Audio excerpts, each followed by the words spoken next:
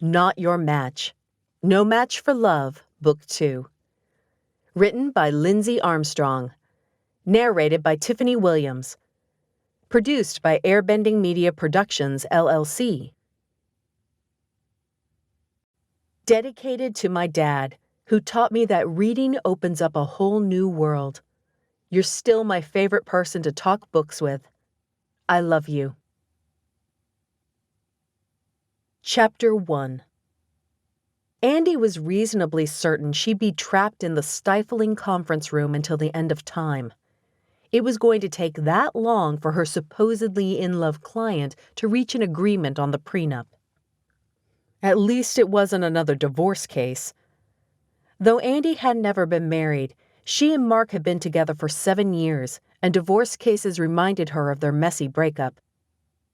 Andi leaned back in her padded chair and shot Miss Deborah Barrett another glance. Andi hadn't bothered to find Deborah's age in her file, but she was pretty sure Deborah was barely old enough to buy alcohol. She wore a low-cut blouse which emphasized her bought-and-paid-for chest and had the leathery tanned skin of someone who had spent too much time at the Santa Monica Pier with not enough sunscreen.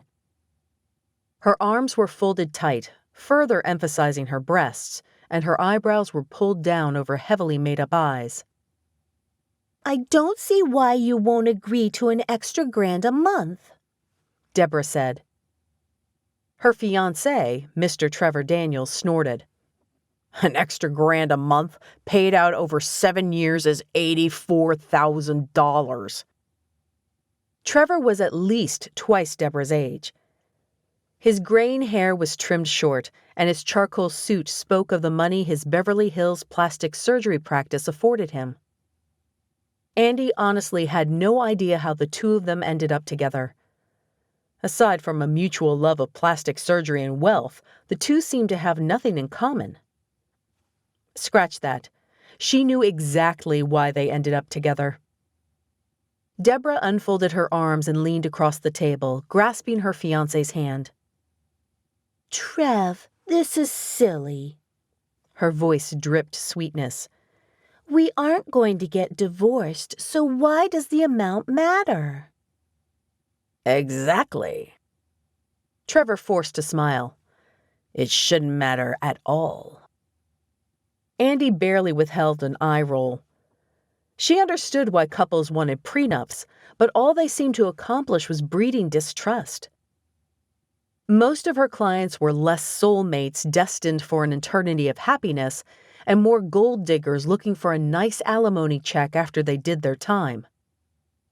Trevor and Deborah were getting married in a month, and instead of arguing over china patterns, they were in a stuffy attorney's office arguing over who got what when they eventually divorced.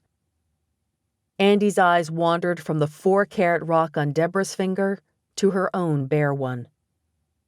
If Mark had proposed 6 months ago instead of leaving Andi for another woman, would they have decided a prenup was necessary? Probably.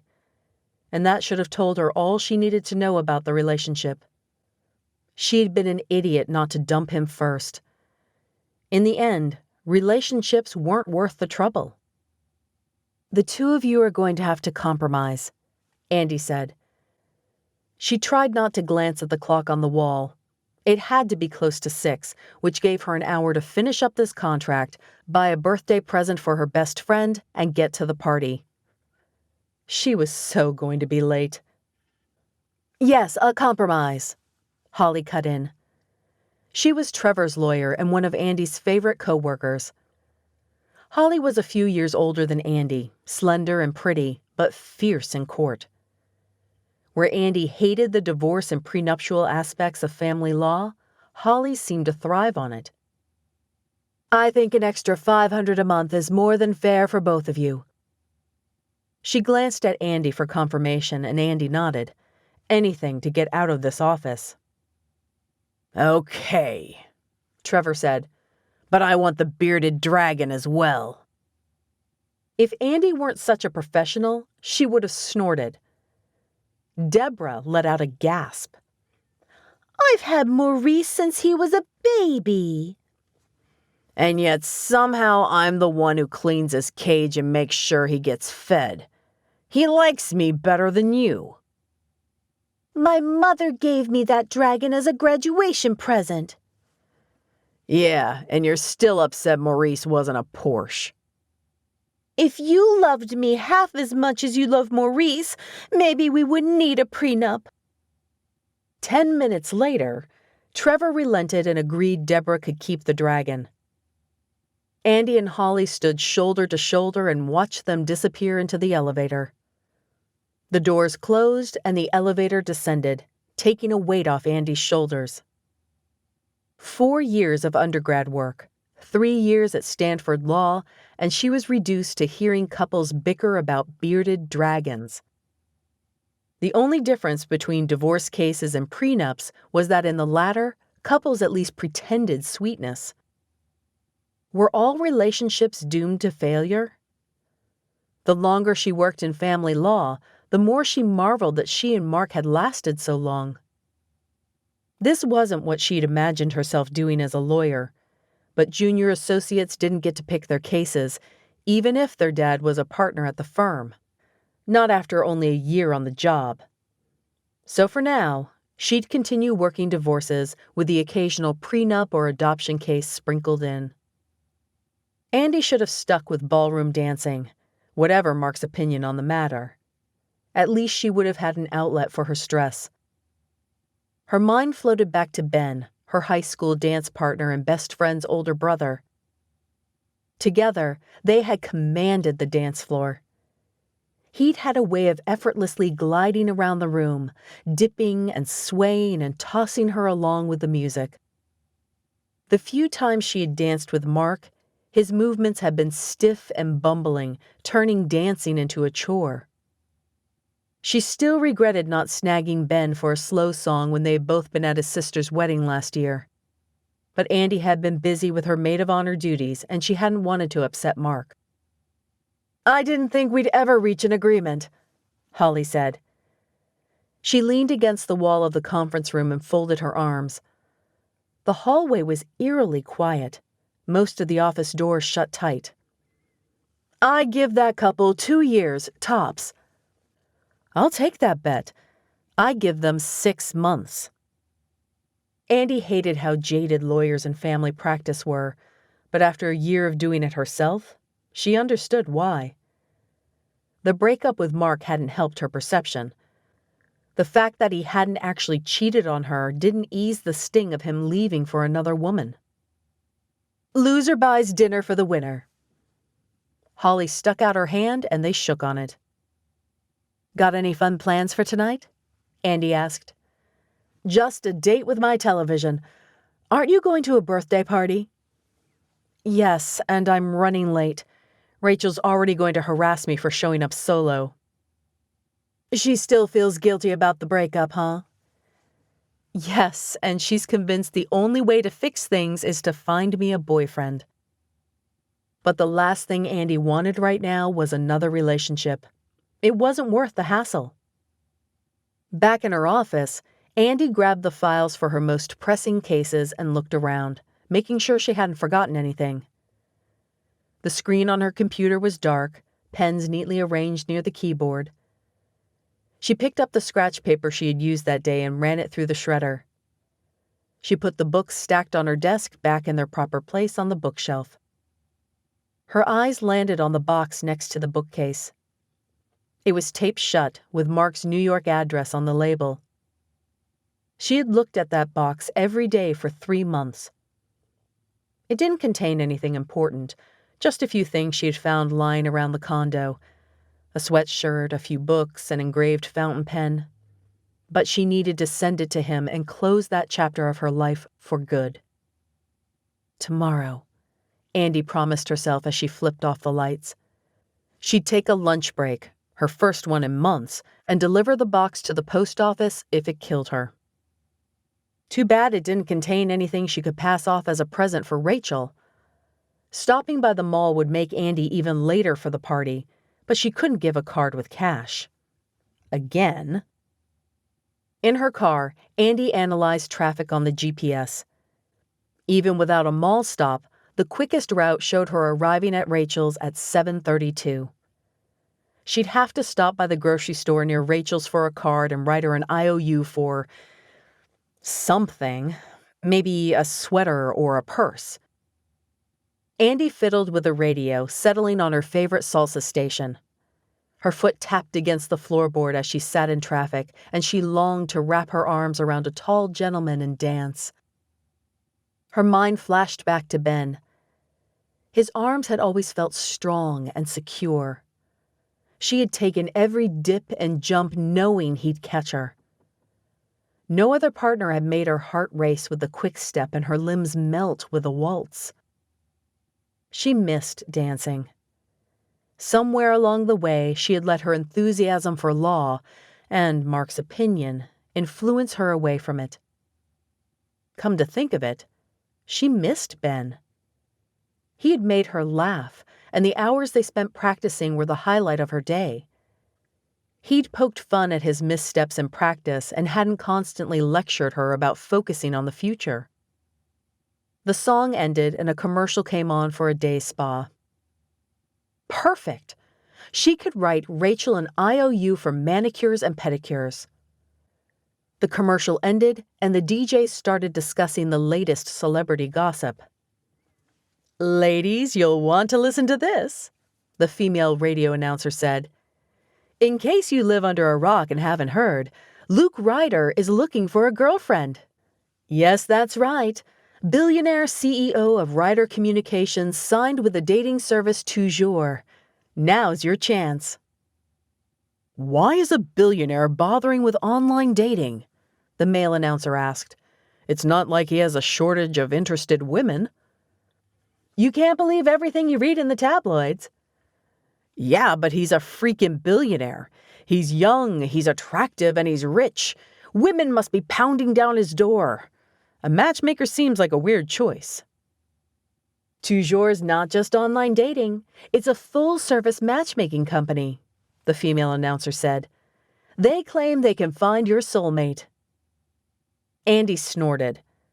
There was no such thing as a soulmate, and even if there was, she doubted a dating company could help her find hers. Not that she was looking. Being single suited her fine. At the grocery store, Andi picked the shortest checkout line and waited for the person in front of her. She tapped the birthday card against her leg, glancing at her cell. 7:42. This side trip would cost her at least 15 minutes.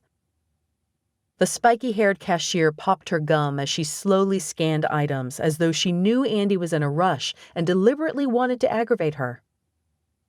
"Andi?" The woman standing in line behind her was tall and slender. Her russet-colored hair was pulled up in a top knot, and her face was clean of makeup. It had been almost 6 years since Andi had seen her, but she'd recognized those pronounced cheekbones and sparkling eyes anywhere. "Elle!" Andi wrapped her arms around the woman and laughed. "It's been ages." "At least 5 years," Elle agreed. "I see your posts on Facebook sometimes, but it's good to see you in person. You're working at your dad's law firm, right?"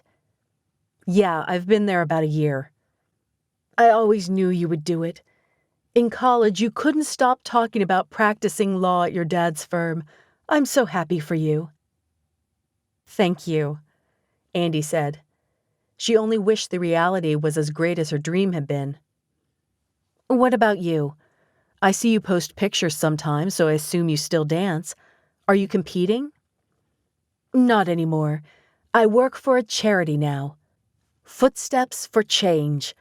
We offer free dance classes to underprivileged children." A whisper of jealousy sliced through Andi. What would it be like to help others for a living? But she pushed it away. She would get to pick her cases and focus on adoptions and domestic violence cases, family law that would help instead of hurt soon enough. "Elle, that's fantastic." "I really love it. A lot of research has proven that extracurriculars keep kids out of trouble, and dance helps develop their brains. We have a crisis center that's open 24 hours a day, so they have somewhere safe to escape to when things get tough at home. It's exhausting trying to get the charity up and running, but rewarding too. Your total is $6.32, the cashier said, popping her gum. Andi fished her debit card out of her wallet and swiped it. I wish I could stay and chat, but I'm late for a party. Elle withdrew a business card from her purse. Give me a call sometime. We're always looking for volunteers willing to teach a few times a month. You'd be perfect for it. I don't dance anymore. The answer was a reflex, born from years of turning down anything that might interfere with her plans for law. All the more reason to come teach. Do you have a card? I'll call you. Andi thought of all the reasons she had quit dance. The time it had taken away from studying, the physical toll on her body, Mark's disapproval. I'm pretty busy these days, but it does sound fun. We can work something out. Andi didn't have time to argue. She pulled a business card out of her wallet and handed it over. I'm sorry I have to run off. We'll talk later. Definitely. It was nice seeing you, Andi. You too. Andi grabbed her receipt and bag, then waved goodbye. She should have told Elle no up front. She didn't have time for ballroom dance, and she didn't have a partner. Ben, the only partner she'd felt completely in sync with, now lived in Arizona with his fiancée. She didn't want to dance if it wasn't with him. It was one of the reasons she had quit after completing her undergrad degree. None of her college dance partners had held a candle to Ben. Andi floored it and pulled onto Rachel's crowded street at 7:57 p.m., nearly an hour late. Christmas lights lined the eaves of the house, and 3 wire reindeer grazed in the front yard. The porch light illuminated the giant evergreen wreath on the front door. Andi put the car in park and walked up the stately driveway. She knocked on the door, stooping low to avoid the boughs of the wreath. A few moments later, she heard footsteps. But they were heavy, not the light steps that accompanied Rachel. Her husband, Adam, maybe. Andi glanced at her phone. 7:58. The door swung open. Andi dropped her phone in her purse and glanced up, then blinked in surprise. A lanky figure, toffee-colored hair that looked as though he'd recently run his fingers through it, chocolate brown eyes, and a 5 o'clock shadow. Rachel's brother, Andi's favorite dance partner. It was Ben. Chapter 2. Andi threw her arms around his neck, laughing. Ben, I was just thinking about you today. Ben returned her hug, and a zing shot up her spine. His arms felt familiar and comforting. She had the sudden urge to nuzzle closer. Whoa! She was really losing it if hugging Ben, the boy who, sure, had been hot, but more like a brother than potential boyfriend, made her feel all fluttery. I hope you were remembering me fondly and not cursing all the times I stepped on your toes or dropped you in practice. His voice was deep and raspy, just as she remembered it, sliding over her like hot chocolate on a cold day. I never remember you stepping on my toes, but I do remember getting dropped in practice once, Andi teased. My butt was sore for a week. Ben grimaced, motioning her inside. Sorry about that, but in my defense, you were busy ogling Daniel Kim instead of paying attention. Exchange students were my kryptonite. I couldn't help myself. Andi shut the door behind her. The open floor plan allowed her to see through the sliding glass doors in the kitchen to the back patio filled with people under heat lamps and around the fire pit. A likely excuse. All the girls were obsessed with him that year. Andi laughed. So what are you doing here? Did you come all the way from Arizona for Rachel's birthday? Or are you here for Christmas too? Ben ran a hand through his hair. Didn't Rachel tell you? I've moved back. Adam knew someone and I got a job at a charter school a few minutes away. I start after winter break. Ben was back in town. Her stomach swarmed with butterflies. What was wrong with her? I haven't talked to Rachel much the last couple of weeks. Things have been crazy at work. Well, I only found out about the job a week ago. That's great that you've moved back. The sliding door opened and Rachel stepped inside. She wore a festive red Christmas sweater that showcased her trim figure and black leggings with white reindeer on them. Her bangs were pulled back with bobby pins, adding another layer to her short bob. She smiled when she saw Andi and ran across the room, throwing her arms around her in a hug.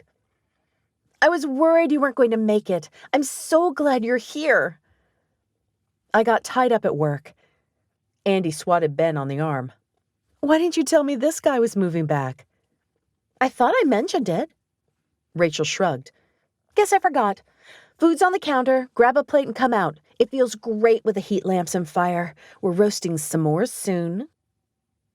Andi handed the card to Rachel. Happy birthday. Rachel opened it, her eyes scanning the hastily scrawled note, then squealed.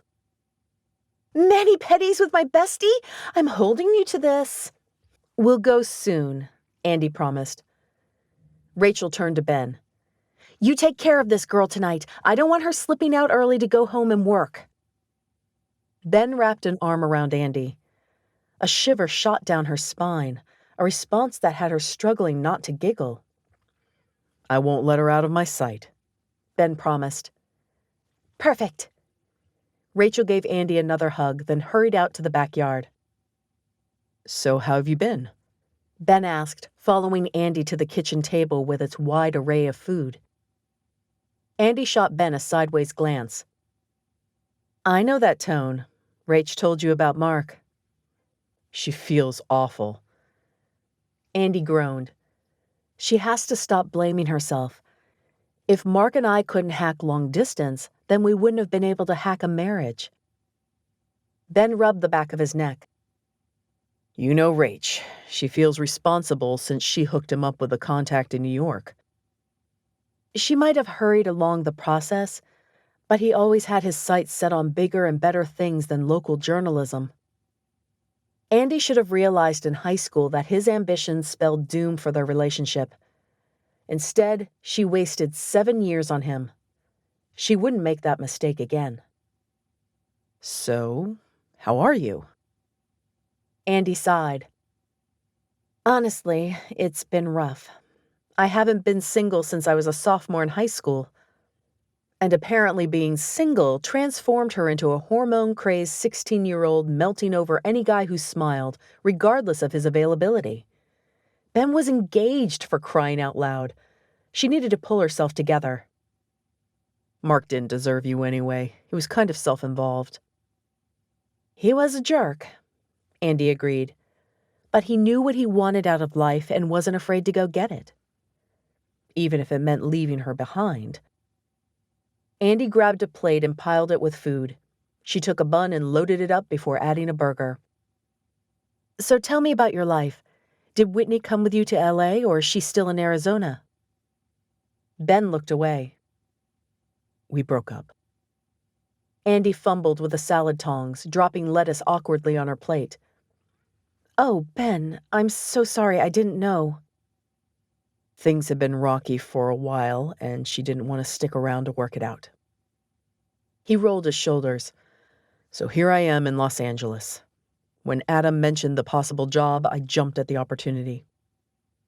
Andi rubbed a hand up and down Ben's arm.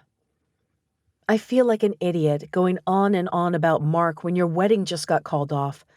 I can't imagine how difficult that's been for you. When she wouldn't set a date after almost a year, I should have known this was how it would end. That doesn't make it any easier. No, it doesn't. So, here I am, staying with Rach and Adam until I can find an apartment. I'm hoping to be out by New Year's. He gave a mock shudder. Being a house guest to newlyweds is awkward. Yeah, I can imagine. Rachel and Adam were in the disgusting, over-the-top happy stage of marriage. Living with them would be positively nauseating. I shouldn't complain. I'm grateful I have a place to stay until I figure everything out. I guess that means we'll see each other next week. Rach invited me to dinner on Christmas Eve. You aren't spending it with your parents? No, Dad has a client meeting in New York and Mom's going with him. She was kind of relieved. Her idea of a Merry Christmas wasn't being pressured by her parents to start dating. Well, I'm glad you're coming to dinner. It means I won't be the awkward third wheel. Andi laughed. I feel the exact same way. I must have asked Rach 1,000,000,000 times before agreeing to come if she was sure. She keeps hinting I can bring a date, but that would be more awkward, not less. Ben led Andi outside to a secluded section of the yard. 4 chairs were staggered around a heat lamp. Andi picked up her burger and took a big bite. She closed her eyes in pure bliss. Even cold, it was the best food she'd eaten all week. She couldn't remember the last time she had had a meal that wasn't a protein bar or a sandwich from the deli near work. Adam sure knows how to grill. I manned the grill this time, Ben confessed. I'm impressed. Ben smirked. You have ketchup on your lip. Andi flicked out her tongue and whisked the condiment away. I can't even be embarrassed. This is one seriously awesome burger. You always did like your meat. Ben smiled, and a current ran between them that she had never experienced, especially not with him. Ben blinked and cleared his throat. So tell me about work, he said. Andi latched onto the subject change. What had that been all about? There's not much to tell. My dad has me on family law, mostly divorces. I started taking on solo cases a few months ago. Divorces? Ben leaned back in his chair, resting his hands behind his head. His biceps stretched and flexed, and Andi looked away, her cheeks heating. I bet you have some interesting stories. You could say that. It's funny the things people consider important. The divorce I worked last week was insane. The only thing the couple seemed concerned about is who would get a hand-woven Mexican shawl they'd bought on a cruise. I saw a picture of the shawl, and I've got to tell you, I don't even think it's authentic. I'm pretty sure someone lied and told them it was handmade so they'd pay a fortune for it. Then today, I worked a prenup, and they kept arguing about their pet bearded dragon. A bearded dragon? Not a cat or dog or something? Hey, dragons are people too. Ben laughed. Sounds awful. My dad keeps promising me I can pick my own cases in a few years. I've always wanted to do family law, but I imagined something more along the lines of helping families in abusive situations. Okay, so law isn't what you expected. What about dancing? Do you still do that? Andi took another bite of her burger. Her mind flashed back to the last time they'd shared the state high school championships. He had led her through the salsa effortlessly, directing her with a flick of his wrist or the right pressure on her back or her waist. I haven't danced since college. Law school got chaotic and now work's insane. That's too bad. You loved it. Andi pierced him with a challenging gaze. Have you danced lately? Okay, you caught me. I haven't made time for it either. Aha! Andi pointed a finger at him as though she had found him with his hand in the cookie jar. Ketchup dripped from the burger she held in her free hand onto her plate, and she quickly took a bite. I'll start dancing again if you do. Ben lifted his eyebrow in challenge. Excitement flashed through Andi. Careful what deals you make, Ben.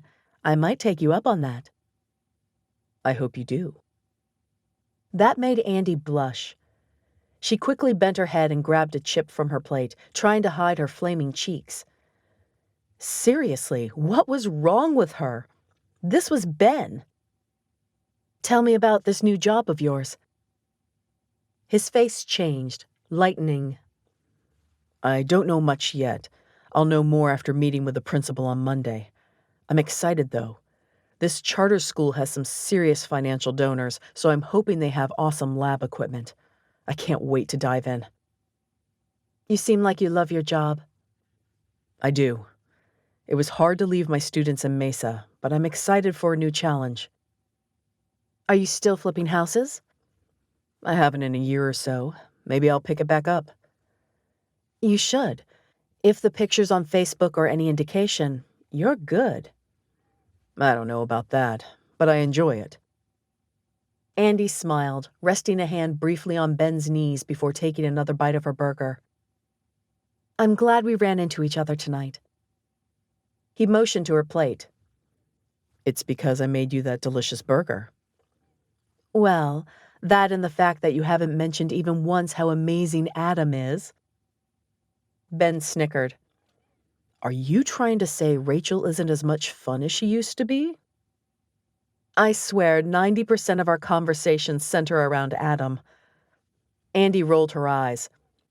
They've been married almost a year. You think she'd have calmed down. I promise to keep my discussions of Adam to a minimum when around you. So considerate. I'm going to grab a soda. Want anything?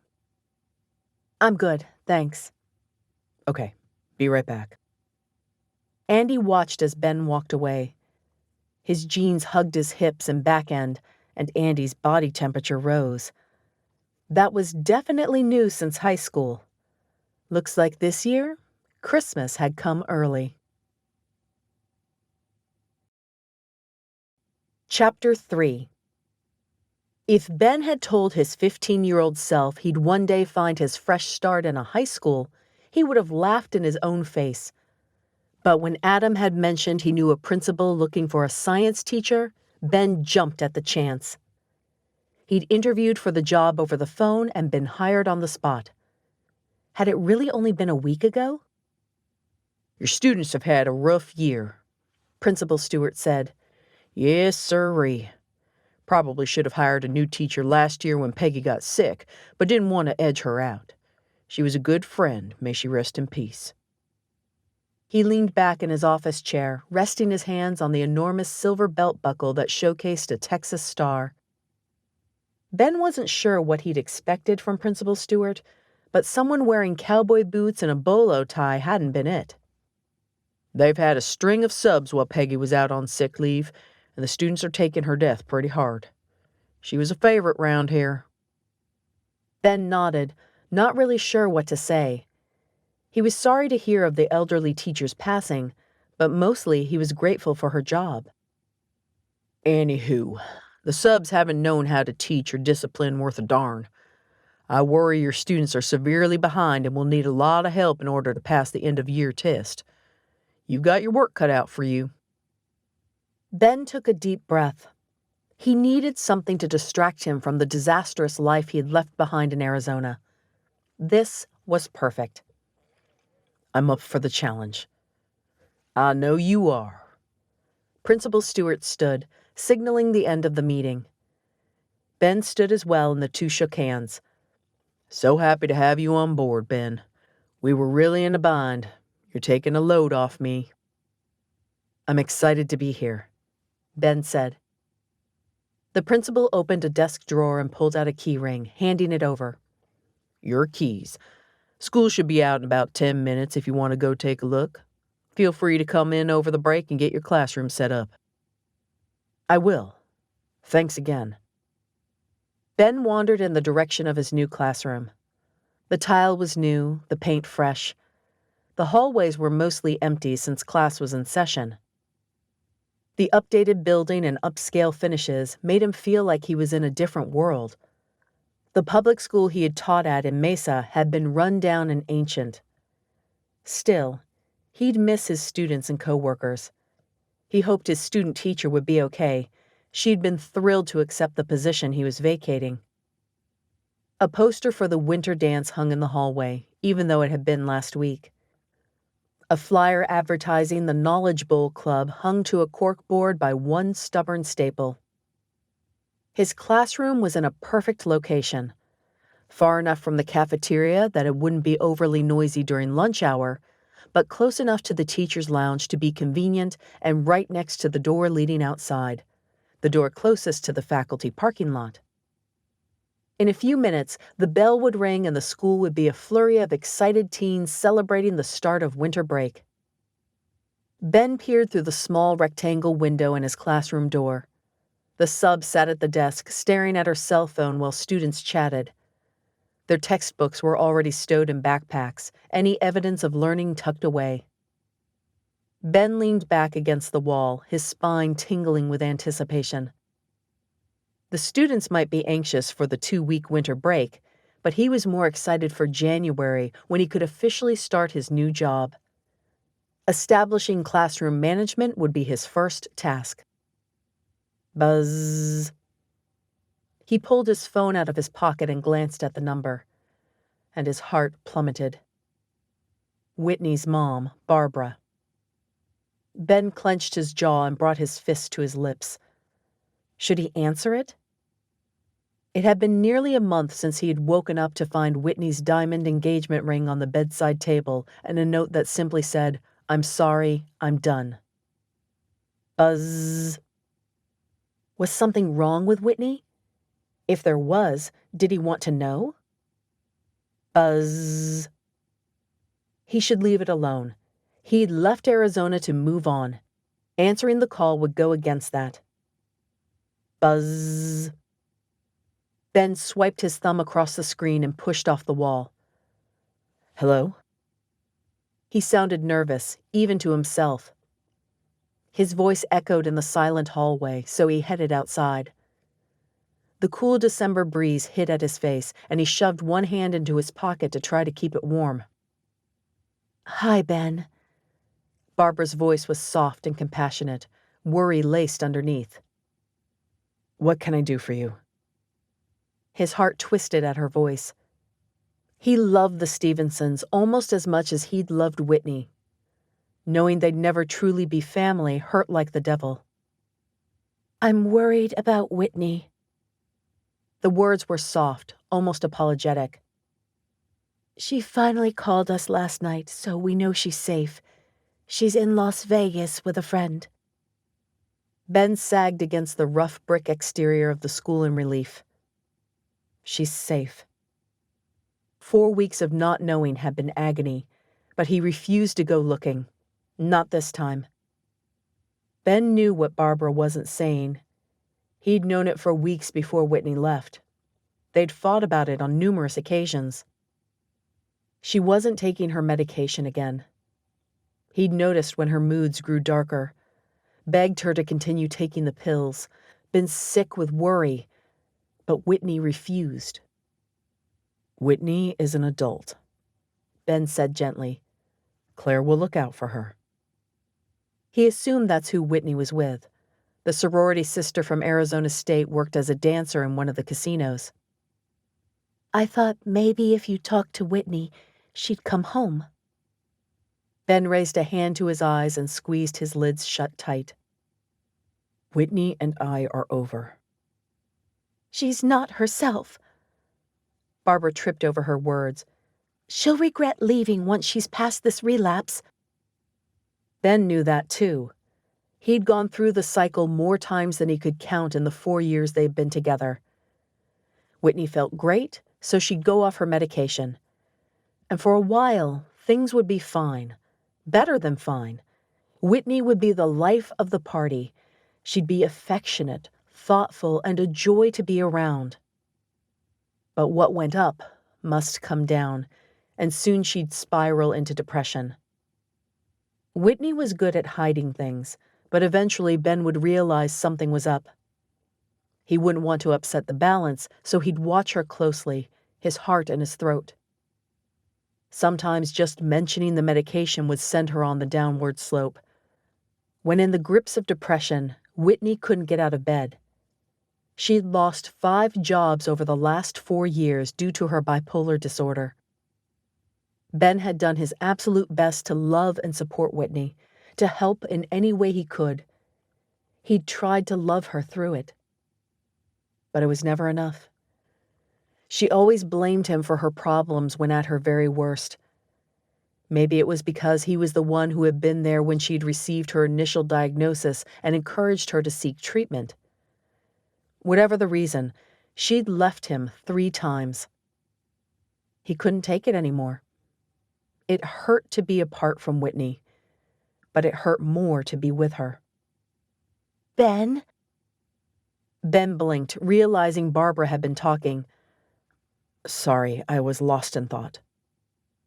If you went to Vegas and spoke to her, I'm sure she'd come back. Barbara rushed to continue, as though sensing he would protest. Russ and I would pay for your travel, of course. She loves you. I know, and I loved her, but I can't keep doing this. Because once Whitney left, she sunk lower and lower into her relapse, and eventually, whoever she was crashing with called Ben or her parents. Sometimes it was because the depression made her suicidal, and sometimes it was because the mania made her unpredictable and reckless. And Ben would force her to go to her therapist and get back on her medication. If she would just work with him instead of against him, maybe. No, it was too late for that. I'm really sorry, Ben said. I truly hope Whitney seeks help. Barbara sniffled on the other end of the line. We understand. She's put you through a lot the last 4 years. I'm sorry for calling. Don't worry about it. Ben heard the thickness in his voice and swallowed. Thanks for letting me know she's safe. He wanted to say, keep me informed, but knew it was no longer his place.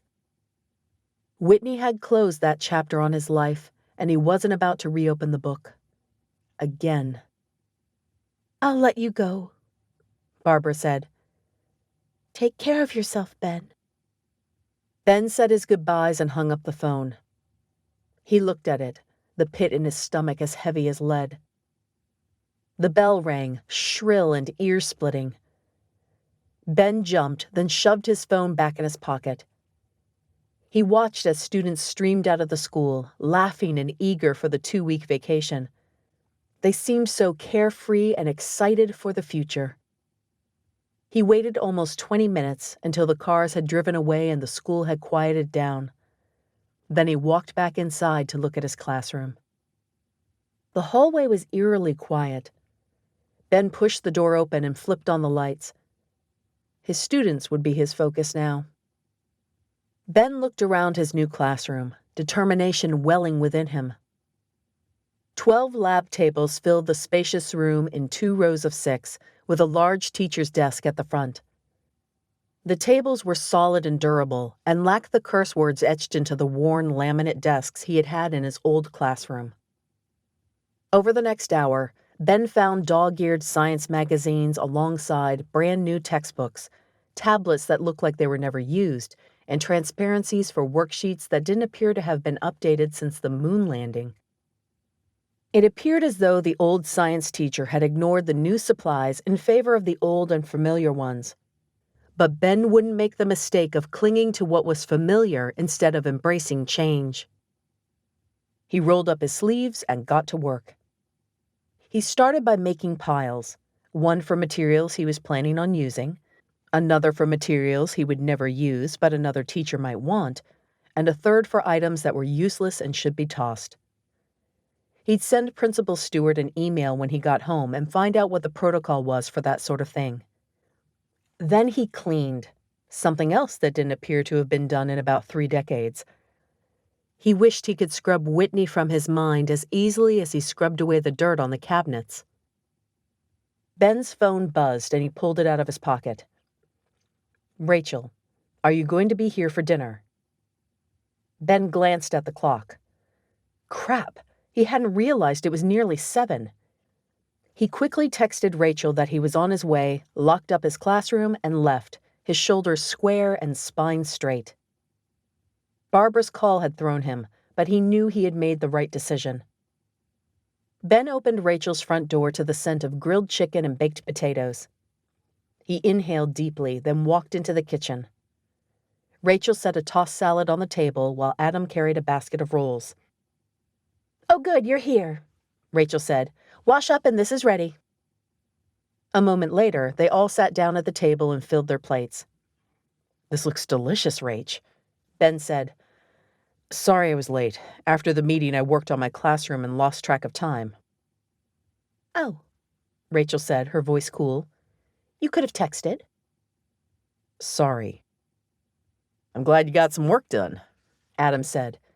Ben's brother-in-law was 10 years older than Rachel, with graying hair at his temples and a face beginning to show laugh lines. But he was dependable and easygoing, which made him the perfect yang to Rachel's yin. "How'd it go with Dawn?" Ben grabbed a roll. "Dawn?" "Principal Stewart," Adam said. "Oh, it went fine," Ben said. "I can't wait to get started on lesson plans. It seems like the students will need a lot of help to be brought up to grade level." "Sounds like a hard job," Rachel said. Her tone instantly put Ben on edge. It was the "you're making a mistake" tone she'd often used with him growing up. He might be 2 years older, but she'd always been the one in charge. "Teaching is a challenge. That's why I like it." Rachel put her fork down, focusing on Ben. "Are you sure moving here was the right choice?" "Rachel," Adam said, the warning making his voice rough. "I had to get out of there," Ben said. "You made your decision pretty hastily," Rachel said. Ben sawed at his chicken. "It might have seemed that way to you, but trust me, it was a long time coming."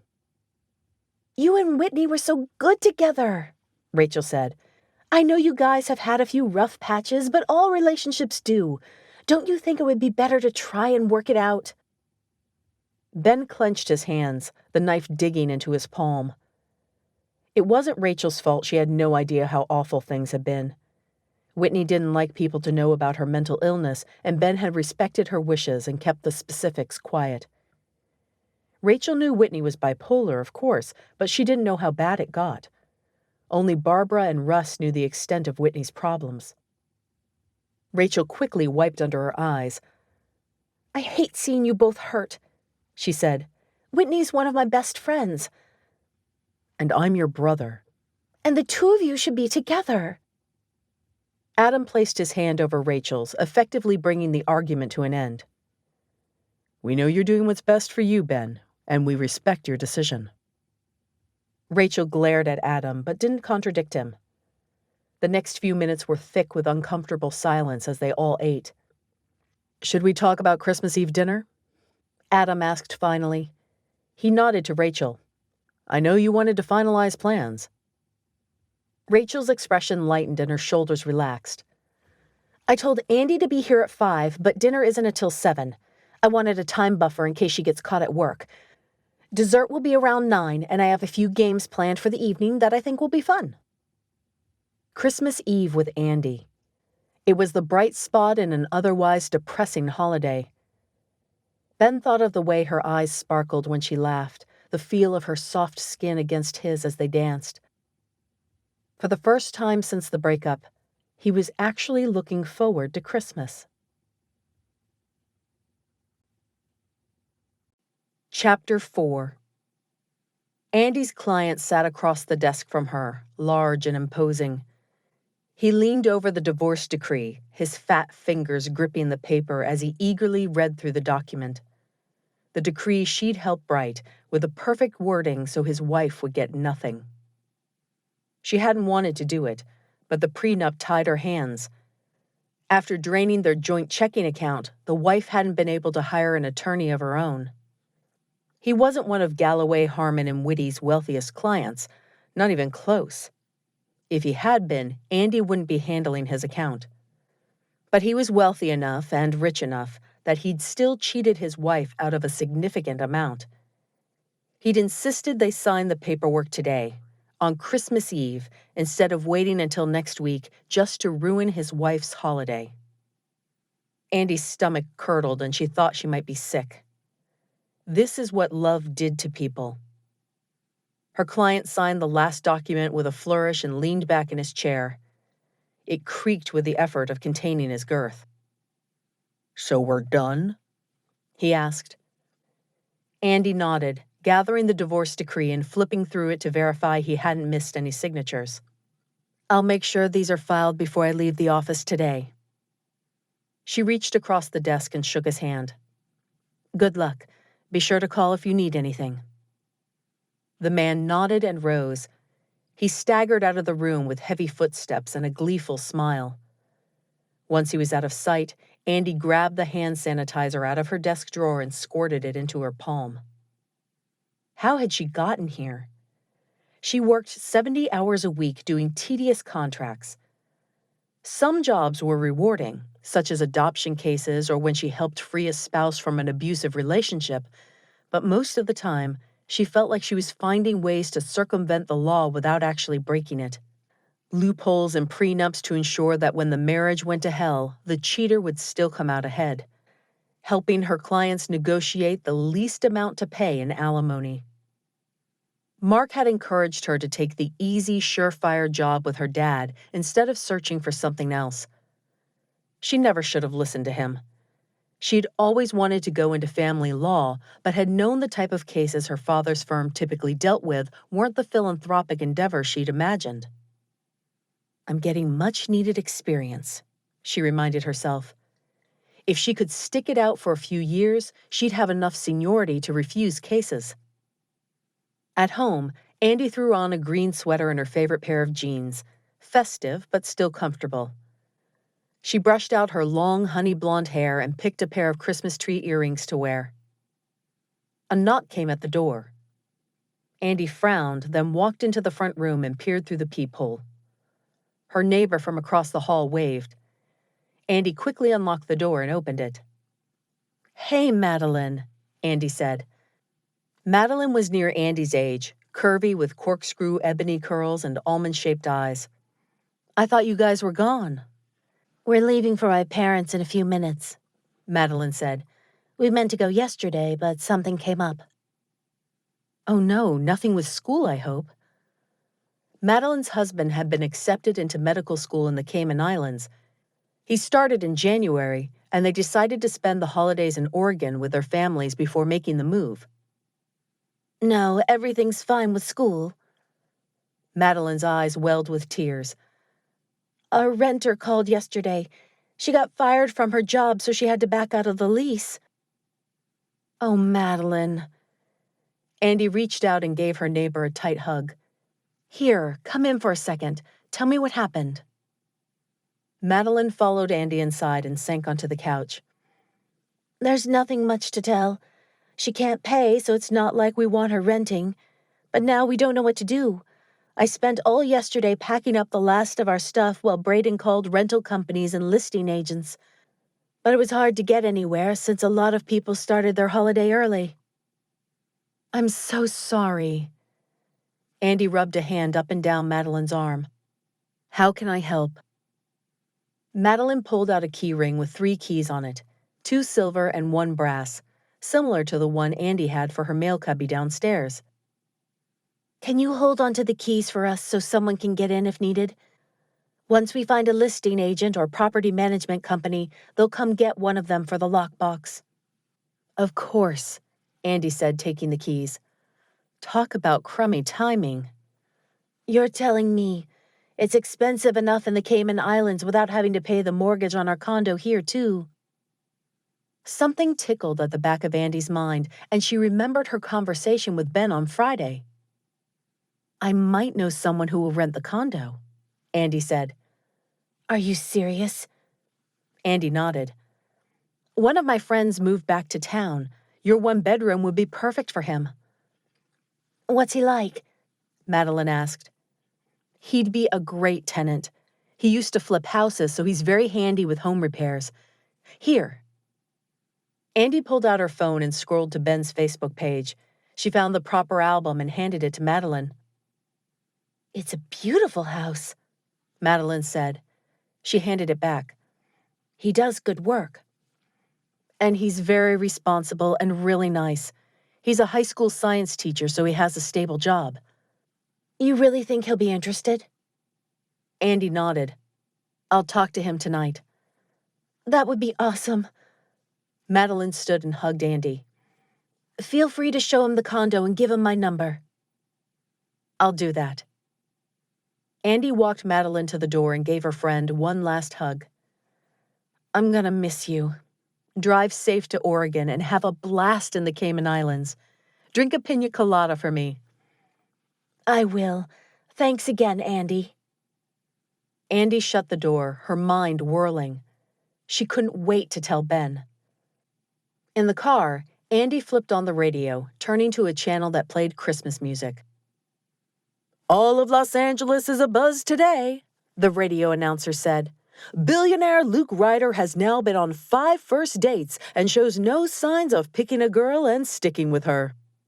The spotlight's not for everyone, the female DJ said. I feel bad for his dates. They all seem to crack under the pressure and then get blasted on social media. Well, you think they'd have common sense not to get wasted on a date where they know they're being photographed. That was one time with one girl. Maybe she realized Luke's not ready for a relationship and lost it, the female announcer said. I mean, look at his dating history before Toujours. Those girls weren't exactly wife material. He's waiting for the right girl to convince him to settle down, the male announcer said. Is that what you're waiting for? The female announcer shot back. Maybe. Start filling out your dating profiles, girls. Luke Ryder's still on the prowl. And now we'll go to Doug for a traffic update. Andi rolled her eyes. Honestly, what did people expect from a matchmaking company? If she ever decided to date again, and that was a pretty big if, that would be the last place she'd look. Andi pulled up to Rachel and Adam's house at 5:14, barely even late. She would have been on time if not for Madeline, but she was sure Ben would be glad Andi had taken the time. Andi knocked on the front door, the oversized evergreen wreath brushing against her coat. A moment later, the door swung open.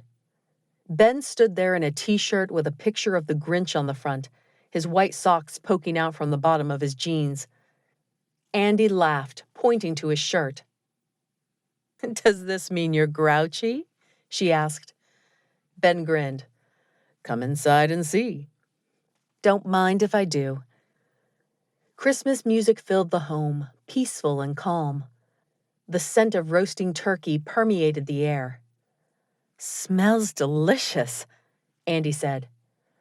I've been salivating all afternoon. Adam ran to the store and Rachel's upstairs getting ready. Can I get you a drink or anything? Andi slipped out of her coat, then hung it in the coat closet. In a minute. I have something to tell you.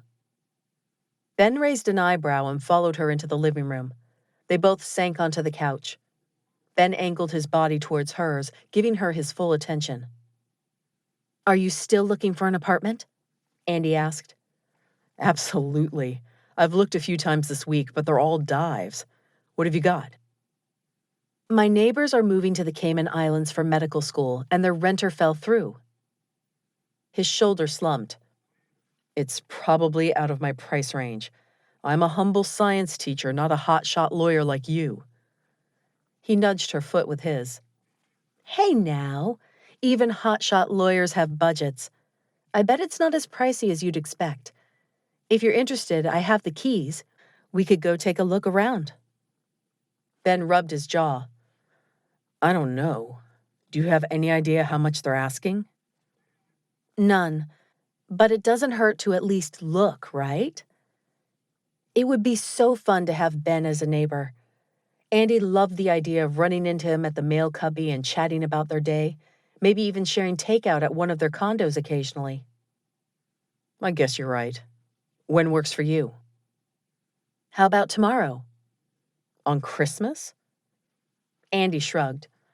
My parents are in New York, so I don't really have plans. She had thought about spending the day at the office, but it was too pathetic.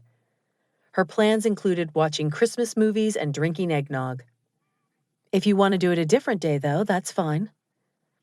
No, tomorrow works for me, too. He glanced over his shoulder, then leaned forward and lowered his voice. I was looking for an excuse to escape for a few hours. I wanted to give the newlyweds some privacy on their first Christmas. What time? Is 9 too early? I'll be there. Andi, you're here! Rachel walked into the room and leaned down for a hug. She sank into the love seat across from Andi and Ben. What are we talking about? Ben's going to look at a condo in my building that's for rent, Andi said.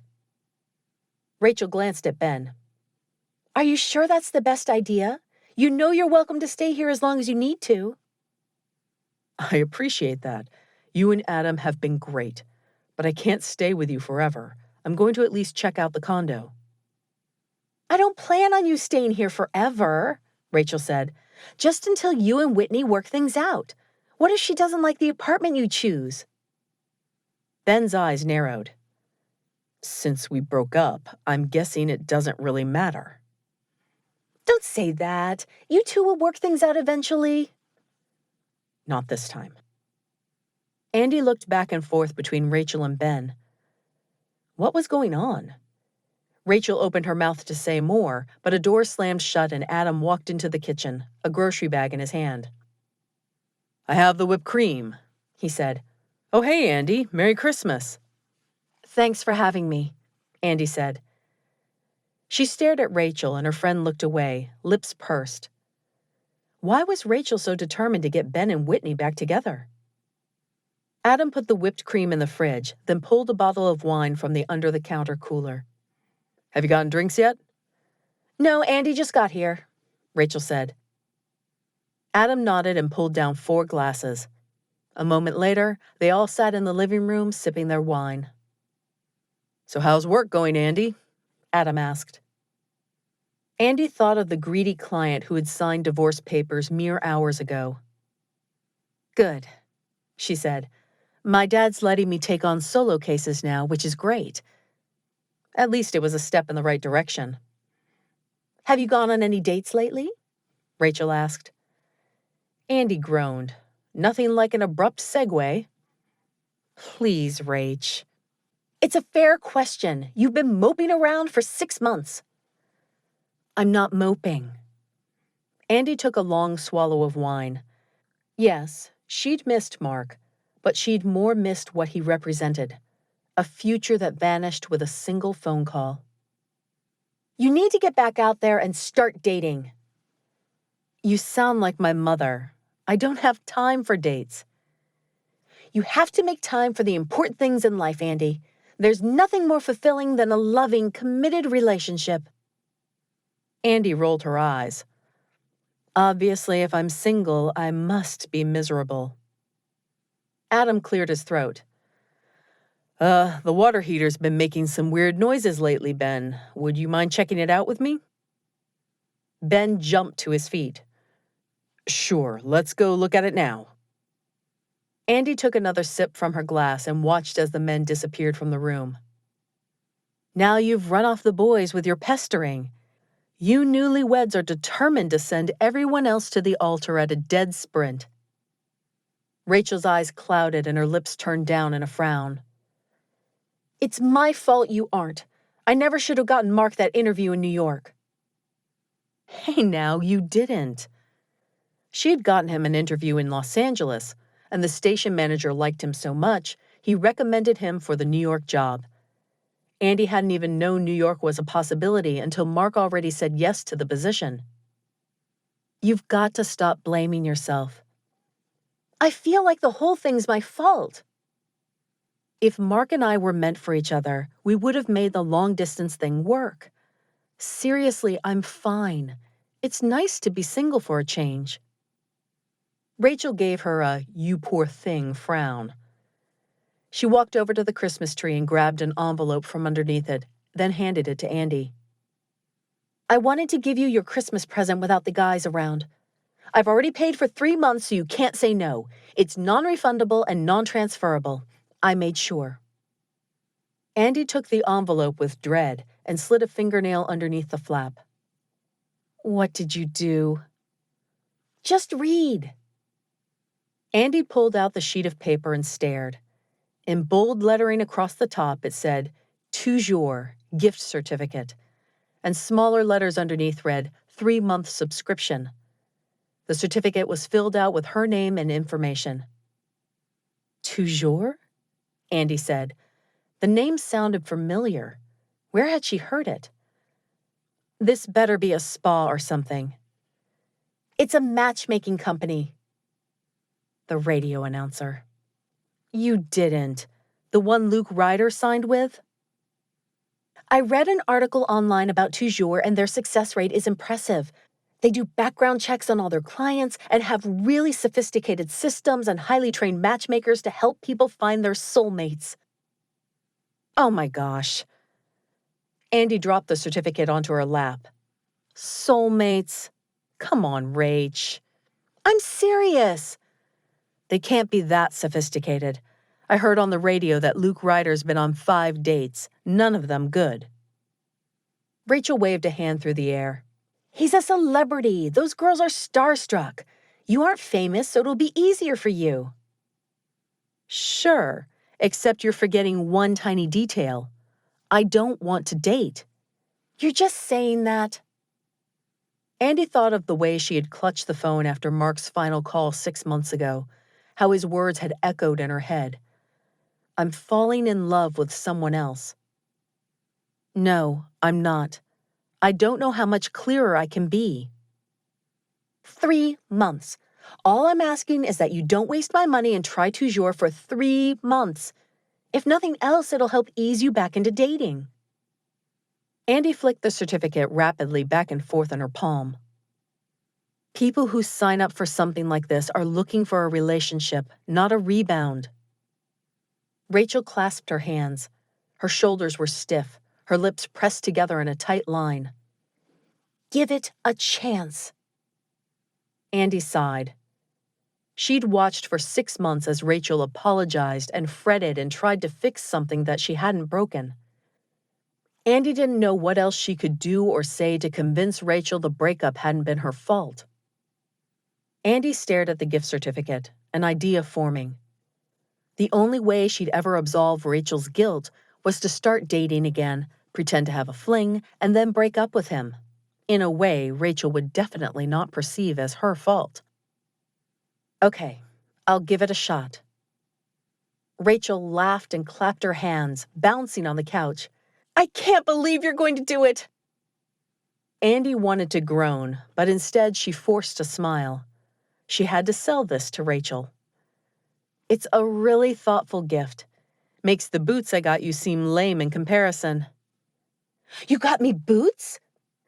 Rachel whipped around, peering underneath the Christmas tree. I just ordered them today. They should be here by the 27th. Sorry. Rachel waved a hand. I'm so relieved you're trying Toujours, I don't even care. You won't regret this.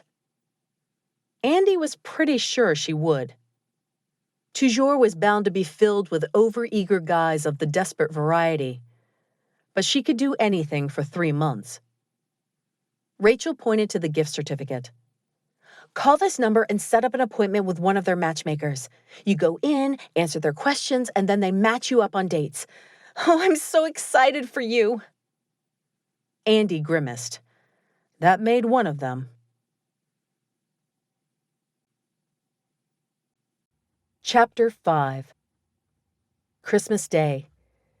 Ben had been dreading it for a month, worried he'd be swallowed up by a hollow emptiness. But when he woke up that morning, he felt anything but depressed. He hopped out of bed, eager to see the condo. And Andi. She was a much-needed ray of sunshine. After he and Adam came back upstairs last night, Rachel and Andi seemed to have worked out the weirdness between them, and the rest of the evening had been more enjoyable than Ben had anticipated. He hummed Jingle Bells as he gelled his hair. He turned his head, twisting a strand with his gel-coated fingers. He wasn't usually so worried about his appearance, but there was something about Andi that made him want to look his best. Ben let out a growl and shut off the bathroom light. He was falling back into old habits from high school. He'd had a crush on Andi, and the fact that she was dating Mark hadn't kept him from obsessing about his appearance every day before leaving for school. But he wasn't 17 anymore. Andi was showing him a condo, nothing more. Ben dropped his wallet and cell phone in his pocket, then headed downstairs. Merry Christmas. Ben froze. Rachel sat at the bar stool in pajamas, a mug between her hands.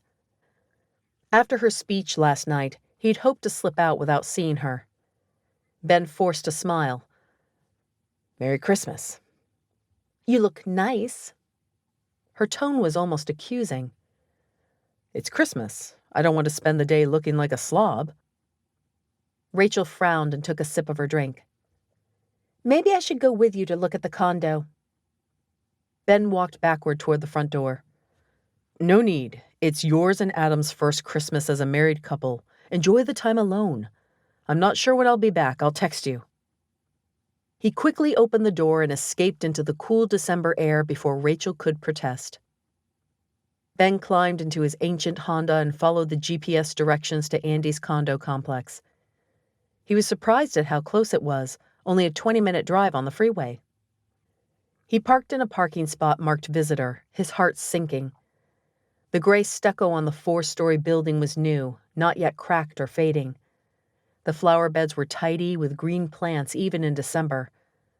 The arched windows with white painted trims said this place wasn't very old. No way he'd be able to afford to live here. Right now, his price range seemed to be somewhere between old and run down. It would have been fun to live across the hall from Andi. She'd been compassionate and kind in high school, but also direct and honest. Fun but driven, hilarious. He could use that right now. Ben pulled the keys out of the car's ignition.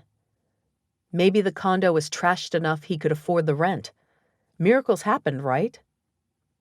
He tugged on the front door, then noticed a buzzer. Yeah, if someone had to be buzzed into this building, it was definitely out of his price range, even with a substantial raise he'd be getting at his new job. He'd forgotten how expensive California could be.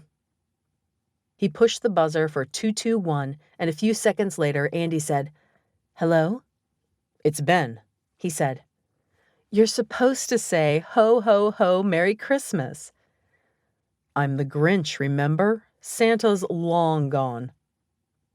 Andi laughed, and the door buzzed open. The lobby wasn't anything special. Industrial-strength carpet in a neutral gray, chrome elevators on either side, and a wall lined with mail cubbies straight ahead. He took a deep breath and walked into the elevator. It rose silently to the second floor. Ben stepped out and looked around. The same carpet from downstairs, walls painted a complementary gray, and black doors spread along both walls. Whitney would have hated it. She'd never liked small spaces. Good thing he didn't have to worry about her opinion anymore. He found door 221, took a deep breath, and knocked.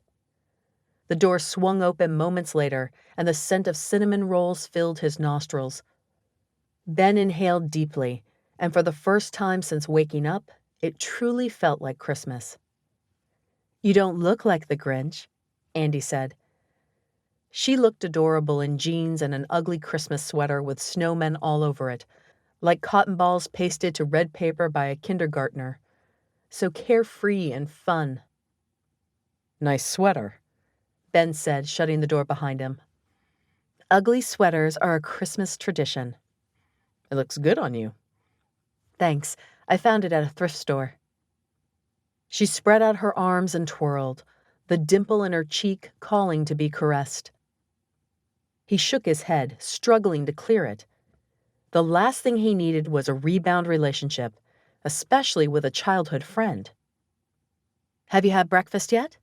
Andi asked. "I couldn't sleep last night, so I got up early and made cinnamon rolls. It doesn't feel like Christmas without the smell of baked goods. I thought we could eat, then go look at the condo." She walked into the kitchen and picked up a butter knife. She dipped it into frosting. He hoped it was cream cheese, and spread it over a cinnamon roll. "I didn't know you could bake." "Hey now," Andi brandished the knife at him. "Be nice or I won't give you any. I don't usually have time for it, but I can follow a recipe." Ben held up his hands. "I'm not complaining. But I am starving, so this is great. What can I do to help? Scramble some eggs? You know how to do that, right? Andi winked. Ben laughed and opened the fridge, removing a carton of eggs. Andi set a frying pan on one of the burners, and a few minutes later he had 4 eggs scrambling. Not bad, Andi said, peering over his shoulder. One of her curls tickled his neck, and the sensation nearly undid Ben's careful composure. He caught a whiff of coconut. Her lip gloss, maybe? I'm an expert egg scrambler, Ben said. Humble, too. Food's ready as soon as the eggs are. Andi moved away, and Ben slowly exhaled. He fluffed the eggs one last time, then moved them off the burner. His phone buzzed against his thigh, and Ben fished it out. Rachel better not be coming over here to bug him. The name on the screen made his blood run cold. Whitney. Ben slowly slid his finger over the phone screen and read the message. Merry Christmas. I miss you. Can we please talk? Everything okay? Ben fumbled, nearly dropping his phone. He caught it just before it tumbled from his fingers. Andi raised an eyebrow. Someone's jumpy. Sorry. Ben shoved his phone back in his pocket and grabbed the frying pan of eggs. He carried them over to the table and set them on a hot pad. Andi gave him a want-to-elaborate look, but he ignored it. She shrugged and handed him a spatula for the cinnamon rolls, then dished herself up some eggs. This looks delicious, Ben said. You really didn't have to cook. I know. Oh! Andi jumped up and ran into the kitchen. When she returned a moment later, Christmas music softly floated into the breakfast nook. Very nice, Ben said. Merry Christmas.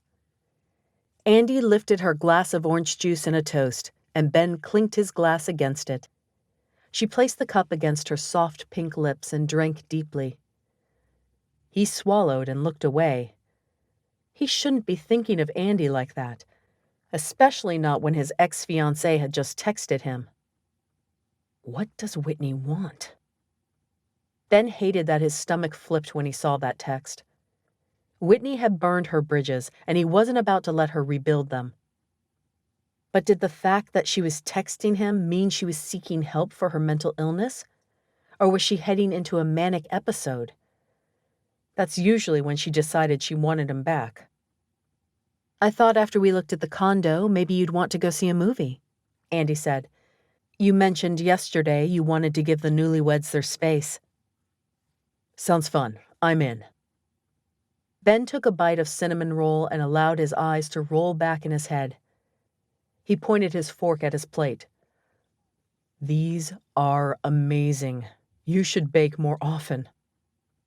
I think I've exhausted my culinary skills until next Christmas. Maybe she was back on her meds, but then why was Barbara so worried? I thought we could see Fatalistic, Andi said. Have you seen the trailer for that one? He tried to push Whitney out of his mind. I think so. It's an action thriller, right? As long as it's not a chick flick, I'm happy. Not that he'd say no if Andi wanted to go to some cheesy romantic comedy. I like those too, but I thought I'd pick something we both enjoy. Besides, I like the old black and white chick flicks, not the new ones where the only reason the guy and the girl like each other is because they're physically attracted. I see up close and personal how those relationships end. I can respect that. It was a relief after Whitney. That girl had been chick flick obsessed, and he had spent more nights than he cared to remember sitting in a dark theater watching some ripped guy proclaim his undying lust to the buxom leading lady. Andi placed her hand over his. Her fingers were long and delicate, her nails manicured but not fake like Whitney's. Seriously, Ben, are you okay? Yeah. Ben swallowed, then decided to come clean. Whitney texted me, that's all. It surprised me. Andi leaned back in her chair, moving her hand off his.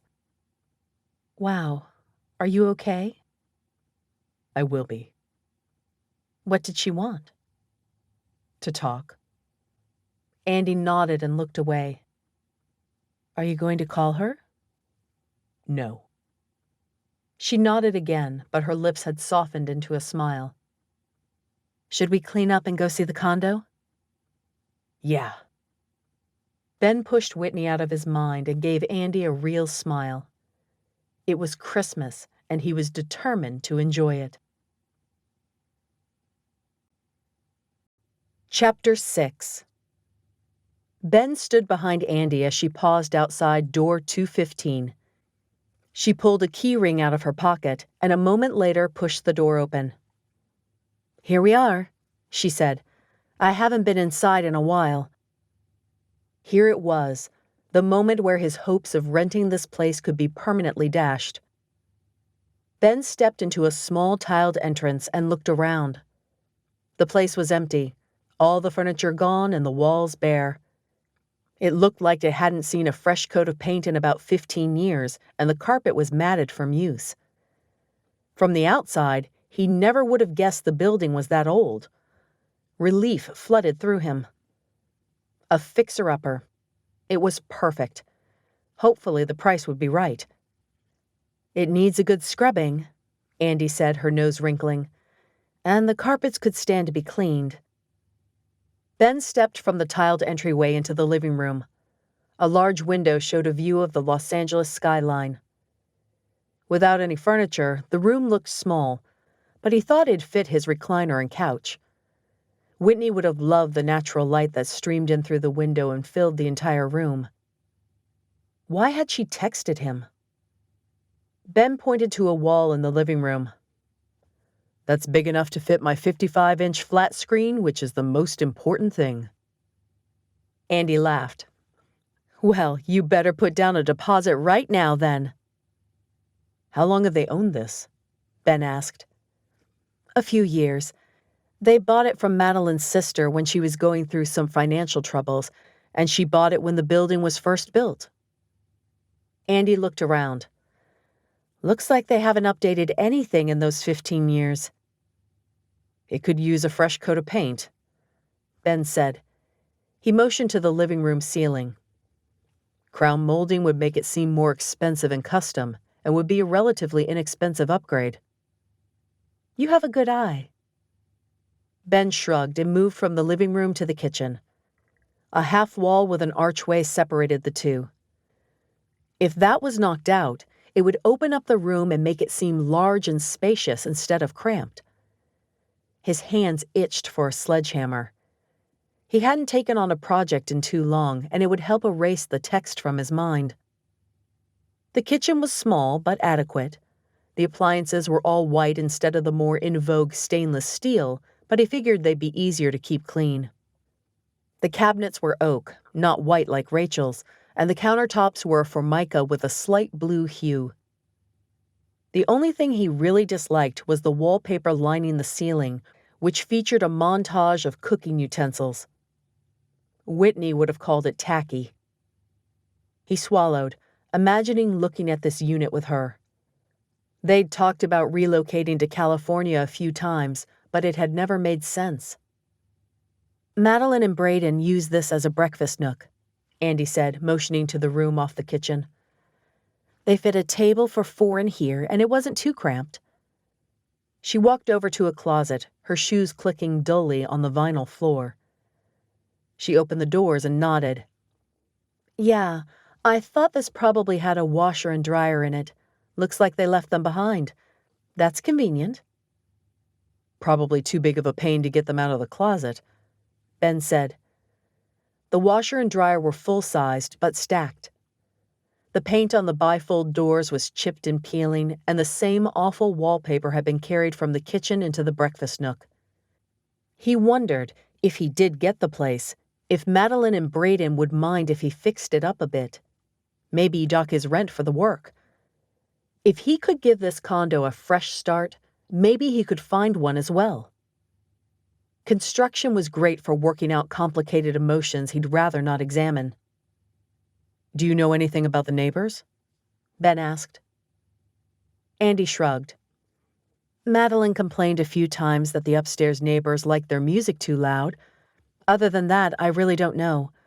I'm not home often enough to pay attention. She motioned to a short hallway that ran the length of the kitchen. Should we check out the rest of the place? The hallway held a half bath, which Ben definitely counted as a bonus. He wouldn't have to share his bathroom with company. Not that anyone but Rachel and Adam and hopefully Andi would visit. The master bedroom and bath were nothing too spectacular, but it would fit his king-size bed and dresser, and he didn't need much else. The building was in a great area and reasonably clean, which were his two major wish list items. Well, that and price. I like it, Ben said. It's nice, Andi agreed. And I bet Madeline and Braden would let you do some remodeling. They talked about changing things, but he was busy with school. I told Madeline I'd have her call you if you're interested. Ben nodded, trying to swallow back his hope. I should probably wait until tomorrow. Are you kidding me? They're so stressed over this place. Calling would be the best Christmas present. Ben looked around the space, at the worn carpet, the walls badly in need of painting, the brass light fixtures that dated the place. He wanted this used, battered condo more than he'd wanted anything in a long time. I'll call her now then, he said. Andi nodded. I'll go back to my condo to give you some privacy. Lock the bottom knob when you leave, and I'll lock the deadbolt on our way to the movie. Thanks, Andi, Ben said. She smiled. I hope it works out. She patted across the carpet and shut the door quietly behind her. Ben took a deep breath, then dialed the number Andi had given him for Madeline. Hello? The voice was soft and confused. He heard laughter in the background, a family enjoying Christmas. Hi, this is Andi's friend Ben Rhodes. I looked at the condo. Is this Madeline? Yes, it is. The laughter disappeared, like she had moved into another room. What did you think of it? It's great, Ben said. We loved living there. That's why we're not selling it. We want to move back after he finishes medical school. Madeline spent the next few minutes telling Ben about the condo and answering his questions. Let's talk price, Ben said. That could be a deal breaker. Sure, Madeline said. I left a few rental contracts on the counter next to the fridge. Ben walked into the kitchen and grabbed the document. The dollar amount had been written in pen. It was nearly $200 outside the high end of his price range. That seems high, Ben said. He carefully kept his voice neutral, not wanting Madeline to see how much he wanted the condo. It's a nice place, but needs a lot of work. It's a little outdated, but it's a fantastic area. I used to flip houses, Ben said. Would you lower the price if I did some renovations? Andi showed me pictures of the house you did last year. It seems like you know what you're doing. It looked really nice. I sold that house in less than a month. A bidding war drove the price up and I made a substantial profit. And then he'd ended up using most of it to pay for Whitney's medical bills when she had been hospitalized for a suicide attempt. What did you have in mind for our condo? Ben's heart tripped in his chest, and he struggled to keep his words even and not show his excitement. If I tore out the archway and half wall between the kitchen and living room, I could add a breakfast bar. It'd give you more seating for the kitchen and really open up the floor plan.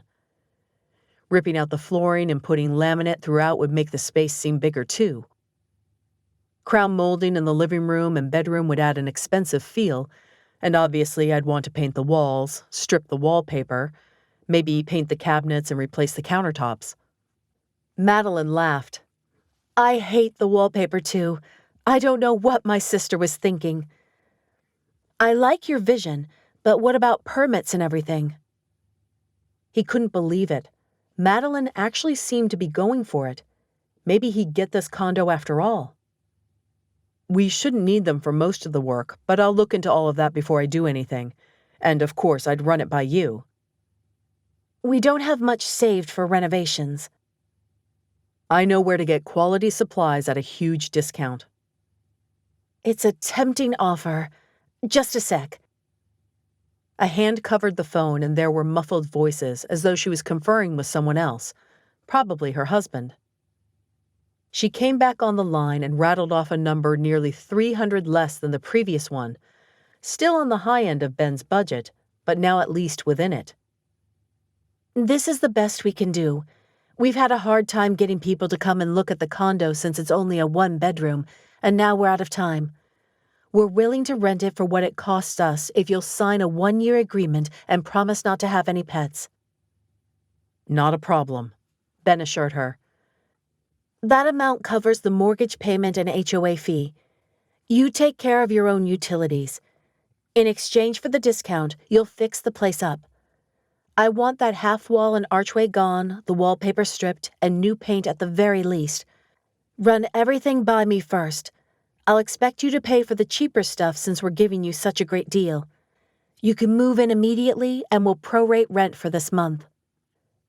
Gratitude flowed through Ben. For once, things were falling into place. Fair enough. I'll take it. She exhaled, the sound loud in his ear. Perfect. You have no idea what a relief this is. Normally, I'd run a background check and call references, but I trust Andi and we're leaving the country in a few days. Sign the rental agreement and email a picture of it to me in the next 48 hours, and I'll get you instructions on where to send the deposit. Madeline rattled off her email address, and then they said their goodbyes. Ben clicked off his phone and saw the text icon blinking. Slowly, he opened the message. Whitney. Please don't ignore me. Call me and we can talk. Ben put his phone away without replying. He looked around the condo, forcing himself to visualize his future here. He imagined his end table in the living room, covered in his favorite construction magazines, his messy, unmade bed in the bedroom, the feel of the sledgehammer in his hand as he knocked down the half wall and opened up the kitchen. He populated the space with his belongings in his mind, and he felt 100 pounds lighter. This Christmas was turning out better than he'd expected. He gave the condo one last look, then flipped off the lights and left, locking the bottom knob. When he came back next, it would be for good. Andi opened the door before he could knock, as though she had been waiting for him. She took one look at his face and let out a squeal, throwing her arms around his neck. You got it? She asked. I got it, Ben confirmed. This is perfect. She gave him another squeeze, then let him go. Guess that means we're neighbors. I can't think of a better person to be neighbors with, Ben said. He pushed Whitney into the furthest recesses of his mind, already anticipating the move. Chapter 7. Andi locked her condo door and followed Ben down the hallway to the elevator. When do you think you'll move in? She asked. She couldn't wait. Ben pushed the down button. Rachel will probably insist I wait until Saturday so she and Adam can help. That's probably best. It'll give you tomorrow to track down a moving truck. The elevator dinged open and they both stepped inside. Andi barely held back a shiver as Ben's shoulder brushed against hers. Ben was moving down the hall. Every time she thought about it, warmth flowed through her, delicious and unnerving. They drove to the movie theater, Christmas music filling the car. Andi wondered if having Ben as a neighbor meant they'd see each other more often. Would he want to hang out? It had been a long time since they'd been in daily contact with each other. Ben nudged her with his shoulder. Penny for your thoughts. Andi realized she had been silent for several minutes as they drove. She scrambled to think of something she could say that wouldn't implicate her thoughts. I'm thinking about how this is kind of a weird Christmas. It's the first one I haven't spent with my parents. Do you miss them? A little, in the oh, it's Christmas, I should be with family kind of way. But in another way, it's relaxing and nice. Christmas was pretty formal at our house. Tell me about it. Andi cocked her head to the side, but his earnest expression convinced her he really was interested. We had to get ready for the day before coming down to open presents on Christmas morning. I would wake up early, so excited to see what Santa had brought me, but my mom would make me get dressed and then she'd do my hair before we went downstairs, where we'd open presents one at a time, admiring each one. And after opening presents, then what? We'd have a very civilized breakfast in the formal dining room before my grandparents arrived. Out of the corner of her eye, Andi saw Ben shake his head. The air from the heater vents tousled his hair, making him look like a teenager again. I can't even imagine a Christmas like that, Ben said. It was chaos at my house. Rachel and I would wake our parents up at the crack of dawn, then we'd rush downstairs and tear into the wrapping paper as fast as we could. Andi smiled, pulling into the movie theater parking lot. This was nice, talking to Ben. They'd talked before, of course, but never about such personal things. She'd never talked to any guy like this. Your Christmas mornings sound a lot more fun than mine. What happened after your grandparents came? We'd get ready for the big Christmas party. It was one of those formal affairs for rich clients. My job was to stay out of the way. Wow, I didn't know Christmas could be so lame. Andi shot Ben a stern look, but couldn't hold it and burst out laughing. It wasn't all bad. My parents are excellent gift givers, and I think they felt guilty about being so busy because they certainly tried to buy my love. I got enough new toys and gadgets to keep me occupied all day. Trust me. That's so different from what it was like at my house.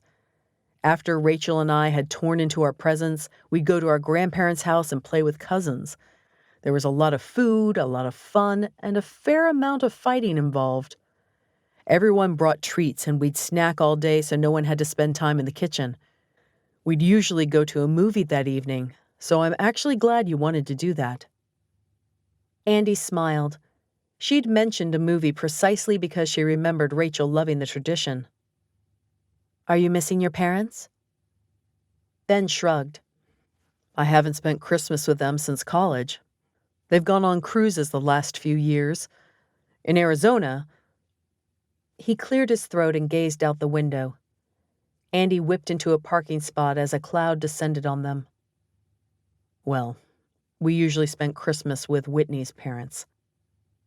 She wondered if Ben was thinking about the text Whitney had sent. She wondered if he was considering getting back together with his ex-fiancée. Rachel certainly seemed to think Ben and Whitney belonged together. Andi opened her mouth to respond, but Ben already had his door open and was out of the car. Obviously, he didn't want to talk about it. They walked side by side into the theater, talking about their favorite Christmas memories and laughing. Ben held the door open for Andi, making her heart quicken. It had been a long time since she had been treated like a lady. The smell of popcorn instantly assaulted Andi when they entered the lobby. She took a deep breath and groaned. Smells good, huh? Ben said. His mouth quirked up in the corner, and Andi wondered what it would feel like to kiss him. Stop it. Just because Ben actually listened to her didn't mean she needed to fall into his arms. She quickly looked at the menu above the concession stands. I'm stuffed from breakfast. Me too, but you can't see a movie without popcorn. That's un-American. He put a hand on the small of her back, spreading fire through her body, and guided her toward the concession line. Come on, my treat since you made breakfast. Andi batted her eyes sweetly. Well, in that case, I think I need an icy, too. Only if you'll share.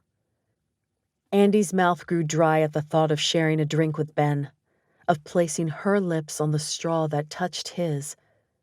Would there be one straw or two? This was starting to feel a lot more like a date than a friendly hangout between childhood pals. She hoped there would only be one straw. Soon, Andi held a giant icy in her hand. Only one straw.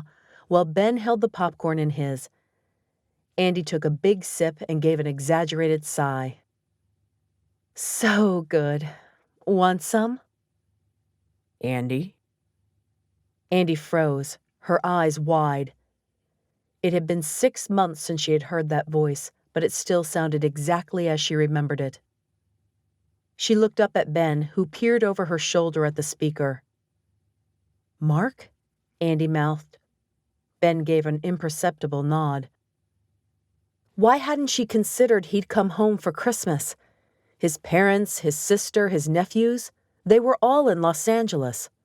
But seriously, he had to be at this theater at this exact moment?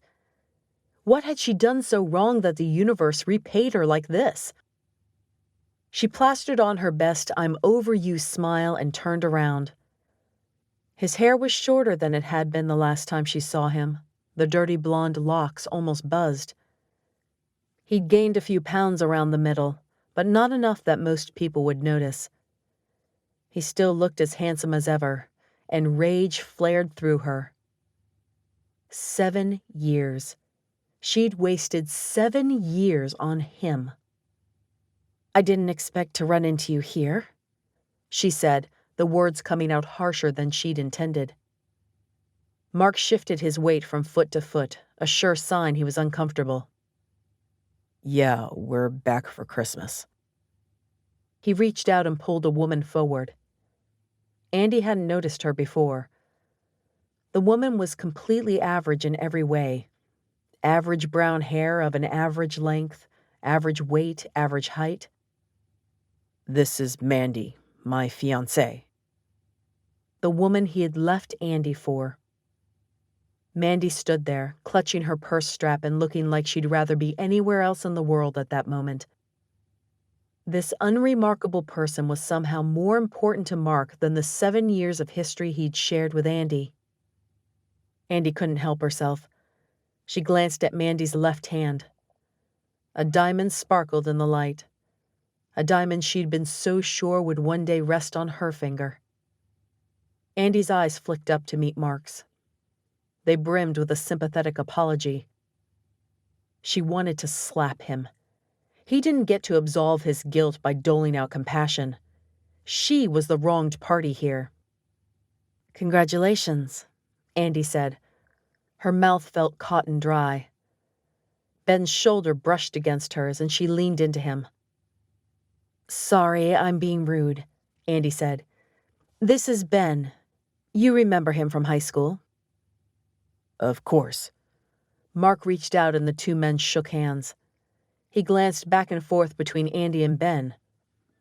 Are you two? Ben wrapped an arm around Andi's shoulder, pulling her close. I've just moved back to Los Angeles and we've reconnected. Andi melted into Ben, more than willing to let Mark assume they were together. That's great. Congratulations. Mark couldn't seem to stop nodding. I'm really happy for you. Mandy placed a hand on Mark's arm. We'd better go. The movie's starting. Right. It was good to see you, Andi. You too. She thought for a moment he might go in for a hug. Andi grit her teeth and shrank against Ben. Mark settled for an awkward wave, and then he and Mandy left. She watched as Mandy grasped Mark's hand and gazed into his eyes, laughing at something he said. Andi balled her hands into fists, red spots dancing across her vision. As soon as Mark and Mandy disappeared around the corner, Ben dropped his arm from Andi's shoulder and moved away. Sorry, I hope that was okay. It was more than okay. It was chivalrous. Thank you.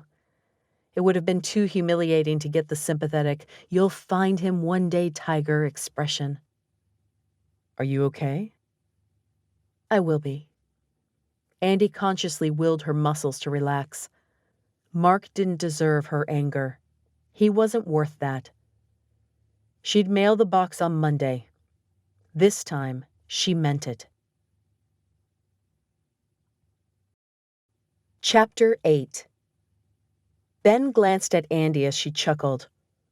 Her laughter was almost silent, but her shoulders kept brushing against his as she shook with suppressed mirth.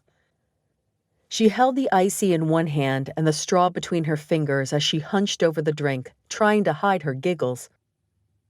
Ben looked back at the movie screen. He had to admit, as far as movies went, this one was pretty far out there. Implausible was a nice way to put it, but everyone in the theater seemed totally entranced by the action on the screen. The female CIA agent hooked her belt over a power line and slid down it, sparks flying behind her. She let go and fell 30 feet just to stick a perfect landing on the top of a moving semi-truck. Andi snorted. The glow of the screen illuminated her face, and he could just make out her scrunched-up nose and upturned lips. Her expression, her posture, her humor at the movie were all so Andi. She had made him feel more alive in a week than Whitney had in 4 years. Ben didn't see what happened on the screen, but he did hear the cackle escape Andi. "Shh," the person in front of them said. "Sorry," Andi whispered. She covered her mouth, shoulders still shaking, as the heroine did a somersault off the back of the semi and landed in the middle of the quiet country road, unharmed, hair still perfectly in place. Andi glanced over at him, and Ben quickly redirected his focus to the screen. His stomach swarmed with confusing emotions. When he'd seen Mark, Ben's nerves had buzzed with a familiar jealousy he had always experienced in high school. Helping her save face in front of her ex had been more satisfying than Ben had expected. He'd been worried she'd spend the rest of the day blinking back tears, but she seemed fine. His jean pocket vibrated with a text. Ben's mind instantly crashed back to Whitney. What was he thinking? He couldn't let his crush on Andi resurface. 30 minutes later, the final credits rolled. People filed out of the theater, but Andi sat back in her seat, watching the names scroll across the screen. "Don't tell me you're hoping for a bonus ending," Ben said. "Oh, that we are so lucky. $10 says it involves a kiss and fireworks, or maybe an explosion." "Yeah, I can see why we're waiting for that." "Okay, so there probably won't be a bonus ending. I like to watch the credits and see how much goes into a movie. I think it's cool how many people put their blood, sweat, and tears into these 2 hours." "Even when it turns out to be 2 hours you can never get back?" Andi laughed. He loved the sound. Open, unassuming, and comfortable. "Even when it's as awful as this movie. Seriously, what were they thinking?" The lights flicked on and a few employees walked in, brooms in hand. Andi rose and Ben followed her out of the aisle and down the stairs. "It's not the producers I question. It's the audience," Ben said. "I thought that lady in front of us was going to call you out." "I can see how you got that impression. But don't worry, I'm excellent in a duel. She was pretty cranky for Christmas, don't you think?" "Well, you and your loud mouth were disrupting the movie." "Hey now, I might have been disruptive, but I don't know how they can expect me not to be when they have a plot line as implausible as that one." Andi swatted his arm, then linked hers through his, leaning her head against his shoulder. Ben's breathing stuttered. He was all too aware of her warm head on his arm, her hair tickling his chin, the apple scent from her shampoo surrounding him. In the car, Andi fiddled with the radio as they drove back toward her condo complex. His now, too. That would take some getting used to. "I'm feeling like we need to go home and frost sugar cookies or something," Andi said. Ben raised an eyebrow. "I thought you said you had exhausted your culinary skills for another year." Andi ran a hand through her hair, and he caught a hint of apple with the movement. "Yeah, but it feels like a Christmassy activity." "You don't even like sweets." He remembered that much from their childhood. She had been the only girl alive not obsessed with chocolate. No, but Rachel does. You can take a plate home. And it's not that I hate sweets, I just like savory foods better. I'll eat a snowman-shaped sugar cookie in honor of the holiday. It'll be fun. Her childish enthusiasm was a breath of fresh air. Ben's mind flashed back to last Christmas when Whitney spent the whole day crying in her room and telling him to go away. Her parents had come over, and Ben spent a few hours making awkward conversation while Whitney refused to come out of her room. He'd been desperate to help her and had felt utterly defeated because he knew that until Whitney was ready to help herself, nothing he did would work. Ben? He blinked, glancing over to Andi. She shot a look his way before focusing again on the road. "Sorry," he muttered. "Everything okay?" "Yeah, sugar cookies sound great." Back at Andi's, Ben watched as she pulled ingredients out of her pantry and placed them on the center island. She piled her hair up on top of her head in some sort of messy bun and pushed the sleeves of her Christmas sweater up nearly to her elbows. Ben couldn't help the grin that spread across his lips as he watched her read the instructions, lips pursed. "Are you sure you know how to do this?" he asked. She pointed an accusing finger in his face. "Doubter. The cinnamon rolls turned out okay, didn't they?" "They were without a doubt the most delicious cinnamon rolls I've ever tasted." "Of course they were. And now I'm going to make the best darn sugar cookies you've ever tasted." "Can I help?" "No. I don't want you claiming credit when these cookies turn out amazing. Just sit there until it's time to roll out the dough." Talking was limited as Andi poured ingredients and mixed the dough. Ben had to admit, she seemed like she knew what she was doing. He sank onto a bar stool and allowed himself to relax as he watched her bake. This felt like Christmas. Smiling faces, friendly conversation, and no stress. He hadn't had this enjoyable of a holiday since his first Christmas with Whitney when they'd only been dating a few months. Andi hummed along to the music as she wiped down the counter, then sprinkled flour over it and rolled out dough. "Are you going to at least let me help cut out the cookies?" he asked. "I don't know. Are you going to steal the glory when they turn out perfect?" He held up his hands. "You get complete credit. Cross my heart and hope to die." "Good." She pointed her rolling pin at him menacingly. "Rachel is fed up with me lately, and I need these cookies to get back on her good side. Wash your hands and I'll let you help." Ben rose and walked around the island to the sink. "Why are you on Rachel's bad side?" Andi gave him a sideways glance. "She gave me an interesting Christmas present, and I'm not sure I was as appreciative as she expected me to be." Ben raised an eyebrow. Rachel hadn't mentioned this gift to him. "What kind of present?" "A gift certificate to a matchmaking company called Toujours." Ben should have been surprised, but he wasn't. "That sounds like Rachel. Is this matchmaking like online dating?" "No, it's more of the Fiddler on the Roof variety." Ben whistled. That sounded serious, like the people who signed up were looking for marriage. His nerves twinged uncomfortably.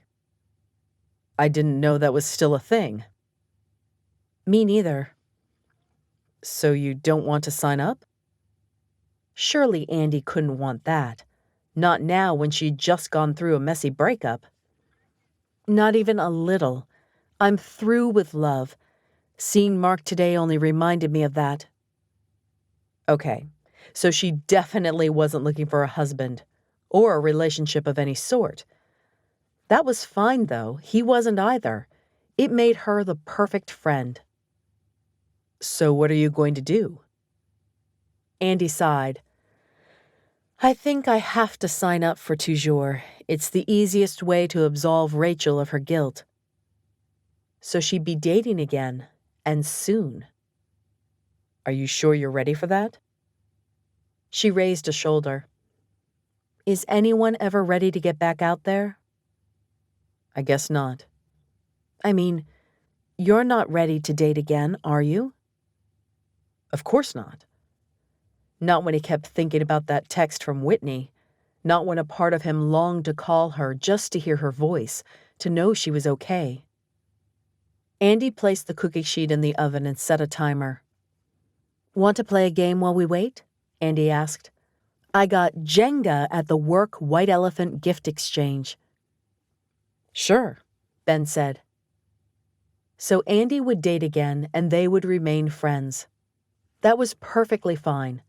Better than fine, even. He would be the best darn friend Andi ever had. Chapter 9. Andi flipped through the photographs, her stomach curling at the evidence of infidelity. Her client suspected his wife was having an affair, and the private investigator Andi worked with regularly had found the proof. She flipped the photographs over, face down on her desk so she wouldn't have to look at the sickening images. She opened the file folder and read through the private investigator's notes. As usual, he'd been meticulous. Andi had no doubt that with this evidence, her client would get more than his fair share of the assets and not have to pay alimony to boot. She'd make sure of it. Andi picked up the phone and dialed her client's number. The conversation went better than expected, and she hung up the phone only 20 minutes later. She stretched, looking at the clock. 4:52. In 2 hours, she would be at her parents' for a day-late Christmas dinner. Her dad would ask her about work. What would she tell him? There was a knock at the door, and Holly stepped inside. You're not going to believe who I just got off the phone with. Andi raised an eyebrow. Who? Mr. Bearded Dragon. Andi groaned, slumping over her keyboard. Holly sank into a chair. He's decided he wants the pet. He wants to renegotiate. They already signed the contracts. I know. He says he won't go through with the wedding on those conditions. Andi rubbed her hands over her face. Then maybe he should call the wedding off. This couple is doomed. I told him to take a couple of days to think about it, and if he still felt that way on Monday, we'd make a counteroffer to Deborah. At least Andi wouldn't have to worry about it for the next 2 days. Thanks for saving my weekend. Hey, I got your back. We women have to stick together. Law is still a man's world. Andi picked up a pen and clicked the end. Sometimes I think it shouldn't be my world. You don't mean that. Andi shrugged. I always wanted to do family law, but I thought I'd be helping children in unstable situations or abused spouses or couples who were adopting, not watching couples who profess to love each other until death rip each other apart. Sometimes couples get vicious, but I take that as proof they're better off alone. Why do you love it so much? I'm losing all faith in humanity and their ability to love unselfishly. Holly shrugged. My parents had a horrible, messy divorce that left my mom with almost nothing. I like making sure my clients don't end up the same way. Unless they deserve it, of course. Andi's phone rang, interrupting the conversation. The number didn't look familiar, but in her line of work, she couldn't afford to ignore calls. Holly rose, mouthing a bye. Andi nodded and waved, then pressed the phone to her ear. This is Andi Harmon. Andi, it's Elle. Andi's stomach flipped. She hadn't thought Elle would actually call. Hey, Andi said. Sorry to bug you. Are you busy? Andi looked around her office, at the bookcase she needed to straighten, the pile of cases calling her name, the box of marked stuff she still hadn't taken to the post office. She should drop it off on his parents' doorstep and save herself the postage since he was in town. I've got a few minutes. What can I do for you? I'm in a bind. I'm calling to persuade you to teach at Footsteps for Change. Andi chewed on her lip. She really shouldn't. But after the day she had had, she was desperate to do something that had only ever brought her happiness. I probably shouldn't. I'm putting in a lot of hours at the office right now, but it's a tempting offer. I do miss it.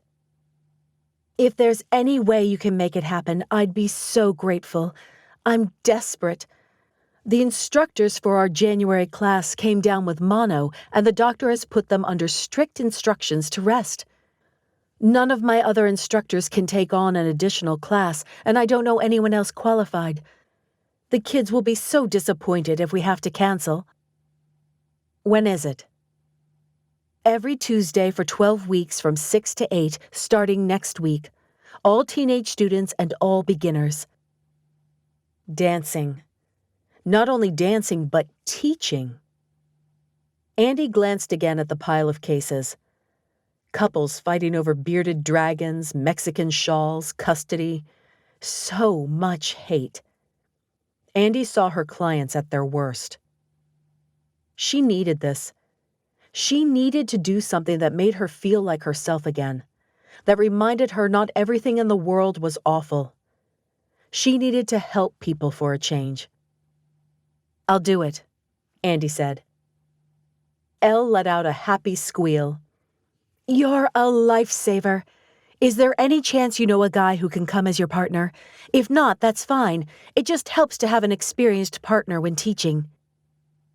It would definitely be worth 2 hours a week of Andi's time if she could spend them dancing with Ben. He'd always been praised by their ballroom dance coach on his hip movements during Latin dances. She imagined his hands running down the sides of her body in the rumba, the sensual looks he had given her for the benefit of the judges during competitions. Her skin flushed at the thought. "I know someone who might be interested." "You are amazing," Elle said. "I'll send the information to the email address on your business card. Thank you so much. You're saving our bacon." They said their goodbyes and hung up. Dancing. Andi could almost feel the swish of a skirt, the arch of her foot as she sashayed in her heeled ballroom shoes. She hoped Ben would say yes. She thought he would. Andi managed to leave the office a few minutes before 6. She was nearly to her parents', dressed in a red silk holiday blouse and flowing black skirt, when her phone rang. She pushed the button on her Bluetooth headset. "This is Andi." "Hey," Rachel said. "I'm calling to invite you to a party on New Year's Eve. Just a small get-together with a few friends." Andi seriously doubted the small part, but Rachel's parties were always fun. "Sure, sounds fun. What time?" "Party starts at 7. Rachel paused, and the silence stretched out, long and awkward. "Is there something else you wanted to tell me, Rach?" "I was wondering if you'd be coming alone." Rachel Madison Cartwright. "Well, I thought maybe you had been matched up with someone perfect already." Andi sighed, pulling to a stop in front of her parents' house. "I'm sure they were closed yesterday for Christmas, and I didn't have time to schedule my first appointment today." "You are going to make it, though." "I will. Promise." And she would, eventually. "So it'll just be you." The disappointment in Rachel's voice was evident by her long-suffering sigh. "I might see if Ben wants to drive over together. I'm assuming he's invited, and it doesn't make sense to bring 2 cars." There was a pregnant pause on the other end of the line, the kind Andi knew meant Rachel didn't like something. "Are you sure that's a good idea? I mean, what if Whitney found out?" "Oh my gosh, I'm at my parents' now. Bye, Rach." Andi clicked off her phone. She loved her best friend, but she really had to stop meddling. Ben was moving in tomorrow. She'd ask him about New Year's Eve and dancing then. Andi got out of the car, staring up at her childhood home. The towering Beverly Hills mansion was all climbing ivy and stone. She blew out a breath.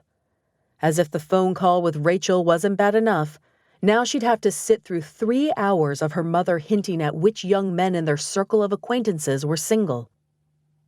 Andi walked up to the massive double doors and knocked twice before letting herself inside. "I'm here, Mom." She pulled off her jacket and hung it up in the coat closet next to the door. Her mom appeared at the top of the stairs, fastening an earring. "Hi, dear. Your father should be down any minute. He had a few things to take care of as soon as we got back from New York." "How was the flight?" Andi asked.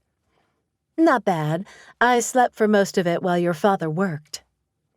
Her mom floated down the stairs and gave Andi a hug. "I love that shirt. Is it new?" "No." "Oh.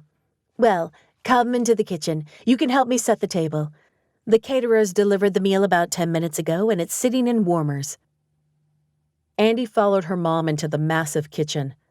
She grabbed a stack of plates from one of the dark wood cabinets and set them on the granite countertop, then grabbed salad plates and stemware. A hand landed on her back, and Andi turned. Her father stood there in a white button-down shirt and black slacks, but without a suit coat and tie, he looked almost dressed down. He leaned down and kissed her on the cheek. "Merry late Christmas," he said. "Merry late Christmas." "Good, you're here," Andi's mom said. She handed him a stack of plates. "Go help Andi set the table while I check on the food." Andi followed her dad into the dining room with the salad plates and silverware.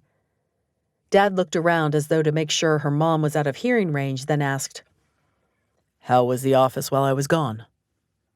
"Fine," Andi said. "Uneventful." "And how are your cases going?" Andi sighed, turning to face her dad. "I've helped couples destroy each other's lives and worked on more romance-killing prenuptial agreements." "So work's going good then." He nodded, leaning back against the wall. "I'm proud of you, Andi. You're the best junior associate we have." "If that's true, I should get to pick my own cases." He laughed. "You know you've got to earn that right. Give it a few years." Andi set a dinner plate down with more force than necessary. "I want to be put on more adoptions and custody disputes and less divorces." "Holly didn't get to pick her cases until she had been there 3 years. Are you asking me to show you favoritism?" Andi clenched her teeth, a desperate sort of helplessness coursing through her. "Of course not." He picked up the silverware and helped her continue setting the table. "You'll get there eventually. Be patient."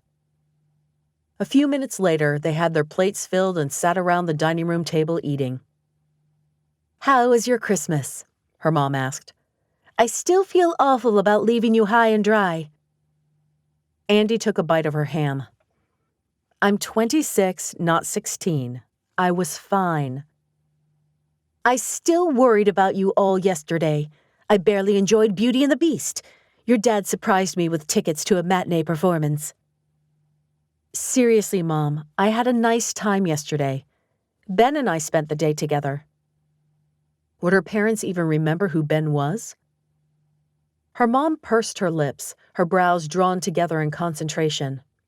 "The name sounds familiar. Is that the boy you used to dance with in high school?" Her dad's head snapped up. "Rachel's brother?" "That's Ben," Andi said. She tried to keep her tone light and offhand, as though it meant nothing. "It doesn't mean anything," she reminded herself, and shoved a forkful of mashed potatoes in her mouth. Her dad said. Andi knew what that meant. He disapproved of something. "And why did you spend Christmas with this boy?" "He's an adult, Dad, not a boy. He just moved back from Arizona and wanted to look at a condo that's for rent in my building. We ended up going to a movie and hanging out." "And what has Ben up to these days?" her mom asked. "Daniel, pass the butter, please." "Just working," Andi said. "Doing what?" Dad said, handing over the butter. "He's a high school science teacher." Andi let out an exasperated harumph. "Are you done with a 3rd degree yet?" Her mom pressed her lips together, buttering a roll with more force than necessary. "You tell me, are the two of you dating?" Andi's cheeks heated, and she took a bite of ham to give herself time to cool down. Of course not. We're just neighbors that have hung out a time or two. Hung out. Her mom let out a scoff. Hanging out is for children, not respected lawyers who should be looking for a husband. Andi rolled her eyes. I don't need a husband. That's such an antiquated notion. You and Mark were great together. Mark left me, remember? Mark had ambition. Her father cut in. It's unfortunate that it took him away from California, but that's exactly the kind of guy you need, Andi. Someone who won't feel emasculated when you make partner at 35. He pointed a fork in her direction. Don't worry. You'll find him eventually. You know, my friend's son just moved back after spending the last 2 years in Germany, her mom said. He's very handsome and a well-respected pediatrician. Should I get his number for you? No, Andi said. Diane's boy? Dad asked, and Mom nodded. You really should let him call you, Andi. He's going places.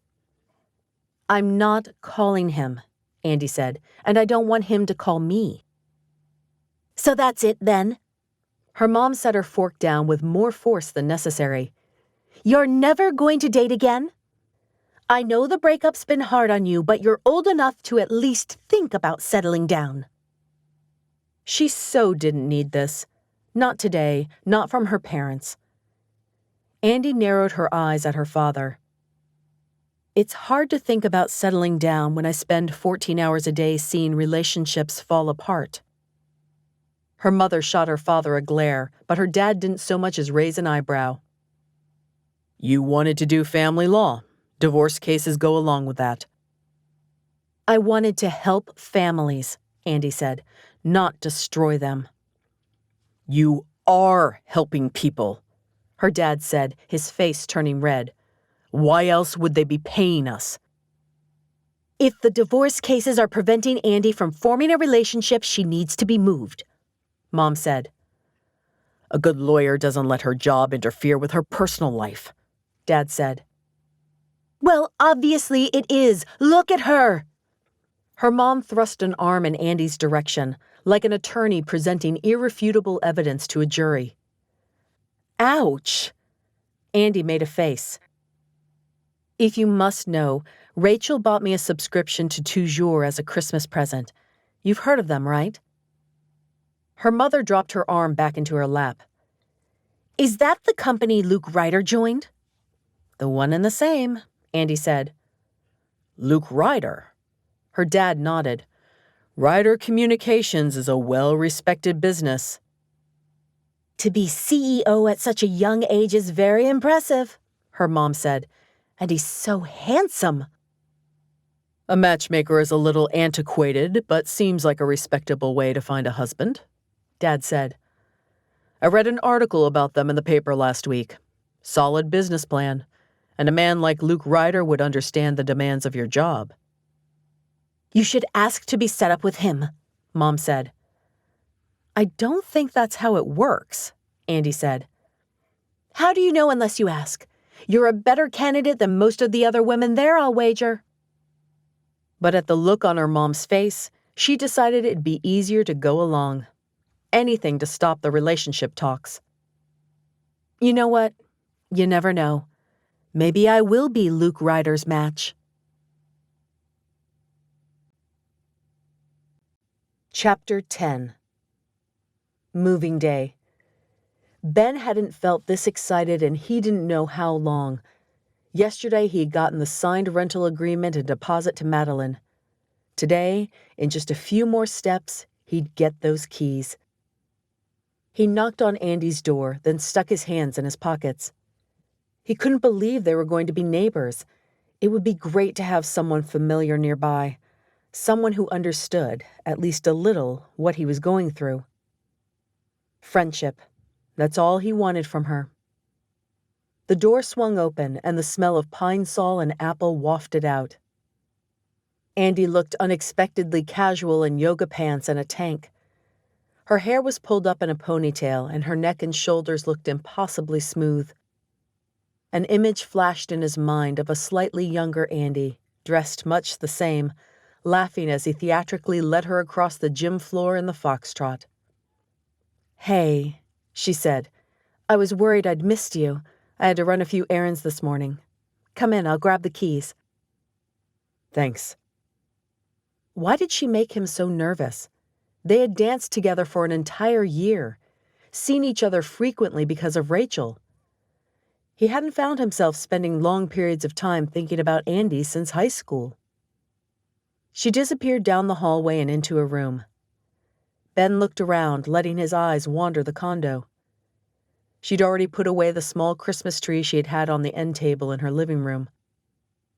The coffee table held her laptop, a few files stacked beside it. How many hours had she already put in today? Andi returned, dangling keys from her hands. "Here you go. Are you excited?" Ben slowly reached out and took the keys. There were 3 of them, 2 silver ones for the condo and a smaller brass one that looked like it went to the mailbox downstairs. He held the keys in his hand, the silver and brass gleaming in the condo light. 3 tiny objects, but they represented so much more to him. "You have no idea how excited I am," he said. These keys were proof he was starting over. Andi laughed. The newlyweds can be pretty nauseating. She'd misinterpreted his relief, but he didn't correct her. "Let me slip on my shoes and I'll come help. Are Rachel and Adam downstairs?" "They're waiting in the moving truck, but you don't have to help. You got me the condo, which is more than enough. I'm sure you have things to do today." His eyes flicked to her open laptop. "I think I can make time to help my new neighbor." She brushed her hand along his arm, and electricity shot through him. She grabbed a bucket of cleaning supplies. "I thought Rachel and I could clean while you guys brought in boxes." "Sounds great," Ben said. He mentally made a note to add that to his shopping list. He didn't remember packing any cleaning supplies in his haste to leave Arizona. They walked side by side down the hallway. Ben inserted the key into the lock and turned it, thrusting the door open. "Home sweet home," he said, glancing around. "I'll tell Rach and Adam to start bringing stuff up." The next 2 hours were a blur of unloading boxes. With each box Ben dropped off, he felt as though he shed 5 pounds.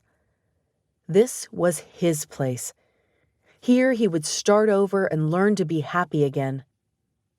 He imagined Andi sitting next to him on the couch, a drink in her hand as they cheered for whatever game was on television. Whitney hated sports, but Andi enjoyed them. It would be nice to have someone to watch the game with occasionally. Ben brought up boxes and carried in furniture with Adam's help while Andi and Rachel cleaned. Andi had on rubber gloves that reached nearly to her elbows and seemed to be viciously attacking every surface in sight with bleach. The smell filled the condo and burned his nostrils, but he didn't mind. "Did you set up your appointment with Toujours yet?" Rachel asked, her voice muffled by the brush of the rag against the wall. "No," Andi said. "Don't look at me like that, Rach. I've been busy." "But you're going to do it, right?" "Didn't we have this conversation yesterday?" "Yes, and you still haven't made an appointment." "I will, soon." Ben left them to their cleaning and went to get another box. Why did he feel so uncomfortable every time Toujours came up in conversation? This was a good thing. If Andi started dating, it would make burying his crush that much easier. Andi didn't deserve to be anyone's rebound. It was a little afternoon when Ben and Adam dropped the last few boxes in the living room. "Sorry we can't stay longer," Rachel said. "If I had known you were moving today, we wouldn't have gotten play tickets." "If you weren't such an old married woman, you wouldn't have gotten them for the matinee." Ben pulled her close for a hug. "Seriously, it's fine. You let me mooch off you for the last 2 weeks and helped me unload the moving truck, which is more than enough. Are you sure you don't mind dropping it off?" "Of course not. We have to drive right by there on our way home anyway." "Okay. Thanks again. Have fun at the play." "We will." Rachel gave him a kiss on the cheek and hugged Andi and left with Adam. Ben straightened, arching his back until it cracked. You can go too, Andi. I don't expect you to waste your whole Saturday on me. Andi looked around the living room littered with boxes, then folded her arms. Yeah, I'm going to leave you to deal with this all by yourself. I'm a big boy. Nope, I'm staying. I can't remember the last time I spent a Saturday doing physical labor instead of working. This feels awesome. He was glad she was sticking around, even if it did make his palms sweat. Thanks. I appreciate the help. She smiled. You're welcome. So you work a lot of weekends? More than I'd like to. Andi bent down and swiped the wall with a rag one last time. Okay, your entire condo has been scoured top to bottom. Good thing it's small or it would have taken longer. You didn't have to clean for me, but thank you. Well, I didn't clean everything. We'll still need to vacuum and mop after all the boxes are unpacked, and probably dust all the furniture. Where do you want to start? How about the living room?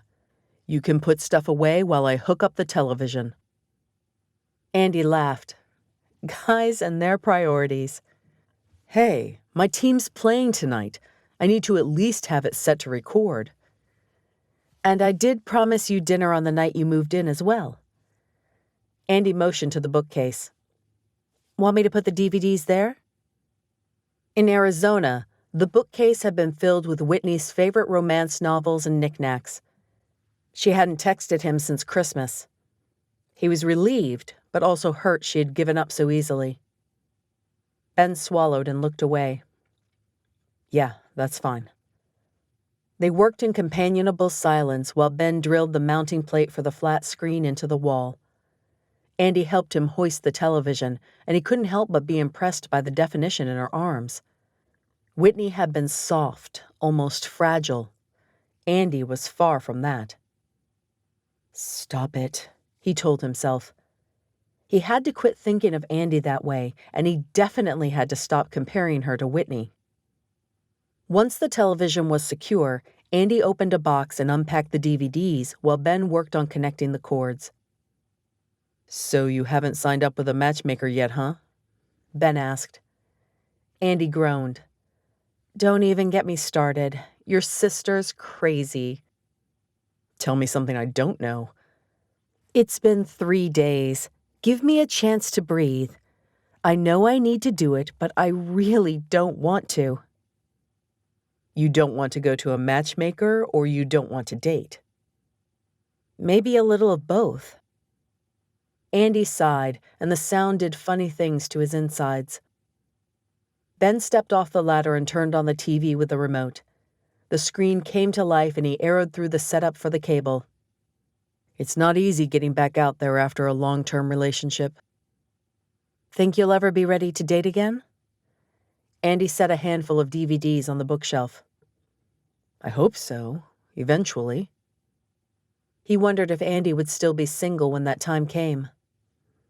Me too. Right now, I just want to absolve Rachel of her guilt in the whole Mark situation so she stops pressuring me. She's always been a fixer. Well, Mark and I aren't fixable. Even if we were, I don't want to fix it. Seeing him again made that much clear. Ben stole a glance at Andi. Are you doing okay after that? I'm fine. Andi shuffled DVDs on the shelf. Was she alphabetizing them? He had to hide a laugh. What about you? Andi asked. What about me? Rachel seems to think you and Whitney are getting back together. Definitely not. Ben hit the buttons on the remote harder than necessary. The screen blinked to life with ESPN. He set the game to record and flicked the TV back off. You sound certain. I am. Even if her texts had been all sorts of confusing. Mind if I ask what happened? I know you've broken up before. She smiled apologetically. Rachel told me. Ben walked over to a box and opened it. He wasn't sure he wanted to go through his whole relationship drama, especially with the girl who was making his heart zing. But Andi was so easy to talk to. He'd always liked that about her. This is the third time Whitney's left me, but the first time since the engagement. She left you? Ben nodded. It's always the same story. I wake up one morning to a note and she vanishes. I spend a few days tracking her down, making sure she's safe, and after a few weeks, she comes home and things go back to how they were. He tossed aside a box of electronic cables for the television. I can't do it anymore. This was the last straw. Why does she do that? Andi's expression was appalled.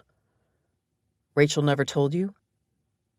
Her blank stare was answer enough. Ben sighed, rolling his shoulders. He didn't know why he was surprised. Rachel and Whitney were as close as sisters, and Rachel didn't like to talk about Whitney's problem. Not that she knew how bad it was. Rachel seemed to think if she pretended it didn't exist, it'd go away, which was pretty much how Whitney dealt with it too. Whitney's severely bipolar. She was diagnosed a few months after we started dating, right after her first episode. He made air quotes with his fingers.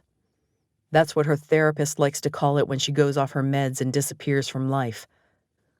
Oh, Ben. Andi rested her hand on his arm. I didn't know. Ben gulped. His skin prickled and burned where Andi's fingers grazed it. Rachel doesn't like to talk about it. Neither does Whitney, for that matter. She thinks she's fine. And she is, as long as she takes her medication.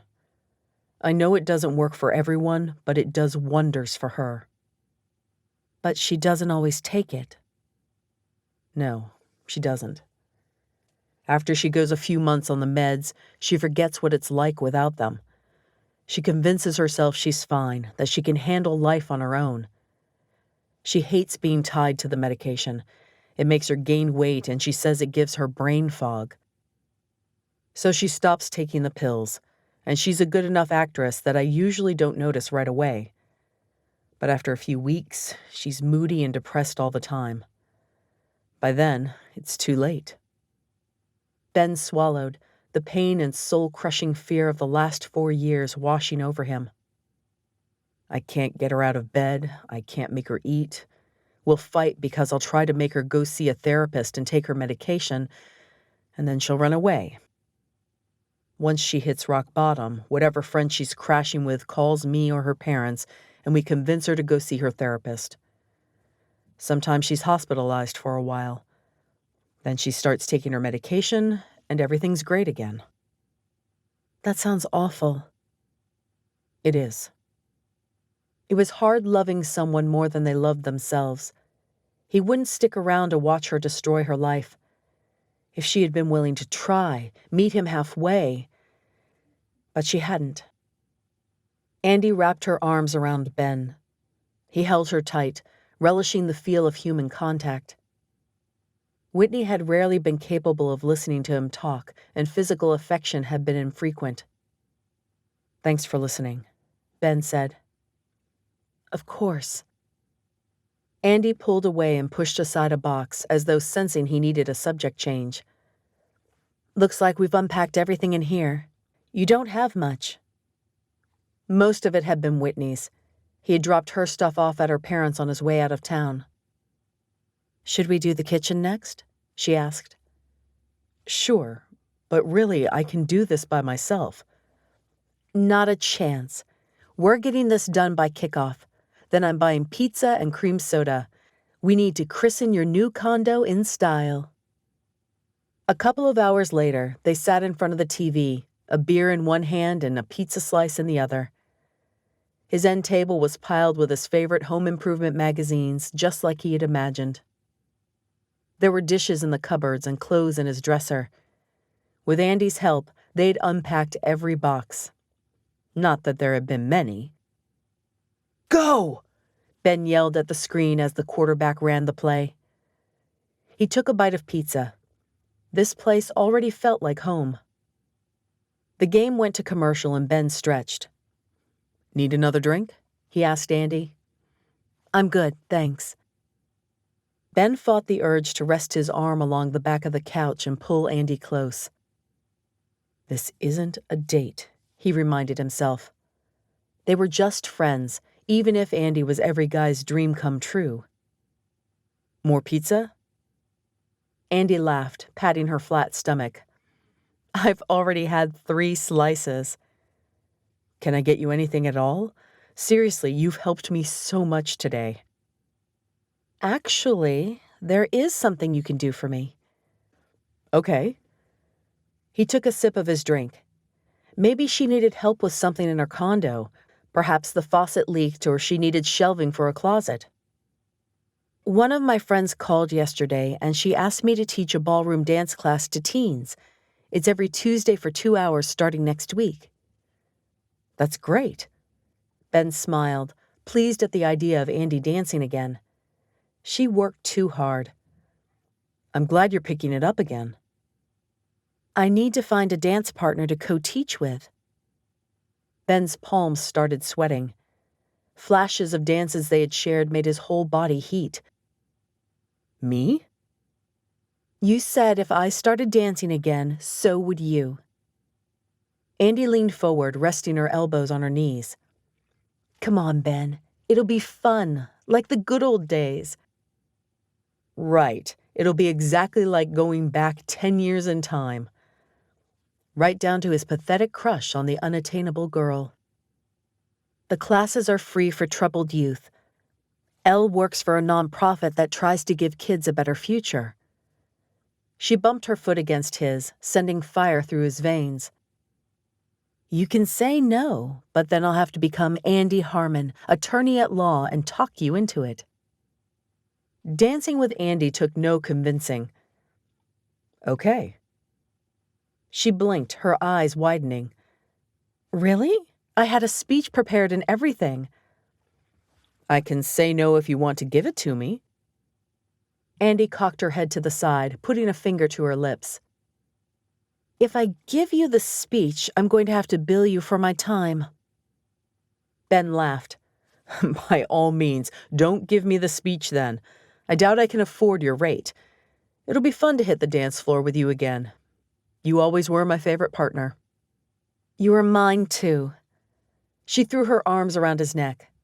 Thank you. It's going to be awesome. Promise. Ben wrapped his arms around her, relishing the hug. Her soft, warm body brushed against his, and he closed his eyes. I believe you. You're not going to back out, are you?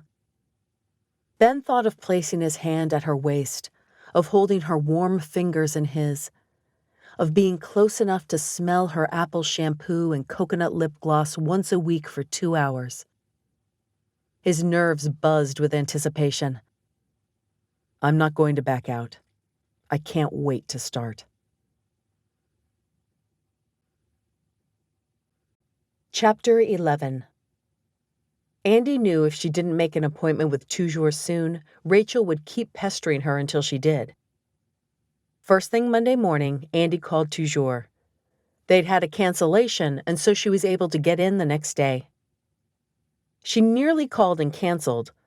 She picked up the phone 6 times during work on Tuesday, only to hang it up again without dialing.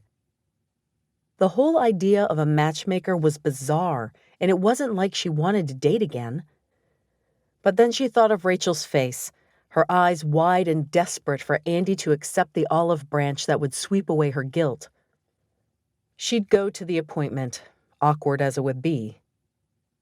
A long day at work meant she had to rush to make it on time. Andi fought through snarling traffic and pulled into a packed parking lot on the side of the building. Manicured hedges stood on either side of the front door, and 3 men lounged against the wall, cameras around their necks. Reporters? They straightened and glanced over at the sound of her footsteps, then relaxed and went back to talking. Who were they waiting for? Luke Ryder? Andi pulled open the glass door and stepped inside. She was nearly knocked back by the overpowering scent of incense. She couldn't place the fragrance, but it was spicy and sweet. The front lobby was crowded, every chair filled with a woman holding a tablet. Andi shook her head and took her place in line behind 3 women and a man who appeared to be waiting for the receptionist's help. Did these people really believe Toujours would help them find their soulmate? It was ridiculous. The receptionist handed a tablet to a woman and the line moved forward. Andi glanced at her watch. How long was this going to take? She had case files to review and a contract to write. The receptionist spoke with the man in line, then handed him a tablet as well. Andi glanced at her phone. If this line didn't move, she'd miss her appointment time. The next woman was helped quickly, but the one in front of Andi took longer. She glanced at the time again, a headache forming behind her eyes from the strong incense. Why had she let Rachel talk her into this? She didn't have time for dating, and she didn't want to make time for it. Dancing with Ben every Tuesday would be free time enough for her. Next. Finally, Andi stepped forward. I have an appointment. Andi Harmon. The receptionist tapped the keyboard. Oh, good. You've already filled out your initial profile. I'm out of tablets. Andi's eyes flicked to the waiting men and women. There were at least 10 of them now. Zoe is your assigned matchmaker, the receptionist continued. Let me take you to Parlor 4 and she'll be with you shortly. Andi followed her down a short hallway that opened into a room filled with cubicle spaces for 20. A glass-enclosed conference room was at the back, and doors covered in posters of sappy couples lined the 2 walls. The receptionist led Andi to a room with a big number 4 on it in a swirly vinyl lettering. Please, have a seat. I'll let Zoe know you're here. 2 chic chairs and a sleek black coffee table were in the room, and some cheesy quote about love being friendship set to music was on one of the gray walls. This place certainly liked their vinyl lettering. Toujours wasn't anything like Andi expected. Not that she'd really put a lot of thought into it, but modern furniture, clean-cut lines, and incense hadn't occurred to her. Andi sat in one of the chairs, dropping her purse onto the floor beside her. Now what? She glanced at her phone again. Zoe was 2 minutes late. She'd give her 3 more minutes, then she'd march out to the front and demand her gift certificate be refunded. If she tossed out her law degree, she doubted they'd put up a fight. Maybe if she let Rachel set her up with someone, her friend would be content. The door opened and a woman walked in. The first thing Andi noticed was her hair. A fringe of bangs brushed her forehead, and vibrant red highlights were sprinkled liberally throughout her choppy layers. Andi's eyes traveled down to the woman's daring dress that clung to every curve. She was younger than Andi had expected, perhaps close to her own age. For some reason, Andi had thought the matchmakers would all be middle-aged. The woman's high heels were at least 6 inches tall, and Andi wondered what it would be like to dance in them. The woman smiled and walked over to Andi, extending a hand. Andi rose and shook it. Hi, Andi, the woman said. I'm Zoe, your matchmaker. I'm here to help you find love. Was that a smile or a smirk? They both sat down, and Andi eyed the woman like she was a witness on the stand. Nice to meet you, Andi said. Was Zoe mocking her? And if so, for what? Zoe set her laptop on the coffee table and leaned back in her chair, crossing one leg casually over the other. I'd like to start by getting to know you. As your matchmaker, it's my job to help you find and build a lasting relationship, and I can do that better if I know you as a person. The words were sweet, but Andi heard the mockery barely hidden underneath. Thousands of hours in a courtroom had made her an expert in reading people. Zoe didn't believe in this any more than Andi did. She bet her life on it. Tell me, what brought you to Toujours? Zoe asked. What brings anyone to Toujours? Andi asked. Zoe laughed. That's the sort of answer I'd expect from a lawyer. I read over your initial profile this morning. Andi stared at Zoe, trying to decide where to go from here. She decided to tell Zoe the truth and see her reaction. My best friend brought me to Toujours. Zoe groaned, running a hand through her hair. Please tell me your best friend is a woman. I've got more than enough friends in love with each other drama to deal with right now. Zoe's tone changed as she said the words, and Andi realized it was the first genuine thing she had said since entering the room. It's nothing like that, Andi said. Rachel blames herself for my last breakup, and she thinks she can somehow fix it by helping me find love again. Ridiculous, right? She watched Zoe closely, wondering how she'd react. Zoe's eyes gleamed. There's definitely a story there. Why does she think your breakup is her fault? Andi pursed her lips, wondering how much to tell Zoe. But what did she have to lose? She didn't want a relationship. She didn't want to date. Her mind flashed back to Saturday night and how great it felt to sit next to Ben and enjoy the football game together. No, that hadn't been a date, however giddy he made her. They were just friends. She gave Zoe the summarized version of her breakup with Mark and why Rachel felt responsible. So here I am, Andi said. Rach went behind my back and bought me a 3-month subscription. Frankly, a matchmaking firm seems like a weird way to re-enter the dating scene, but that's Rachel. Finally, Zoe said, her eyes gleaming. Finally what? Finally, I have a client that isn't a hopeless romantic. A smile slowly curled up the corners of Andi's mouth. You don't buy into matchmaking any more than I do, Andi said. That's what had been off about Zoe. Matchmaking works, Zoe said. I've matched up enough couples to prove that. But it only works if you believe it can. Skeptics rarely walk out of here happy. You think this is a ridiculous way to find love. Zoe chewed on her lip. I knew there was a reason lawyers made me nervous. You're too perceptive for your own good. Andi laughed, leaning back in her chair. Poor Zoe. It must be exhausting to work as a matchmaker when you weren't a romantic. I'm definitely a skeptic. Tell me I'm a hopeless cause and I can tell Rachel I tried. Then we're both off the hook. What do you want from Toujours, Andi? What, in your mind, is the best-case scenario when you leave here? Andi stared at Zoe, and Zoe stared back, unflinching. There was a raw honesty in her eyes, and Andi knew she was seeing Zoe the person, not Zoe the matchmaker.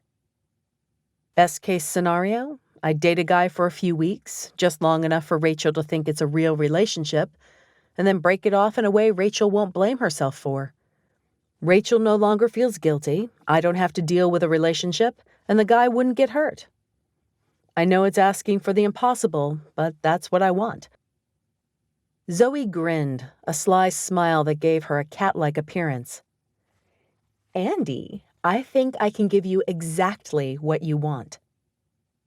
Andi raised an eyebrow. And how are you going to do that?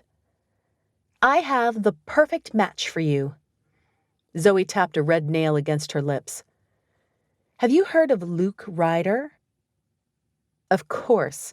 My mom said to make sure I tell you I'm the perfect girl for him. Andi laughed at the absurdity of the idea. I think your mom's right. What? Andi leaned forward, nearly scooting off the chair in shock. Zoe blew out a breath. Okay, I'm taking a huge risk telling you this, but you're a lawyer, so I assume you know how to keep a secret.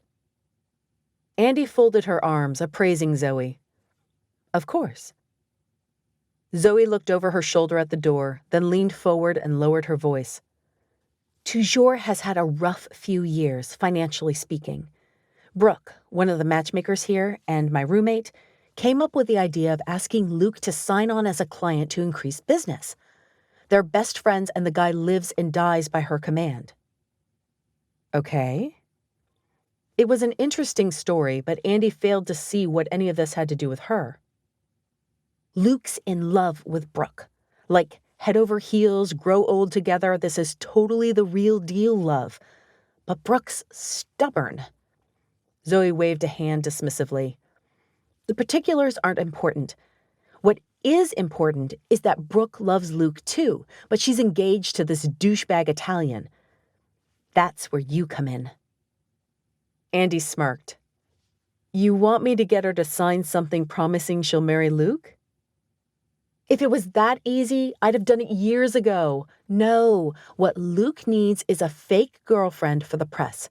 He's been on 8 first dates and no second dates, and everyone's freaking out. And Brooke needs to get jealous. She saw your profile pop up in the database this morning, and she thinks you'd be a good match for Luke. So do I. Understanding dawned. You want me to fake date your celebrity client? It's perfect. You want a fake relationship to get Rachel off your back, and this gives Luke a way to appease the press. You won't get all clingy and mess things up with him and Brooke. I've read your file. You come from a wealthy family, you're a successful lawyer. You're exactly the kind of girl the press expects him to date, and exactly the kind of woman who can handle the publicity with grace. So what do you say? Andi leaned back in her chair. This was the last thing she'd expected when she made this appointment. She mulled it over as though it were a contract, looking for loopholes that could cause issues. The press could find out it was all a sham, but that would hurt Luke far more than it would hurt her. Luke could be a pretentious bore, like most CEOs she'd met, and hanging out with him could be torturous. But it would be worse to lead someone on. This could work. It would get Rachel off her back. Andi would have a rebound boyfriend to parade around, one that was clearly superior to Mark. Rachel would congratulate herself on salvaging the whole Mark situation, and when Andi and Luke broke up, Rachel would have a clear conscience. I'll do it, Andi said. I knew I liked you. Are you like this with all your clients? Heck no. Zoe morphed her expression into the obnoxiously sweet and placating look from the beginning of their meeting and spoke in a syrupy voice. I'm here to help you on the journey to the rest of your happily ever after. She grabbed her laptop and opened the lid. Now, we've got to keep up appearances. Let's get through this bizarre questionnaire that's supposed to help you find love. Chapter 12. Ben left the school whistling. He'd spent another full day organizing his classroom, and it was finally finished. That gave him nearly a week to devote to lesson plans before school started. He couldn't wait to change those up, now that he knew what equipment he had to work with for labs. He was in his car on the way home when his phone rang. He fished it out of his pocket and answered without looking at the caller ID. Hello? Ben? He inhaled deeply and signaled to get off at the next exit. He had a feeling this was a conversation he didn't want to be driving for. What's wrong, Barbara? Whitney's friend called today. Ben swore and pulled into the parking lot of a department store. What's wrong? She's worried about Whitney. She won't get out of bed, refuses to eat. She's been saying things. Ben knew exactly what that meant. Whitney was suicidal. Again. His heart twisted in terror, and he closed his eyes and tried to breathe. So many times he'd been scared to come home, scared of what he might find. Was it his fault for not answering her texts? This is what happens when she's off her meds, he managed to croak out. I know. Russ and I tried to talk to her, but she wouldn't even answer the phone. We finally called her friend, and she took the phone in and put it on speaker. I could hear Whitney breathing, but she never responded to anything we said. Whitney needed to be hospitalized. Again. He was certain of it. Ben gripped his phone. He wanted to flip on the car engine, jump back on the interstate, and drive 110 miles an hour until he was in Las Vegas. Then he would find Whitney and physically drag her to a hospital if necessary. Anything to keep her safe. He closed his eyes, pushing back the tears fighting their way through. I'm so sorry, Barb. I think this might be my fault. What do you mean? Whitney's texted me a few times asking if we could talk. I never responded. He heard Barbara's breathing on the other end of the line, rapid and panicked. Will you call her now? I know you've made your decision, but I'm so scared. Maybe he should call and talk to Whitney. She needed him. If he didn't, she might... Ben swallowed hard, trying to think clearly. If he called, she would reel him back in.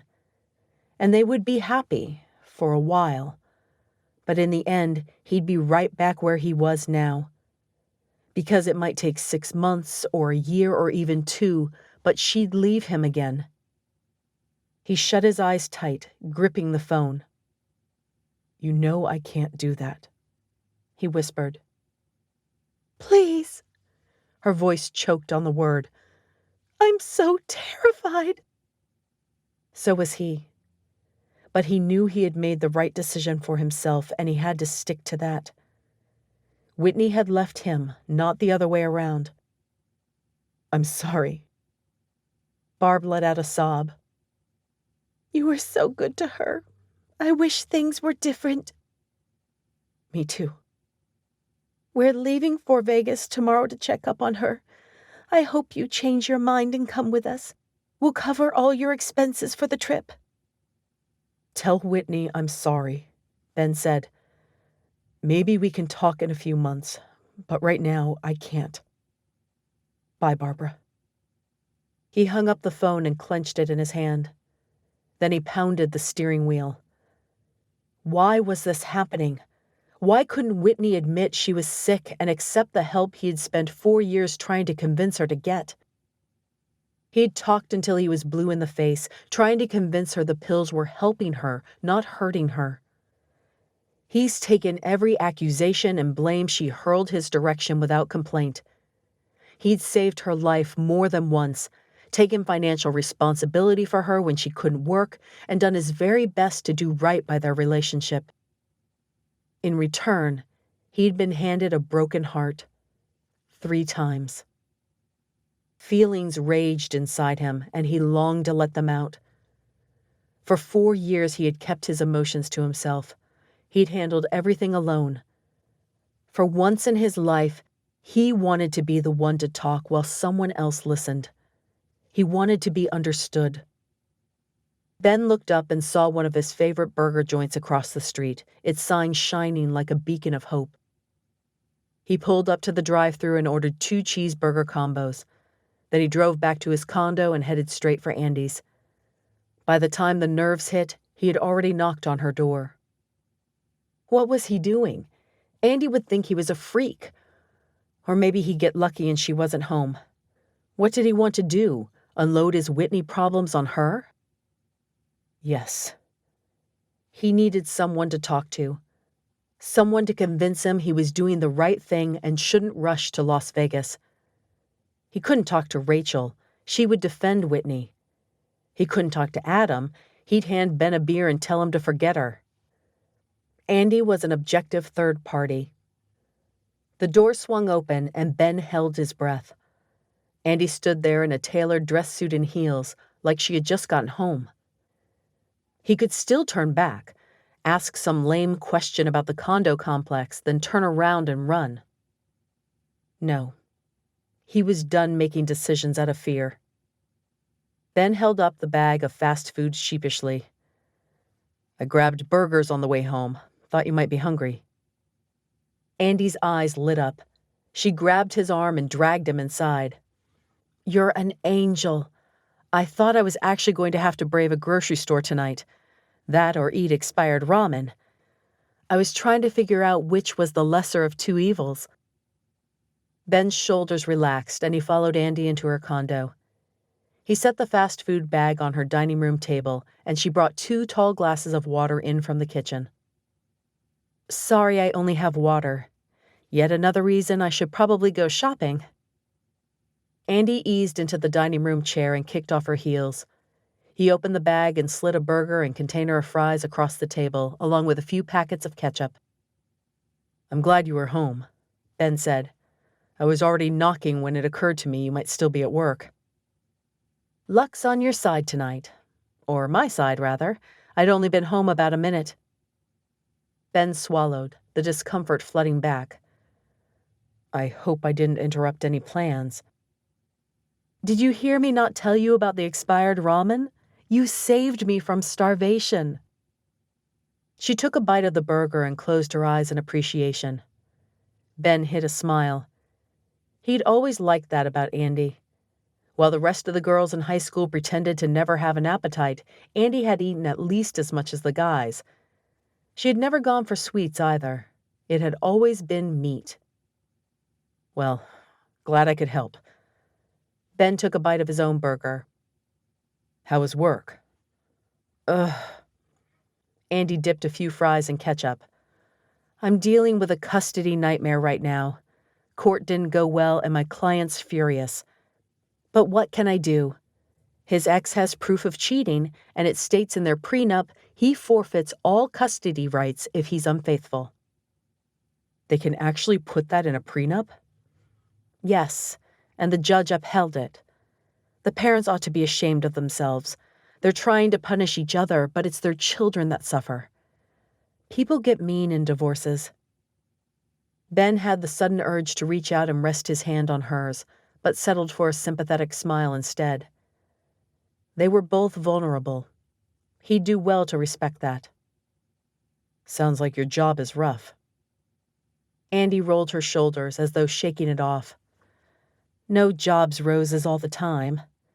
Tell me about your day. Did you finish unpacking? Ben paused, surprised at the question. Whitney had stopped asking him about his day a long time ago. Yes, I spent today at school.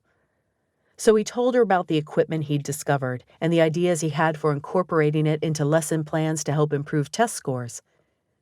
She listened intently and got excited when he did. His heart swelled at the normalcy of the moment. This is nice, Andi said. Thanks for bringing dinner. I usually eat alone while going over case briefs. I've enjoyed it too. Sounds like work keeps you busy. That's an understatement. I barely have time to breathe these days. He heard the longing in her voice, the words she wasn't saying. Ben forgot his own problems for a moment and focused on Andi. Is that why you stopped dancing? Mostly. The Andi I knew wouldn't let something as unimportant as time get in the way of something she loved. Her mouth twitched. You know me all that well, do you? The tips of his ears burned with heat and he looked away, taking a long sip of water. I guess not. It's been a long time since we hung out. I haven't changed that much. You're right. I could have made time for dancing if I'd tried, but it felt like a waste of time. To you or to others? He couldn't imagine anyone watching Andi dance and thinking it was a waste of time.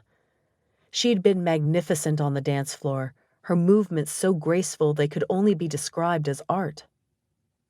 Ah, so you can read between the lines. I did love law school, and it was easy to block out dance and focus on that.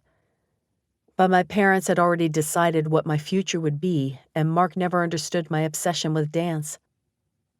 Is that why you decided to start dancing again now? Maybe I decided to dance again because my partner came back. Heat sizzled between them, and for a moment, Ben forgot all about Whitney. He wanted to take her in his arms and dance right there in the kitchen, anything to hold her close. Andi blinked and looked down, breaking the spell. So, are you going to tell me how your day really went? Ben froze, the conversation with Barbara flooding back. Now that he was actually here, he wasn't sure if he wanted to talk.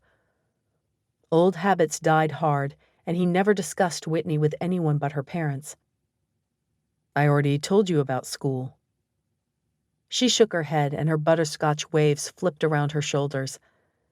Ben grabbed his water and took a long swig. I can tell something happened today. Something aside from school, Andi said. Like what? He tried to look innocent, but probably looked like an idiot. He'd forgotten how perceptive she could be. She scrunched up her nose, making the light spattering of freckles stand out. Adorable. It was the only word that adequately described her. You're hiding something. What are you, psychic? Ben asked. No, I'm a lawyer. She gave him a knowing expression, and he had to laugh. But it quickly died as worry for Whitney flooded back. I got a call from Whitney's mom. Whitney's not doing well, and Barbara wants me to go to Vegas and talk to her. Andi leaned back in her chair, her expression turning guarded. Are you going to? He fiddled with his burger wrapper, avoiding her eyes. I wanted to. I feel like this is partly my fault. I didn't respond to her texts, and now she's spiraling. You can't take responsibility for that.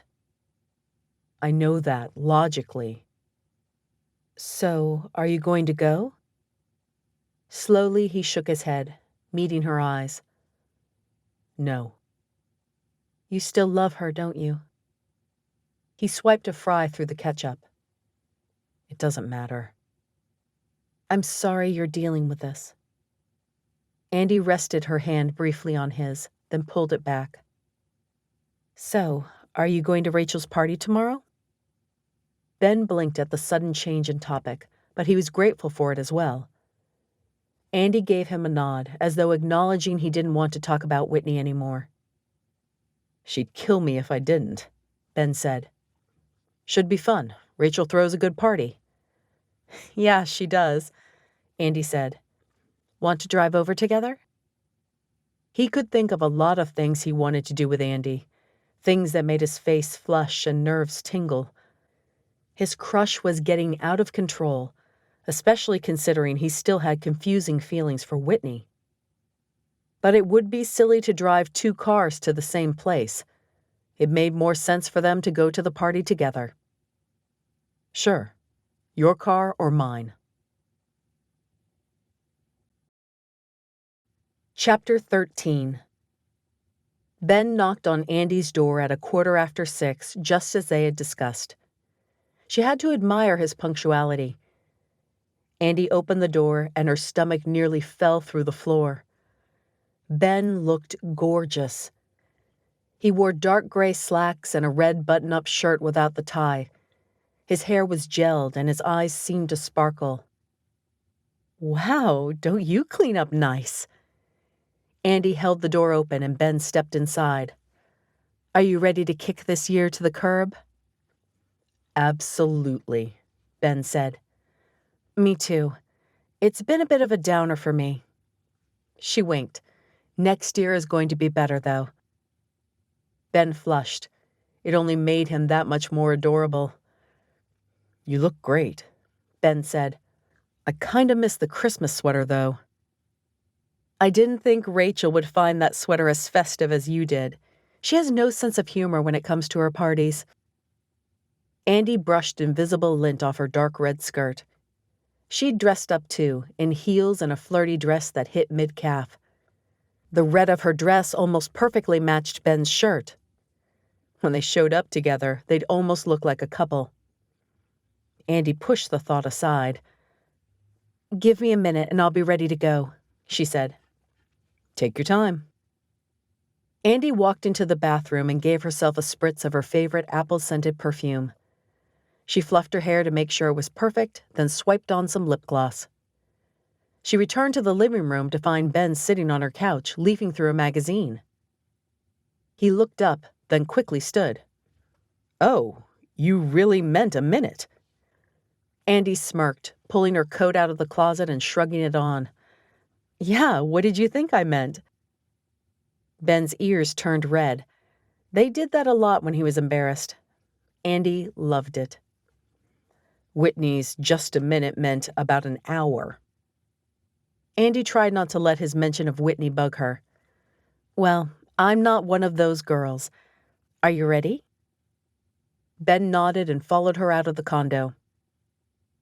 Are you sure it's okay if we take your car? He asked as they exited into the parking lot. Of course, Andi said. Ben's car was at least 20 years old.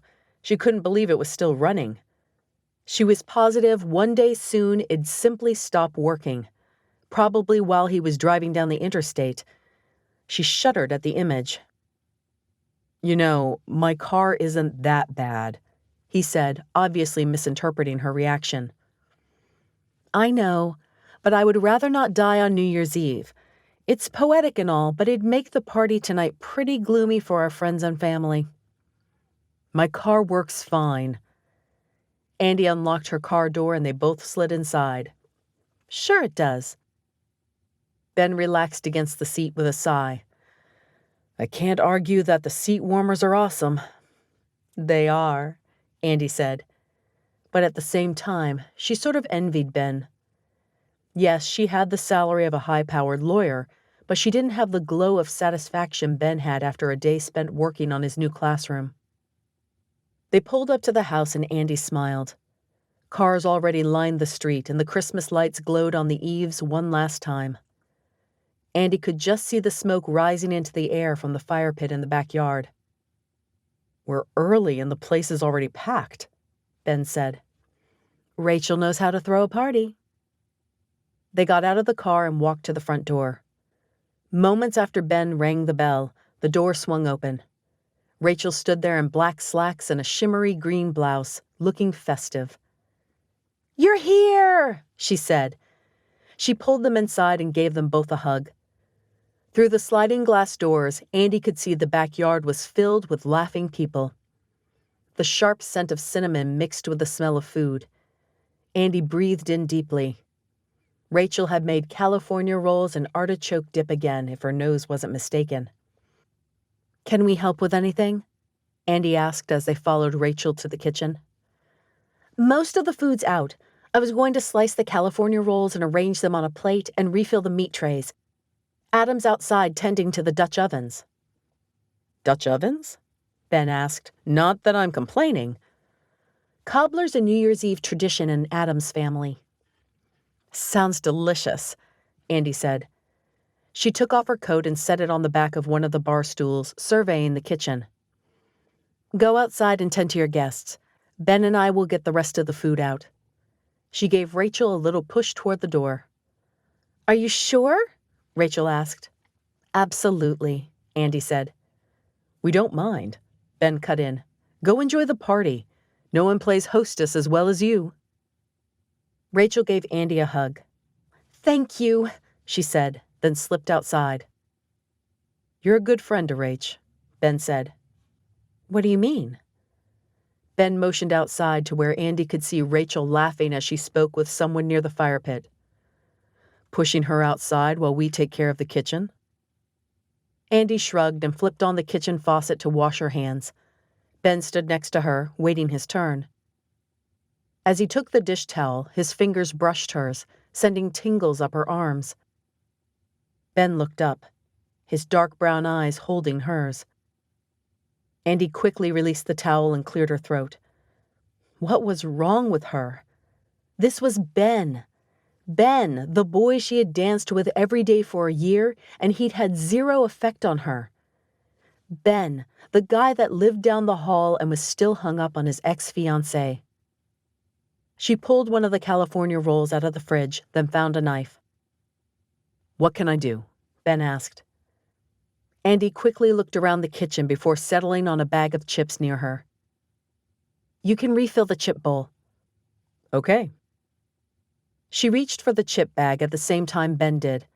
Andi's arm bumped against his chest, and she froze. "Sorry," she whispered. A slow grin spread across Ben's face. He didn't back away, and neither did Andi. "I don't mind," he said. His voice was quiet, too. He reached forward slowly, tentatively. Andi watched his hand, her stomach swarming with butterflies. His fingers caressed a lock of her hair that had fallen loose, and he tucked it behind her ear. Andi sucked in a breath.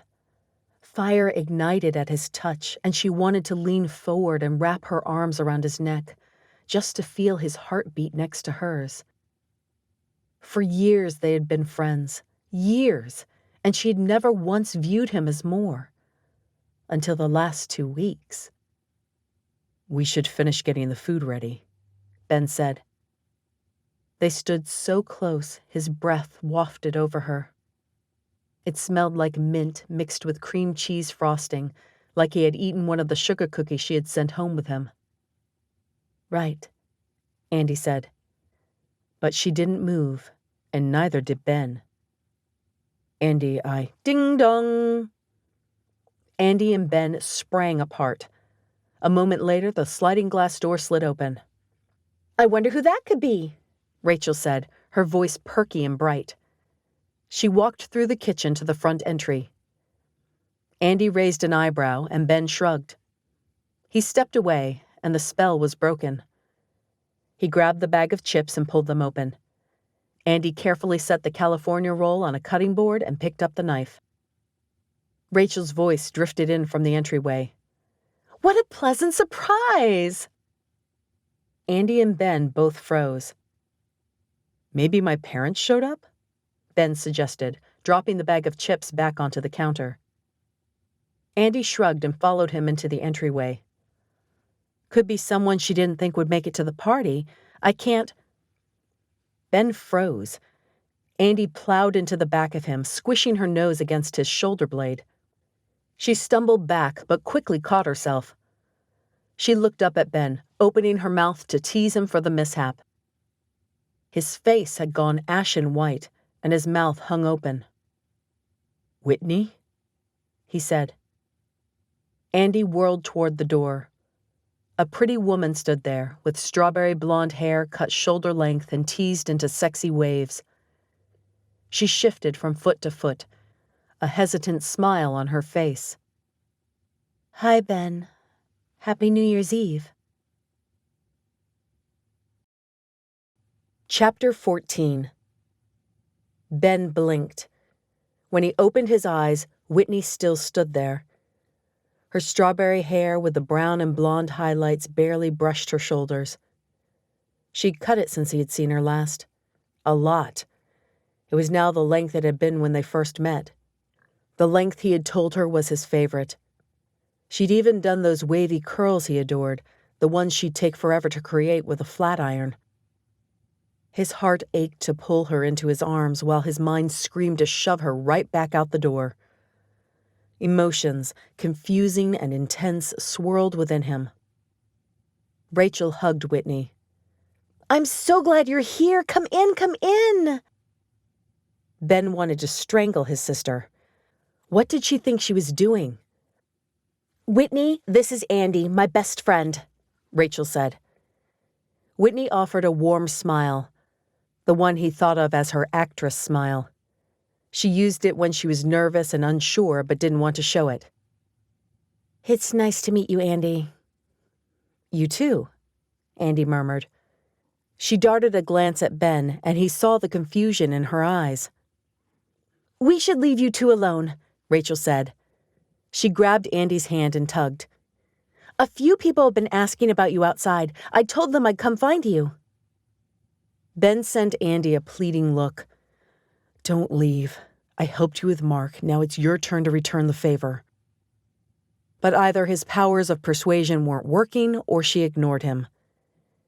Andi shot him one last glance, then followed Rachel out of the room. You look good, Whitney said into the silent foyer. Ben folded his arms across his chest. She'd lost weight over the past month, and the dark circles under her eyes, not quite hidden with concealer, made him wonder when she had last slept. Both were familiar signs of mania that had his stomach clenched with nerves. But she looked good, too. Great, even. She wore a fitted button-up shirt, one of those striped ones he went crazy over. It was unbuttoned halfway to show her white undershirt, and she wore jeans that clung to her like a glove and hooped earrings that made him want to nibble her neck. But no, that part of his life was over. They were over. Outside, the party guests burst into laughter, loud and happy. Ben longed to go outside and join them. Maybe if he closed his eyes, Whitney would disappear and this would turn out to be a nightmare. He leaned against the wall that separated the foyer from the formal living room and folded his arms. He didn't invite her in or ask her to sit down. This conversation shouldn't take long. "What are you doing here, Whitney?" "Isn't it obvious? I came to find you." "Your parents told me you couldn't get out of bed, that you were suicidal." He'd been worried sick, and here she stood, acting as though nothing was wrong. His blood boiled. Whitney looked away. "They exaggerated. I was depressed over losing you." "You broke up with me." Whitney swallowed. Her fingers drummed against her leg in the nervous gesture he'd seen 1,000 times before. In the past, he would have taken her hand in both of his and slowly massaged it until all the muscles relaxed and her shoulders sank with a sigh. But not this time. "I made a mistake." She motioned to the couch. "Can we sit? I just drove in from Vegas and I'm exhausted." Ben grunted and walked into the formal living room, her footsteps echoing behind him. He sank into the wing-back chair just to make sure she didn't try to cuddle close on the couch. "Your mother called me yesterday, worried sick. She said they were coming to see you." "They were going to, but I convinced them what I really needed was to see you again. I made a mistake, Ben. I wasn't myself." Her fingers tapped against her thigh. The red nail polish flashed, fresh and gleaming with the top coat. She must have stopped at a salon. A fresh manicure usually meant she was coming out of a depressive phase and entering a manic one. Shopping sprees and spa days were the first sign. "You didn't even have the decency to give me the ring back in person," Ben said. "Do you have any idea what it's like to wake up one morning and find your fiancé gone?" "I wasn't myself. If I had been in my right mind, I never would have left you. Please, Ben, you have to believe me." "I do believe you." Her eyebrows shot up. "You do?" "Of course, because that's how it always is, Whit." He winced as soon as the nickname left his mouth. It felt too familiar, too intimate. He didn't have that right any longer. "I know, and I'm sorry. I'm trying to get better." Hope leapt in his breast. If she was finally willing to be proactive about her health, maybe they could work out their issues. "You're seeing a psychiatrist?" "Better than a psychiatrist. Claire has an herbalist I've been trying out. It's working wonders." Ben swore and stood. "You've already tried that. We tried everything. The medication is the only thing that works." Whitney glared at him. She folded her arms tightly and Ben struggled to keep his focus on the angry purse of her lips. "You've never supported my medical decisions. All you want is to drug me and make sure I'm perky and upbeat. You don't want the real me. You want some twisted, medicated version." Her lips curled up in a sneer, and the hatred was back in her eyes, the disgust that made him believe her mental illness was all his fault. Exhaustion swept through him. Ben raised his hands to his eyes and rubbed hard. "I can't do this anymore. I can't be in a relationship where you blame me for everything that goes wrong. I know you have a medical problem, but you refuse to manage it and it turns you into someone I can't be with." Whitney stood. Her chest rose and fell, and he saw the hot anger in her eyes. But she was trying to hold back, to not upset him too badly. He knew because she hadn't started throwing things yet. "I didn't come here to argue about my disorder." "Then why did you come?" "To get you back." He sucked in a breath, his heart twisting. He ached to pull her into his arms and accept whatever half-truths and outright lies she fed him, just to spend a few more months happy. She rested her hand gently on his arm, soft and warm against his skin. He closed his eyes as the scent of jasmine hit him. 1,000 memories flooded through his mind, the good and the bad. "I miss you," Whitney said. "I thought I would destroy you if we stayed together. So I left the ring and bolted. Ben closed his eyes and struggled to clear his mind. He couldn't let his heart take over on this one. How can I be sure you won't do that again? You've done that 3 times. Do you have any idea what that's like? It won't happen again. Can you promise me you won't leave again? Can you promise me you won't threaten to kill yourself every time something doesn't go your way? Can you promise not to blame me for everything that goes wrong? Yes, I'm seeing an herbalist. Ben yanked his arm out of her grasp and sank into the chair, resting his elbows on his knees. What makes this one different than the 3 we saw last time? My state of mind. I saw an iridologist who helped me discover what negative emotions are blocking the herb's ability to work. You need a doctor, someone who went to medical school and has a license and a degree and a reputable practice. We tried everything, explored every avenue, and medication is the only thing that helps you, Whitney. This isn't what I want to talk about. This is the whole reason we aren't together, Ben exploded. You don't see our relationship as it really is. I loved you, Whitney. I would have done anything for you. But you weren't willing to let me in. And now it's too late. I won't be your whipping boy anymore. Whitney's eyes filled with tears, making the green luminescent. He ached to reach out and pull her to him, but he couldn't. He refused to go there again.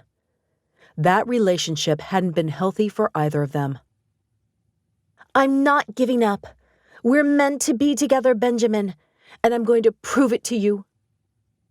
She wiped under her eyes, then reached into her purse and removed a business card. I'm staying at a hotel near the airport, room 322.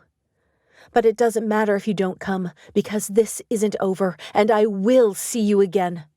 I'm not leaving California until I'm with you.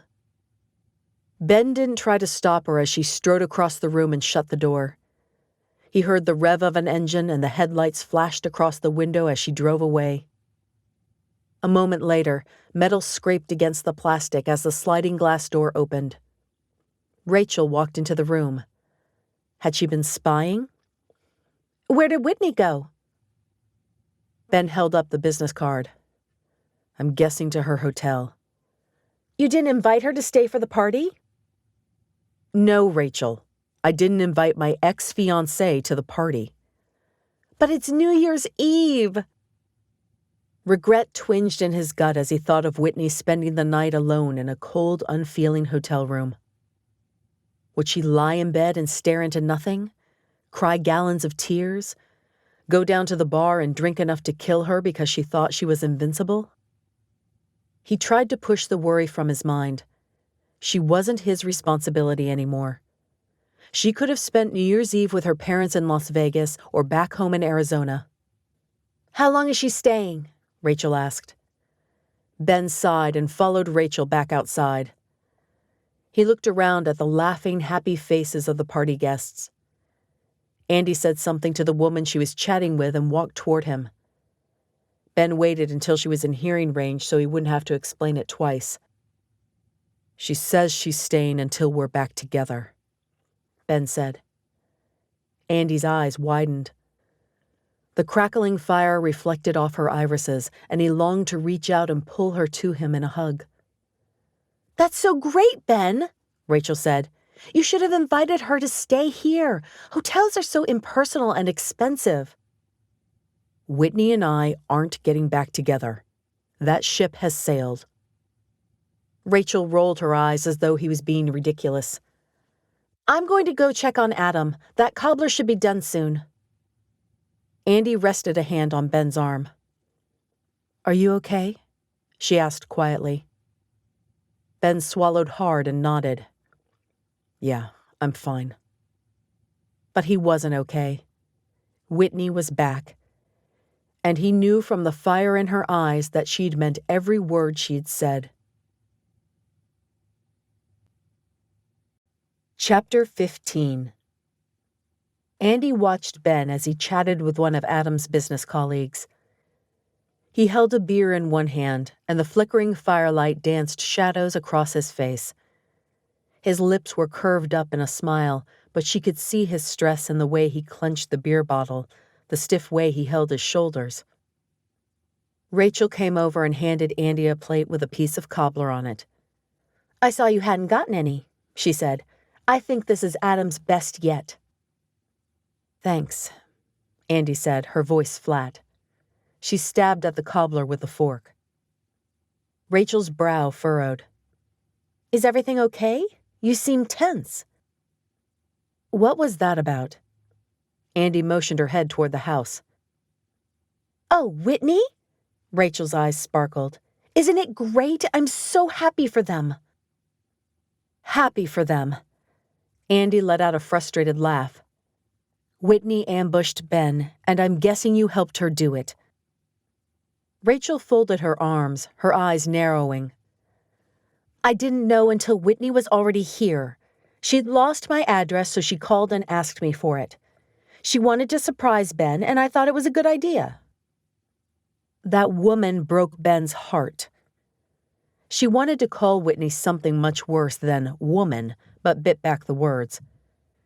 She shoved the cobbler in her mouth, desperate for something to keep the word vomit from exploding out. The cobbler melted on her tongue, warm and gooey. Oh, wow, that was good. It almost made her a believer in sweets.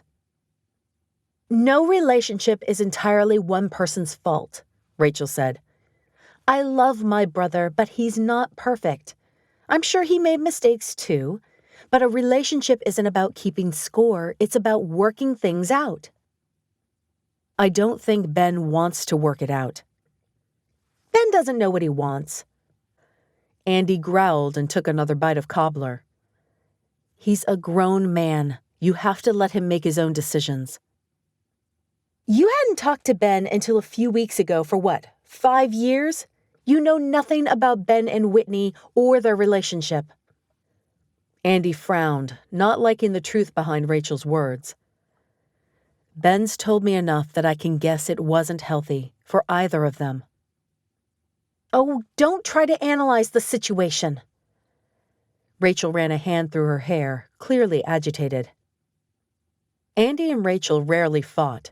Rachel said it was unfair to have to go against a lawyer trained in arguing, but Andi was ready to go to battle for Ben. "You need to back off, Rach. This time you went too far." "Why do you care?" Rachel's voice rose, and a few of the party guests conversing nearby glanced over at them.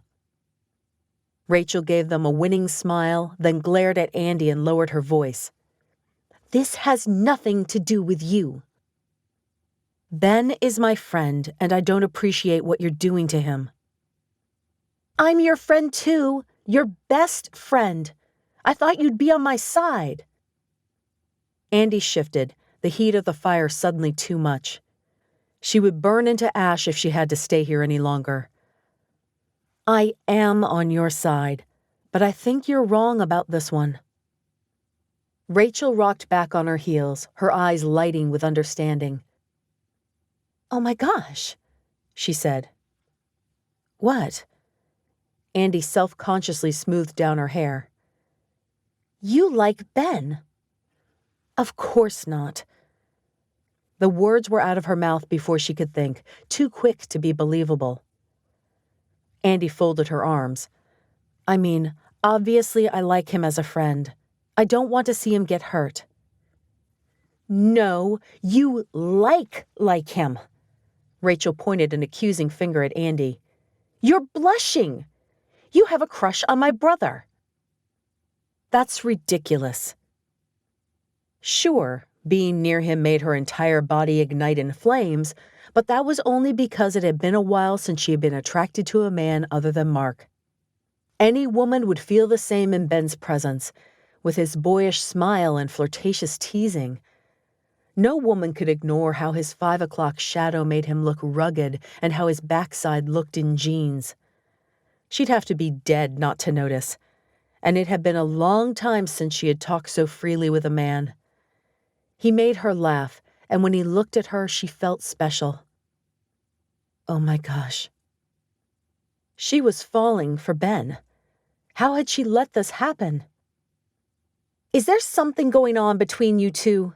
Rachel asked. Of course not. Andi had known she was attracted to Ben, of course. She wasn't a complete idiot, but it had taken Rachel to point out Andi's feelings were much stronger than a simple crush. Rachel folded her arms, her lips pursed. Whitney's stubborn. She won't leave until she's convinced Ben to work things out. I don't want to see you get hurt. I don't want to see Ben get hurt. I wouldn't have told Whitney to come tonight if I thought that was going to happen. Trust me, okay? Andi nodded stiffly. Rachel gave her a one-armed hug and disappeared into the crowd to socialize. Andi stabbed at her cobbler and took another bite. She still thought Rachel shouldn't have tried to force Ben into a reconciliation with Whitney. Ben glanced over at Andi, then turned his attention back to the guy he spoke with. Ben kept his hand low, waving Andi over in a clear, get-me-out-of-this-conversation signal. Andi polished off the cobbler, then dumped her plate in the trash and walked over to Ben. Ben grabbed her hand, yanking her toward him. Andi, I was about to try and find you. Don't you need my help with that thing now? Andi hid a grin. Yeah, I do. She gave an apologetic smile to the man. Do you mind if I borrow Ben for a while? Of course not, the man said. It was great talking to you, Ben. We'll have to get together sometime soon so I can tell you more about how Fit Next nutrition supplements have changed my life. Ben gave a tight smile and dragged Andi away. Andi covered her mouth with her free hand to hide a giggle. Ben pulled her to a dark corner of the yard and dropped her hand, and Andi missed it instantly. She stuck her hands in her jean pockets, her mind whirling. She couldn't fall for Ben. Couldn't. Thank you, Ben said. He's been trying to get me to buy into his pyramid scheme for 20 minutes. Were you and Rachel fighting? Just a disagreement. About what? Andi looked away. It's not important. Hey. Ben rested a hand on her shoulder, and Andi looked up. His brown eyes were nearly black in the dim light. They searched her face, and Andi caught her breath and held it.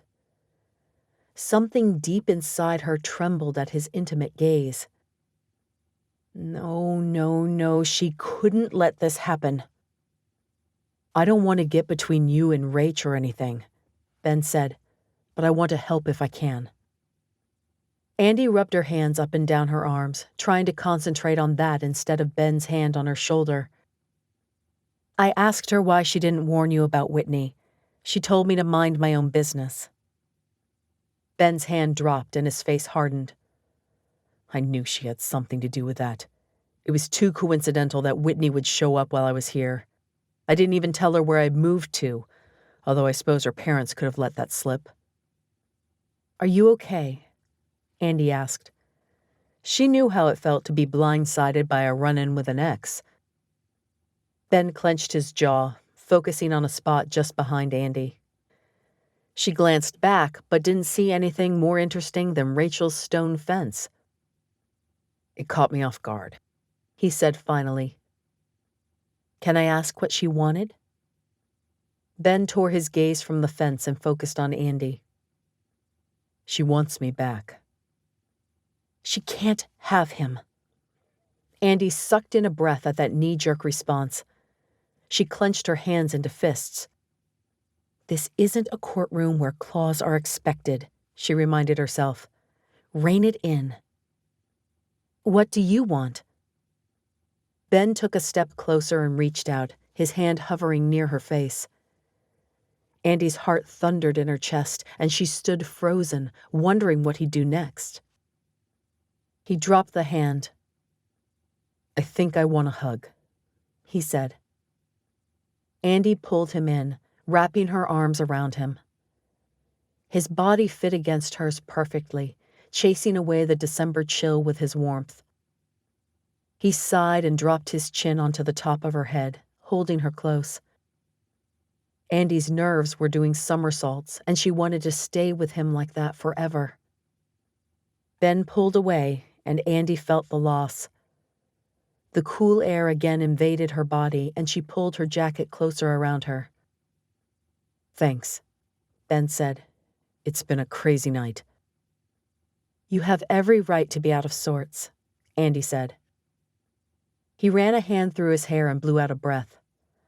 "I didn't expect to run into her here, you know. California is supposed to be my Whitney-free zone." "So what are you going to do?" "Try and convince her to go home, and hope she doesn't convince me to come back instead. I feel guilty leaving her when she needs someone so badly." "Ben, you can't take responsibility for her actions." "I know, but old habits die hard." Andi stood there, feeling helpless. She watched the conflicting emotions dance across Ben's face. He kept saying he and Whitney were over, and she believed him. But clearly, he was still very much tied to his ex-fiancée. "This isn't how I imagined starting the new year," Ben said. "I'm sorry." Andi didn't know what else to say. Ben wrapped an arm around Andi's shoulder and pulled her close. "Thanks for being such a good friend. I don't know what I'd do without you right now." "I feel the same way," Andi whispered, and it terrified her. Chapter 16. Ben avoided Rachel for the rest of the night. He was furious with her, but the party discouraged a confrontation, which was probably for the best. He needed to wait to talk to her until he had calmed down. The last thing he wanted was to argue with his sister, who had been so kind and helpful over the last month as he tried to piece his life back together. Andi stayed by his side for the rest of the night, picking up the slack in conversations so no one would notice how quiet Ben was being. He didn't know what he would have done without her. As soon as the clock turned midnight, Andi made their excuses to Rachel and they left. The drive home was quiet, and Ben was grateful for Andi's calm and comforting presence. He didn't want to talk, and she seemed to understand and respect that. Ben tossed and turned all night, then woke up early the next morning. Too early to barge in on Rachel. Even if he was angry, he knew better than to drag her out of bed at 5 a.m. and expect a productive conversation. As he ate a bowl of cereal in the breakfast nook and stared at the awful wallpaper, he knew what he needed to do to work out his nervous energy. Ben dumped his cereal bowl in the sink and opened the bifold doors hiding the washer and dryer. He grabbed a box from the shelf above the appliances and pulled out the scraper and liquid stripper he had purchased at the store a few days earlier. He mixed the stripper with water, poured it in a spray bottle, and squirted. For the next 4 hours, Ben stripped wallpaper. The cabinets required him to stand on a step stool and bend uncomfortably, but he relished the ache in his muscles and the tedious work that allowed him to block out everything. Since the wallpaper was just a border and the kitchen relatively small, he had stripped the entire kitchen by the time it was an acceptable hour to call on Rachel. He stood back, looking at the newly blank walls. The paint behind the removed wallpaper had scuffed and peeled, but the room already looked 1,000 times better. And Ben felt 1,000 times better, too. He could relate to the walls, scarred from misuse, but full of potential. Ben took a quick shower, then headed to Rachel's. He thought about calling first, but decided maybe a surprise visit was better. He had a feeling she'd be expecting him anyway. Ben rang the bell. Mere seconds later, Rachel opened the door. She wore jeans and a long-sleeved tee, and her face was devoid of makeup. "Come in." "Aren't you going to ask why I'm here?" Ben said. She blew out a breath. "I know why you're here." Ben shut the door and followed Rachel to the sitting room, the same one where he had spoken with Whitney less than 24 hours earlier. "Then you know what you did was wrong." Rachel plopped onto the love seat and hugged her knees. "I didn't know Whitney was coming until she was already in Los Angeles. When she called asking for my address, I thought it was the perfect opportunity for you two to talk. Ben massaged his temples. You're unbelievable.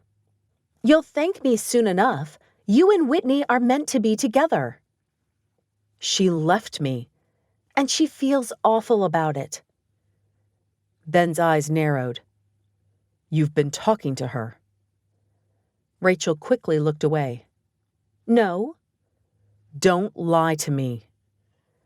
Okay, we've talked on the phone a few times over the past 2 weeks. You told her to come here. No, she came up with that idea on her own. I swear I didn't know she was coming. You gave her your address, told her I'd be here and when. If you'd listened to her, She left me, Rachel. Do you have any idea what it feels like to be left by the woman you love for the 3rd time? Ben ran a hand through his hair and cursed. I was finally starting to feel better, to move on, and then you had to bring her back here. Whitney's sorry. She didn't mean to leave you. She's better now. Ben slammed a hand down on the couch. Rachel didn't flinch. They had spent too many years fighting for either of them to startle each other. You don't know anything about Whitney. All you see is who she wants you to see, and let me assure you, Whitney is very good at hiding her true self. If your fiancé had cancer, you wouldn't leave her, would you? Guilt slammed into Ben. But no, this wasn't his fault. I wouldn't have left Whitney either. I would have stayed by her side for the rest of our lives if she had been willing to do the work with me instead of against me. But she wouldn't. She blamed every bad thing that happened on me. I deserve better than that. Whitney didn't. Ben held up a hand. Rachel, I'm sorry, but you have no idea what you're talking about. I came over here to tell you to stop meddling. I don't need help fixing my relationship with Whitney because it's not fixable. Lay off, okay? The doorbell rang, echoing through the room like a death knell. Rachel pursed her lips, her arms folded tightly around the knees she had drawn up to her chest. You didn't, Ben said. I wasn't going to let her keep staying at a hotel. She's my sister-in-law. Ben rose with a growl. This is exactly what I was talking about. She's doing everything she can to make amends. And I'm doing my best to move on, but you're making that incredibly difficult. I'm out of here. She's already seen your car. It'd be rude to leave without saying hi. What are you going to do, go out the back door? Maybe. Stop being childish. Rachel walked into the foyer.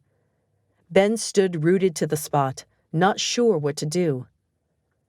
The front door opened, and he could just make out Whitney's strawberry curls as she hugged Rachel. He should leave, run away, but a part of his heart still ached for Whitney. I saw his car, he heard Whitney murmur. Is he here? If he hasn't escaped out the back door, Rachel said. Honestly, you two need to get over this misunderstanding. I know. I'll do my best. Ben shook his head, his blood boiling. Rachel had some nerve. He would leave, out the front door. He might even slam it in both women's faces. Ben walked into the foyer and folded his arms across his chest. I thought I told you to leave, he said, struggling to keep the anger in his voice in check. Whitney looked so fragile. The dark circles were more prominent underneath her eyes today, and her skin was pale and pasty. He'd bet his life that she hadn't been to bed since leaving last night. Probably wouldn't go to bed for several more hours, maybe even days. If she was seeing an herbalist, and he seriously doubted she was, then it wasn't working. He recognized the signs of mania. When on the upswing she thought she was invincible, it made her reckless and a danger to herself. Why had her parents let her drive alone to California? I'm not going anywhere, Whitney said. Not unless you come with me. You mean too much to me to give up on us. Funny, you didn't seem to care much about us when you took off in the middle of the night. If you need me to keep apologizing, I can do that. You can't resist me forever, Ben. I know you better than anyone. I can show you I've changed, convince you we're meant to be together. Ben swallowed. He wanted to curse and leave in a huff, but she knew which buttons to push. He ached for the life they had planned on having together, and letting go was anything but easy, especially when Whitney stood in front of him. He pushed past her, desperate to get away. I have to go. You can't avoid me forever, Whitney called as he stormed to his car. He stopped and turned, his eyes zeroing in on her. Watch me. Her mouth popped open in shock. He had never once stood up to her. He'd never before refused her anything when she put up a fight. He'd never pushed back. Ben put the car in gear, his heart pounding. How would Whitney react to this? He gripped the steering wheel, anxiety thrumming through him. He had to believe that she wouldn't fly off the handle and slit her wrists because of this. He had to remember she was no longer his problem. When he glanced in the rearview mirror, Whitney still stood on the front porch, jaw slack as she watched him drive away. Chapter 17. Andi loved a day in court. Arguing her side to a judge gave her a thrill, and the brief change of environment left her refreshed and energized. It was the part of law she loved, and the part she didn't get to do nearly enough. Today, she hadn't been arguing with a judge or pleading her client's case to a jury, but it was satisfying all the same. Smile, Andi said, holding up the phone. The judge stood in front of his bench, one arm around each of the parents. The mother held a drooling baby in her arms who babbled and squirmed to get down. Andi quickly snapped the picture. The judge said a few words to the newly created family, then shook their hands and disappeared inside the door to his chambers. The couple came over to Andi and she handed them back their phone. We cannot thank you enough, the woman said, tears in her eyes. My pleasure, Andi said. She held out a finger and the baby grasped onto it.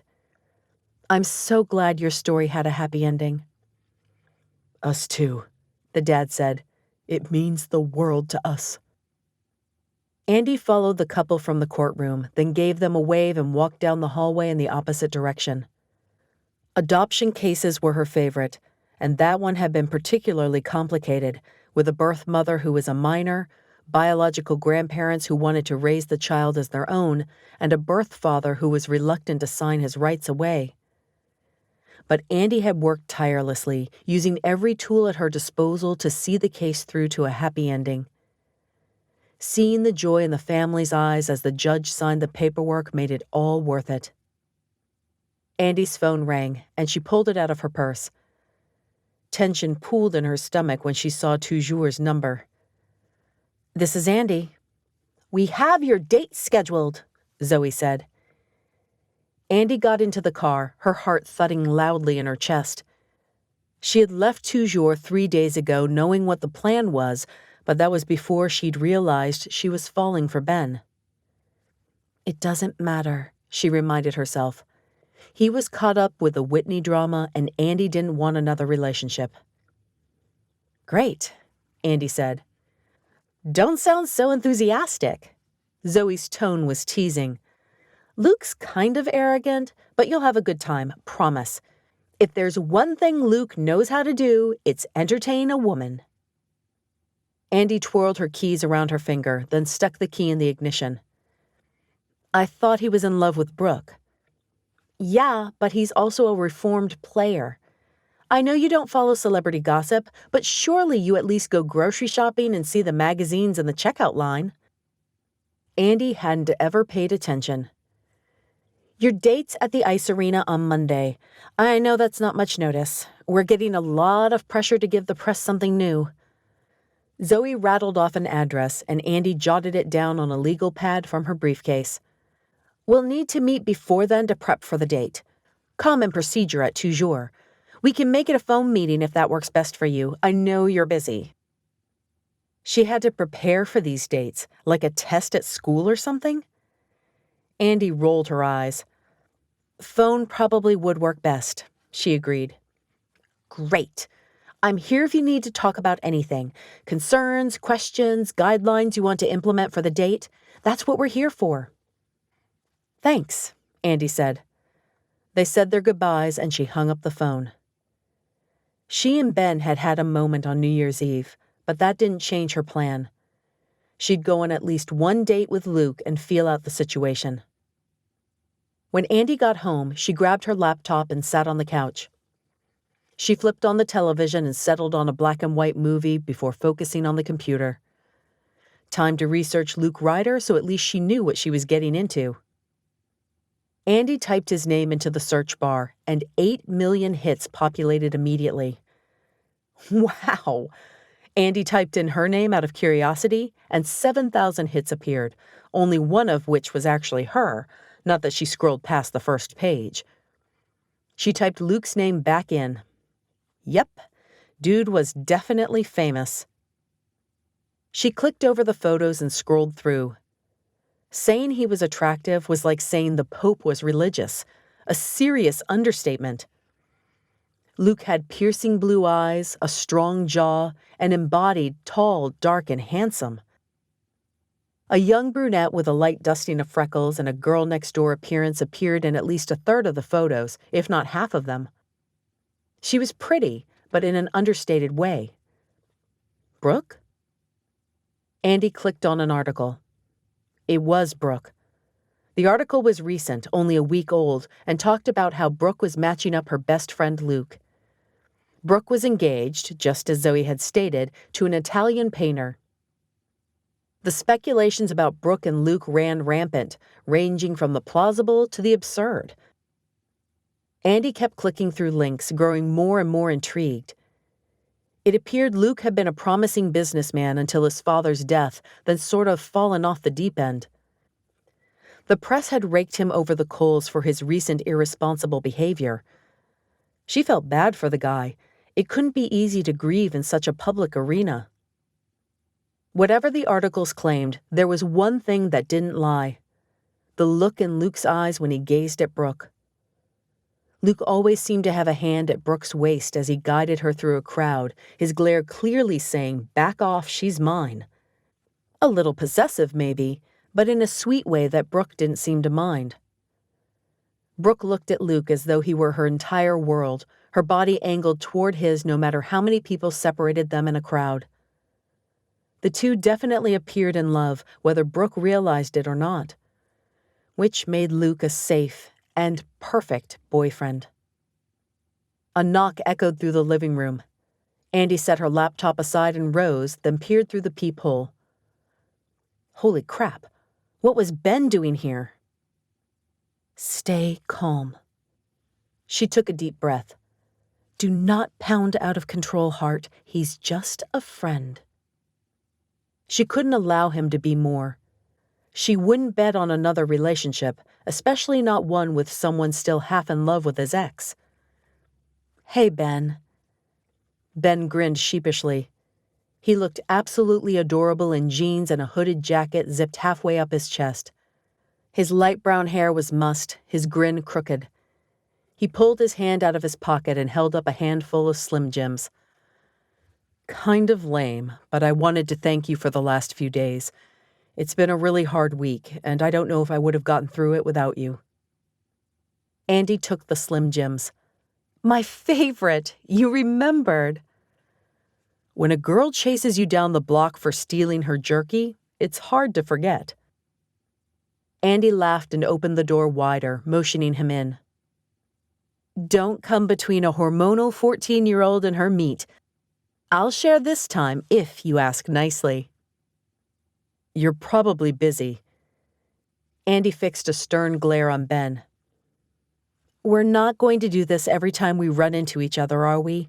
Unless you have something else you need to do, come in. Okay, thanks. Ben stuck his hands in his jean pockets and stepped inside, looking around uncertainly. My condo doesn't bite. Promise. Sorry. It's been a weird few weeks. Guess I'm on edge. Yeah, I can imagine. It hadn't been a cakewalk for her either. Andi tore open one of the Slim Jims and took a bite, then handed a second one to Ben. He motioned to her laptop. Are you working? In a matter of speaking. Ben smirked and leaned forward, looking closer at the laptop. Andi reached out and slammed the lid shut. Did you get set up with Luke Ryder? Ben asked.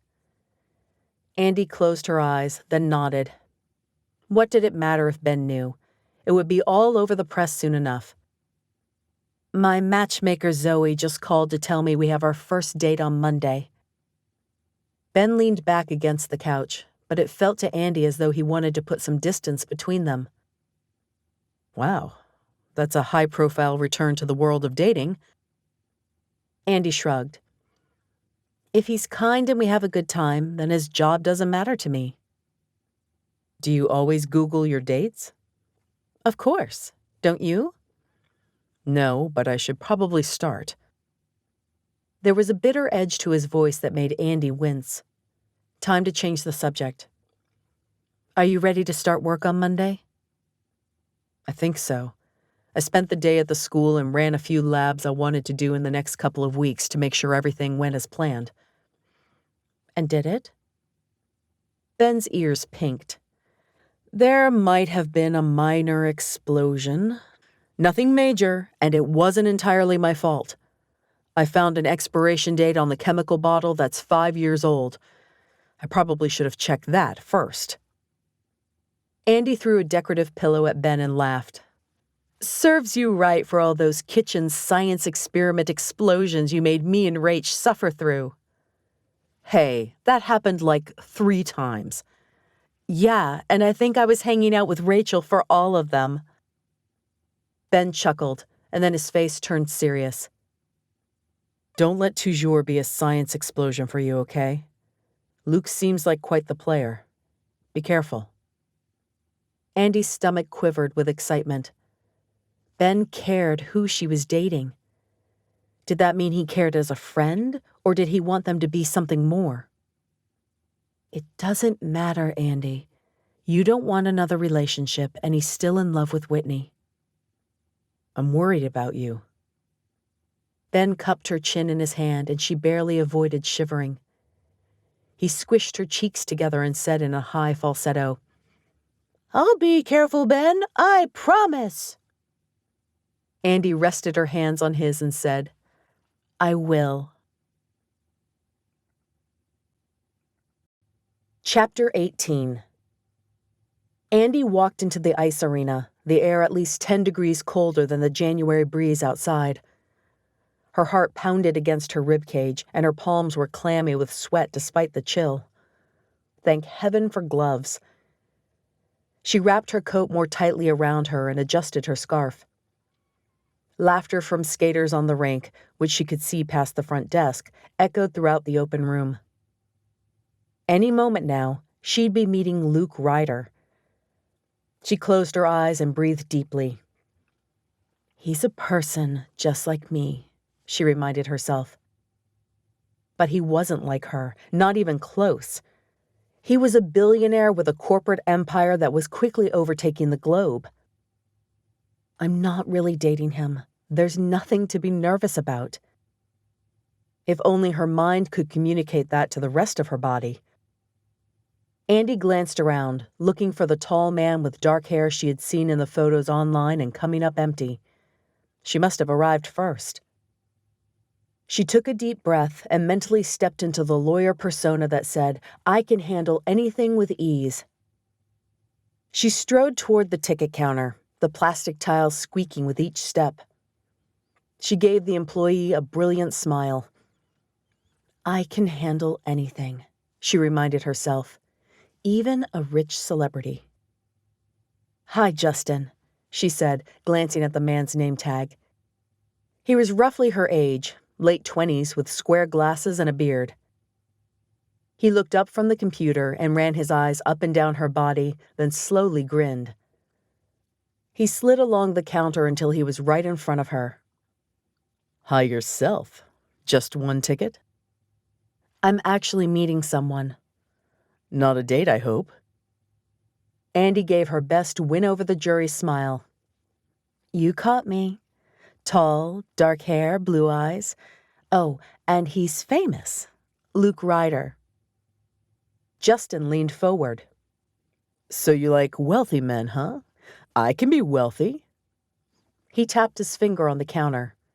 This job here, they guarantee me 20 hours a week and I make nearly $4 over minimum wage. A laugh burst from Andi, and she wanted to hug Justin for helping her relax. I like you, Justin. Remember that when things don't work out with Mr. Rich and Famous. Andi felt eyes on her back, and she froze. Was it him? She slowly glanced over her shoulder. It was Luke, all right. He looked just like his pictures. He was easily over 6 feet tall, his dark brown hair styled expertly into that messy look women adored. Andi could almost see the ladies in the room melting at the sight of him. Luke cocked his head to the side, brows furrowed in confusion. His blue eyes pierced her, even across the room. Suddenly, her scarf felt like it was strangling her. Why hadn't it occurred to her before now that she hadn't been on a first date in more than 7 years? And now she was on one with a celebrity. Looks like my date's here, Andi said to Justin. Her voice sounded raspy and she swallowed, trying to clear it. Luke's shoulders were tense, and as he got closer, Andi could see the stress lines around his eyes.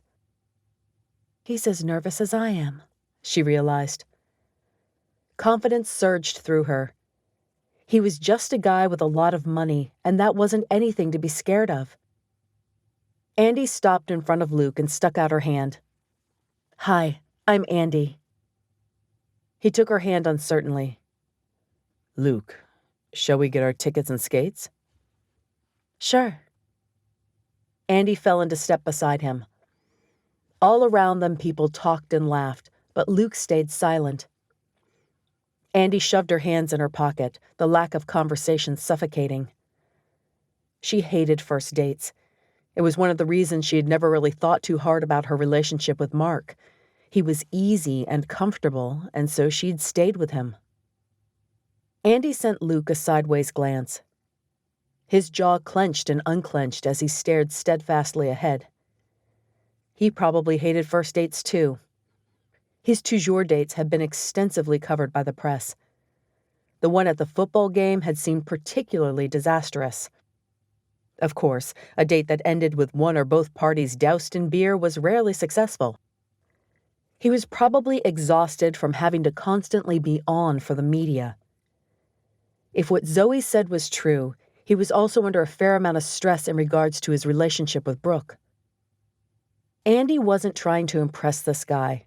She didn't want to be Mrs. Luke Ryder, and she wasn't looking for 5 minutes of fame. All she wanted was to fulfill her obligation to Rachel and maybe stuff her feelings for Ben into a box. She could be honest with Luke. She wanted to put him at ease. I really hate first dates, don't you? Andi said. Luke's eyebrow hitched and his eyes clouded, and Andi had the urge to giggle. She liked befuddling him. 2 tickets, Luke said. Justin stamped their hands, and Luke motioned to the counter across the room where they could pick up their skates. First dates are always so awkward and uncomfortable, Andi continued. Luke's eyebrow rose further, and she had to stifle a giggle. Agonizingly painful experiences, and you've had some real doozies lately, at least according to the press. I was thinking, let's pretend we're not on a date. Let's pretend we're friends. Sound good? Sounds great, actually, he said, but his brow was still furrowed in concentration, as though he couldn't figure her out.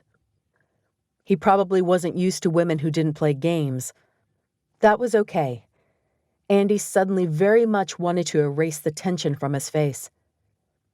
It would be easier to help Luke save Toujours and win over Brooke than to deal with Andi's crush on Ben.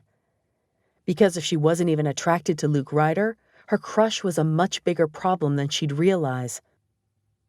Luke was attractive, yes, but she wasn't attracted to him the way she'd expected to be, the way that every other woman in America was. Ben tickled at the back of her mind, tugging, probing, begging to be let in. But no. He had Whitney to deal with, and Andi didn't want another relationship. She sat down on the bench next to Luke and laced up her skates. "So what brings you to Toujours?" Luke asked. "My best friend." Andi flipped her hair over her shoulder and tightened the lace, then stood. Her knees wobbled and she held her arms out, struggling to stay upright. Luke was almost as unsteady as she was, and they slowly made their way across the floor. Andi grabbed the plexiglass wall surrounding the rink and carefully stepped onto the ice, her skates nearly sliding out from under her. Seriously, whose idea had ice skating been? She was going to tell Zoe that in the future she wanted dates a little less challenging. "Your best friend?" Luke's voice sounded wary. "There's got to be a story there." Andi laughed. "Nothing like your story, buddy." "Oh, there is. It's kind of Rachel's fault my high school sweetheart dumped me 6 months ago. She's a newlywed and seems to think I will only be able to heal from the indignity of being dumped once married." "Whoa!" An ice skater flew past them and she stumbled. Her arms spiraled as she struggled to keep her feet under her. Luke stuck out an arm to catch her. Click. Andi saw a cameraman out of the corner of her eye. Holy crap. Why hadn't she considered this date would show up in the papers? Of course it would. He was Luke Ryder. What would Ben think of their date? It doesn't matter, she told herself sternly. She swallowed, struggling to stay unaffected. Thanks. Anyway, Rachel can be relentless, and she prepaid for 3 months at Toujours and gave it to me as a Christmas present. I figured it would be easier to go along with it than try to convince her I'm over Mark. Andi took a deep breath and plunged. His response would tell her everything she needed to know about their relationship, or lack of one. That's why I was excited when Zoe told me they'd matched us up. I knew you weren't looking for serious either.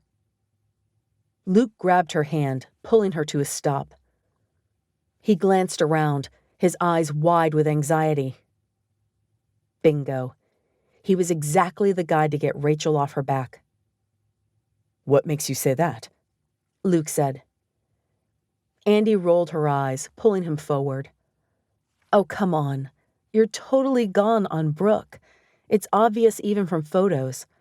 Aren't you two best friends or something? Or something. She thought of New Year's Eve and the way her body had ignited at the slightest touch from Ben. The way she ached for him when they were apart. Or something. That was a good way to put it. Yeah, I'm or something too. I think I might have a crush on Rachel's brother. The words slipped out before Andi consciously realized what she was saying. Crap. She hadn't meant to tell anyone about Ben, least of all a stranger. She needed to get her head on straight. She hadn't been thinking clearly since New Year's Eve. "Then why don't you go out with him?" Luke asked. Andi chewed on her lip. It's complicated, and I don't think any of our friends or family would exactly be thrilled. Rachel would flip out, and Andi's parents would lecture her about how teaching wasn't an ambitious enough career and she needed to marry a doctor or a lawyer or a dentist. But you? Ha! My parents and Rachel will die when they see the papers tomorrow. Definitely no, you need to find a nice guy to date and get over Mark conversations this week. Take that, Rach. Luke stared at her like she had two heads. She had said too much, and now she seemed like a crazy girl. Pull it together, Andi. She spun around, grabbing his hands and skating backward so they faced each other. Don't tell me Luke Ryder is without words. I don't know what to make of you. That's because I've lost my mind. There's nothing to make of me. I'm just me. So tell me about Brooke. Luke glanced around nervously. I'd rather not. Andi looked around too, but no one was within hearing distance. Oh, psh, no one's listening. And if they are and somehow print our conversation, I'll sue them for unlawful invasion of privacy. Luke laughed and let her pull him forward. Is that even a real thing? I'll make it a real thing, then I'll sue them. I'm very good at my job. Andi let go of one of his hands and moved so they were skating side by side again, but she didn't let go of his other hand. So what's the deal with you and Brooke? A skater flew past, and Andi and Luke both wobbled on their skates. Andi laughed as they slowed to a snail's pace, clinging onto each other. I love her, but she's getting married to someone else. His eyes were dark and brooding, and he clenched his jaw. Every line of his body tensed in frustration. Andi could relate to his frustration, at least a little. Maybe she didn't believe in love, but Luke obviously did. And he needed help if he was going to get the girl. Andi flexed her fingers, a new purpose filling her. She would help Luke get his happy ending. Yeah, that sucks, Andi said. What are you going to do about it? I told her I loved her. She had told Mark she loved him too, more times than she could count. In the end, it hadn't mattered. Andi shook her head. Not good enough. Women respond to actions, not words. What, like I'm supposed to overwhelm her apartment with flowers and chocolates? Again, Andi shook her head. You're rich. Buying things takes no effort or sacrifice. You have to do something to really show her you're committed, that she means more to you than anything. You know, the big gesture. A big gesture, huh? Andi nodded. Like moving from Arizona to California on New Year's Eve. Was Whitney's big gesture going to win Ben over in the end? If I save Toujours, that'll go a long way toward convincing her, Luke said. If I don't, she's moving to Italy. Well, that fits in with my plans perfectly then. Luke chuckled. Ah, you do have ulterior motives. Yes, but Luke didn't need to know one of them was helping him win over Brooke. Obviously. I need Rach off my back for a few months, but my plans benefit you too. I think we can help each other. You need a fake relationship for the papers. I need a fake relationship so Rachel can stop feeling guilty. She grinned. Well, what do you say? Luke pulled her closer, tightening his grip on her hand. You make a persuasive argument. Deal. Chapter 19. Ben nervously knocked on Andi's door a few minutes before 5:30. Soon he'd be holding her in his arms as they danced together for the first time in 5 years. He nervously brushed invisible lint off his gym pants and adjusted the duffel bag holding his shoes and water bottle. He hoped his shoes still fit okay, and he didn't end the night with blisters. The door opened, and his jaw dropped. Andi wore tight leggings and a loose-fitting tee that hung off one shoulder. Her hair was piled on top of her head, and she had a bag slung over one shoulder. She didn't invite him in, but stepped into the hallway and locked the door. Right on time, she said. You ready for this? Absolutely. He followed her to the elevator, struggling to keep his eyes where they belonged. 2 hours of his hands caressing her body and dance. He flushed at the thought. In the car, Andi entered the address into her phone's GPS and then pulled out of the parking lot. How was your first day teaching? Andi asked. I meant to text you yesterday, but things got busy at work and I didn't have a breather until late. The school has an A-B schedule, so I had all new classes yesterday and today. I think it'll be a good semester. There are a few students that seem like troublemakers, but most of them were respectful and attentive. I gave them an assessment to try and figure out how far behind we are, and I'm about halfway through grading them. It isn't as bad as I anticipated after half a year with no real teacher. That's great, Ben. I'm happy for you. Andi glanced at him, then returned her focus to the road. How are things with Whitney? I haven't heard from her since New Year's Day. He flicked his nail against his teeth, the worry pouring back. It's kind of freaking me out, honestly. Maybe she's giving you space. Maybe. But he didn't think so. She wasn't giving him space. She was planning how to get him back. Andi tapped her finger against the steering wheel. You could call her if you're worried. Ask her what her plans are. I'll wait her out. He wasn't about to play into her hands. Andi pulled into the parking lot of Footsteps for Change. Ben's eyes widened. He'd been picturing a tiny dance studio in a strip mall, but this building was the size of an elementary school. The lines were clean and modern, the exterior a black vinyl that screamed dance. The sign that hung above the double doors hadn't faded or cracked. They got out of the car, and Andi gave a low whistle. This place is a lot nicer than I expected. Looks new. I didn't realize it was so big, Ben said. How many dance studios are in this place? At least a few. Andi glanced around the parking lot.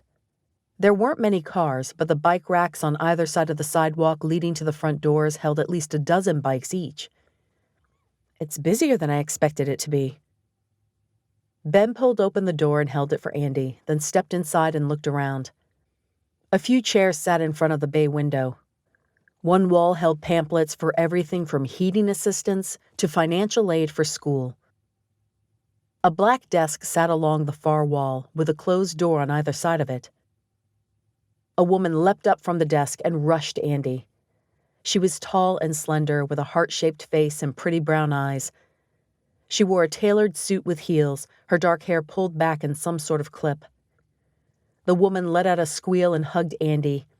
You're here. Of course I'm here. Andi wrapped an arm around the woman's shoulders and steered her toward Ben. Elle, this is Ben. We danced together on the high school ballroom team. Elle reached out a dainty hand and Ben shook it. You have no idea how grateful I am, Elle said. The kids would have been so disappointed if we had to cancel. We're happy to help, Ben said. I can't wait to see you two together, Elle said. In college, Andi complained that none of her partners were as good as you. It's nice to finally meet you. Had Andi really said that, or was Elle being nice? Andi winked at Ben. I didn't exaggerate a thing, I promise. He imagined Andi grumbling about those other men and smiled. Let me show you around. Sarah, man the front desk for a while, Elle said, and the woman nodded. Elle chose the door to the right of the desk and swiped her badge over a reader to unlock it. What's through there? Andi asked, pointing to the other door. Our administrative offices, Elle said. We have them separated so the kids can roam freely. She held the door open and motioned the two of them inside. You can't get past the front lobby without an employee badging you in. I'll make sure Sarah adds you to the list of teachers today. Whoever is manning the front desk will ask you to provide photo ID until they recognize you by sight. A lot of the kids come from volatile situations, and we want to make sure they feel safe here. We have a security guard on staff 24 hours a day and 10 other employees whose only purpose is to keep an eye on the children and make sure they're safe and protected. It's so great you're doing this, Andi said. I read up on the charity today, and I'm thoroughly impressed. Thank you. We've worked very hard to turn it into something we're proud of. Right now, our biggest hurdle is letting people know we're here. You'll get there, Andi said. They walked down a short hallway that opened into a large common room.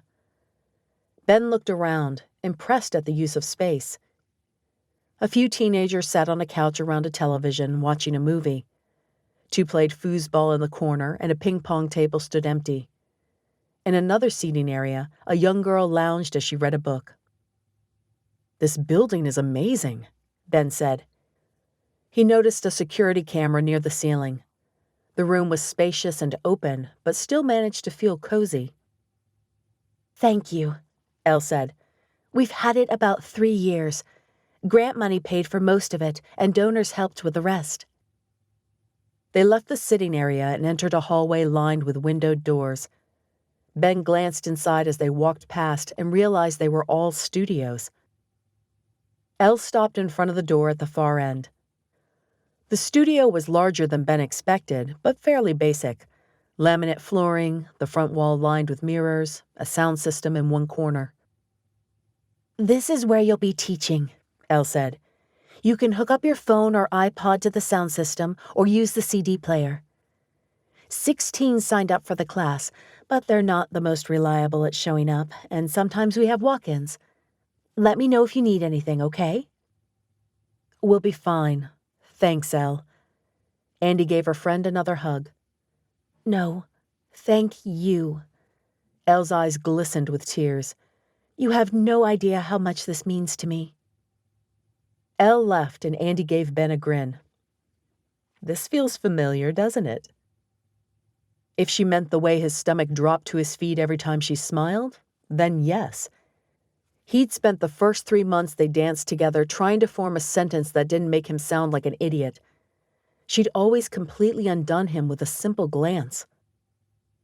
Andi sunk to the floor and pulled out her ballroom shoes. Ben sat down next to her and did the same.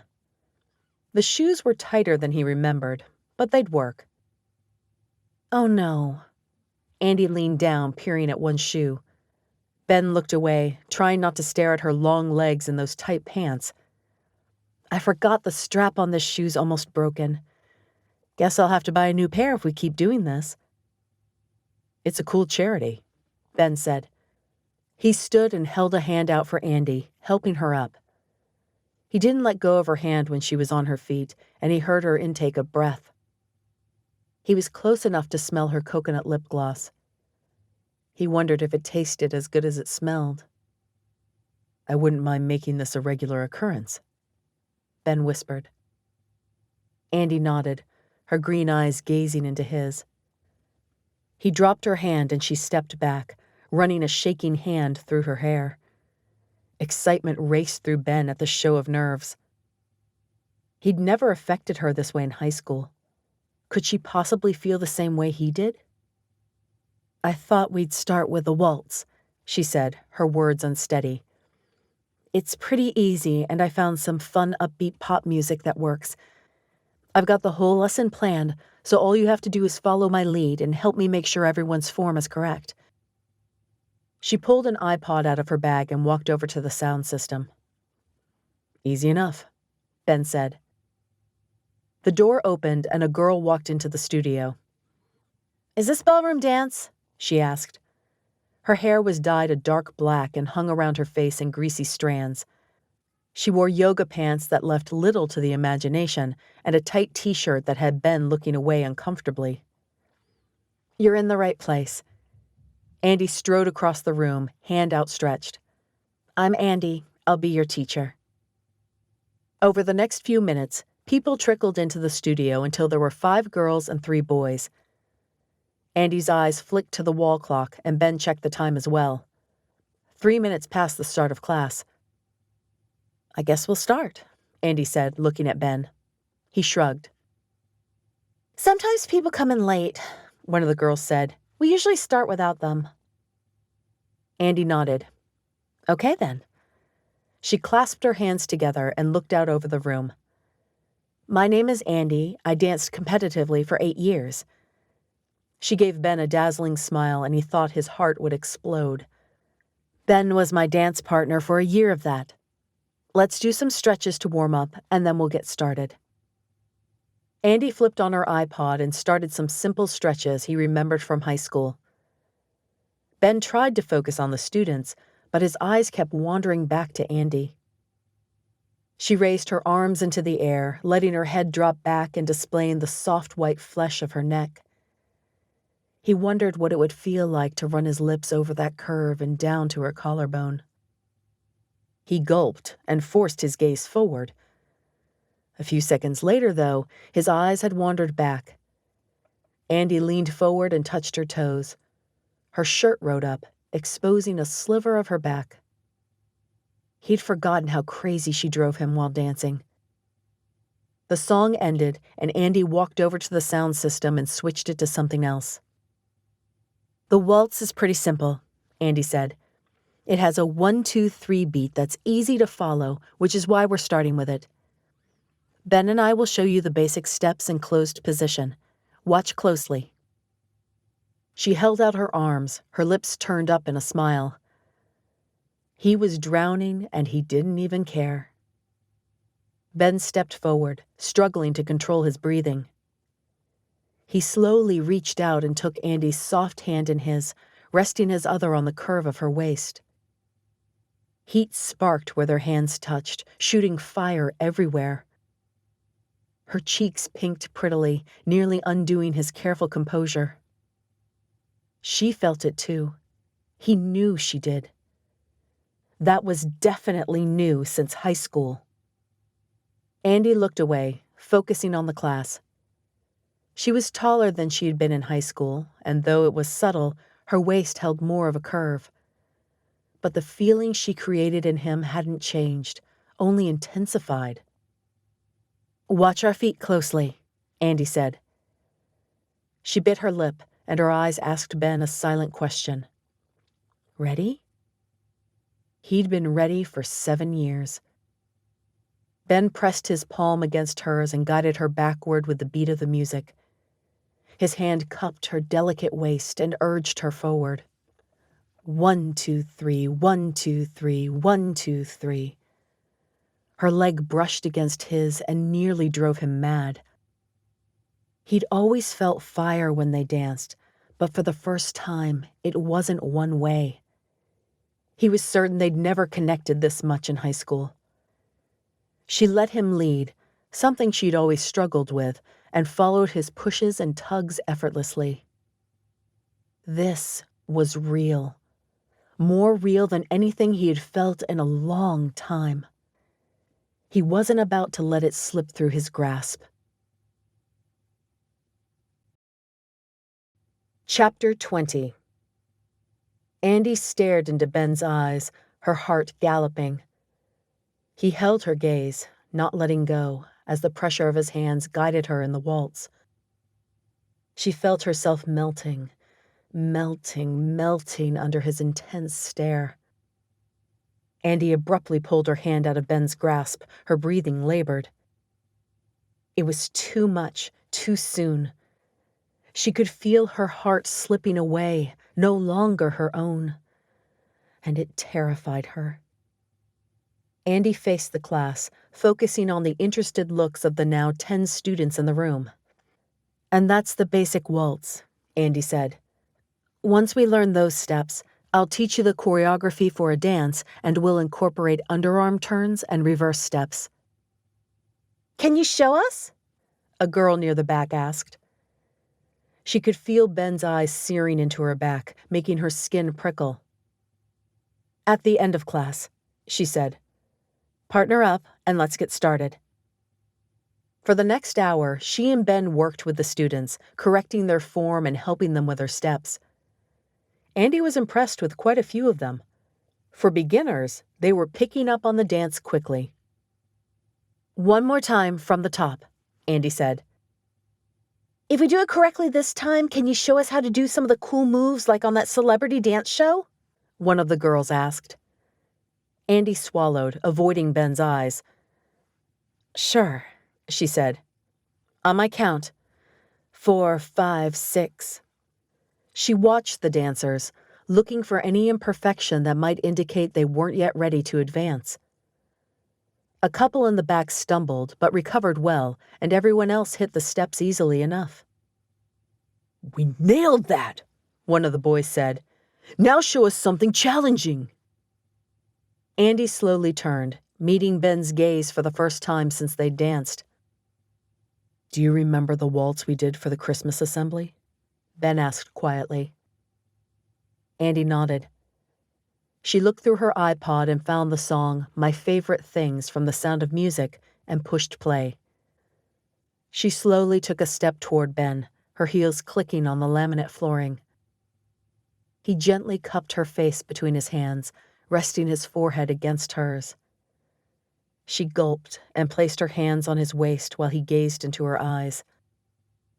The beginning of this dance had never affected her more. The song began, and Ben ran his hands down her face, his touch teasing until she ached. He pulled her to him, then spun her out with a strength and precision that left her breathless. His eyes never left hers as he drew her in, and she was tumbling deeper and deeper into these crazy emotions, and she didn't want to stop. His hands caressed her hips, stroked her face, wrapped her close as the song played on. It had been years since Andi had even thought of this dance, but the steps came flooding back, and neither she nor Ben missed so much as a step. The music crescendoed to a close, and Andi stood, her back pressed against Ben as his arms held her close. She could feel his body heat, hear his labored breathing as tiny puffs of air tickled her neck, and her entire body trembled. Ben slowly dropped his arms, releasing her, and the cool air of the studio rushed in to chill all the places he'd warmed moments before. Andi looked up and saw 10 sets of eyes staring at them with slack jaws. One of the boys clapped, and the others quickly followed. "That was awesome!" the boy who'd started clapping said. "You guys are really good." "Can you teach us how to do that?" a girl asked. "Of course," Andi said. She glanced at the clock and saw they were almost out of time. "But that will have to wait for next week." Andi led the group in a quick cool down and then dismissed them. The kids laughed and talked as they gathered their things and left. Within a few minutes, the classroom was empty except for her, Ben, and the music. Andi slowly turned, lifting her eyes to meet Ben's. She folded her arms across her chest to hold back a shiver, feeling suddenly shy in his presence. Ben took a step toward her, and her heart rate spiked. "You did good today," he said. "You're an excellent teacher." "You weren't so bad yourself," Andi said. She had meant the words to be teasing, but they came out breathy, almost a whisper. Ben opened his mouth to say something, but footsteps on the laminate had them whirling. "Great job," Elle said. "I stopped by about 20 minutes ago and peered in. Everyone looked like they were having a lot of fun. They seemed to be picking up the waltz quickly." Andi ran a hand through her damp hair, trying to clear her head. "Yeah, they did great. I had a lot of fun, Elle. Thanks for asking me to do this." "You belong on the dance floor, Andi." Elle looked back and forth between the two of them. "I caught the end of one of your demonstrations. I can see why he's your favorite dance partner. You two have great chemistry on the floor." Ben gave Andi a meaningful look. "Andi makes it easy." "Well, you two put on a good show. If I didn't know better, I'd think you were a couple." Elle pulled out her phone and flicked it on, showing it to Andi. Andi gasped, grabbing the phone and pulling it toward her.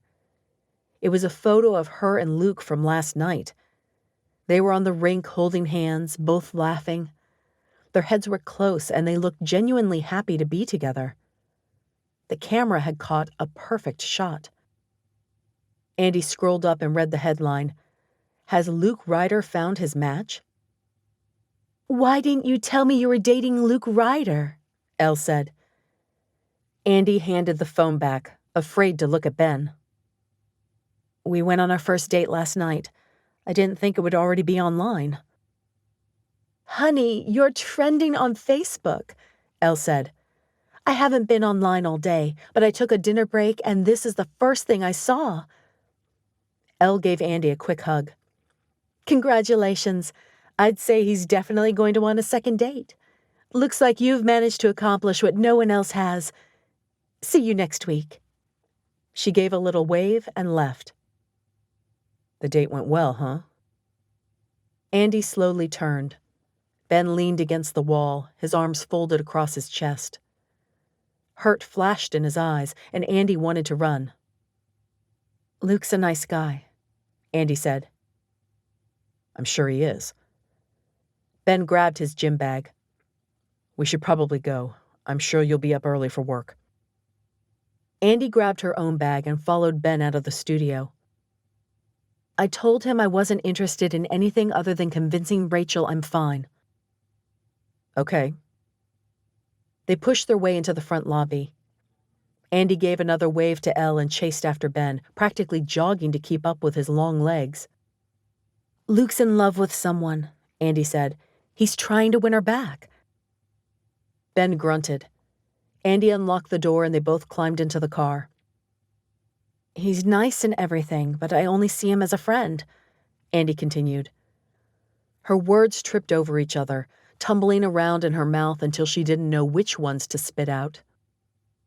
Ben gave Andi a fleeting smile, but it felt fake, forced. You don't owe me an explanation, Andi. I'm glad you found someone that fits in with your plans. The words hit her like a punch in the gut. She saw his frustration in the set of his jaw, the pain in the lines around his eyes.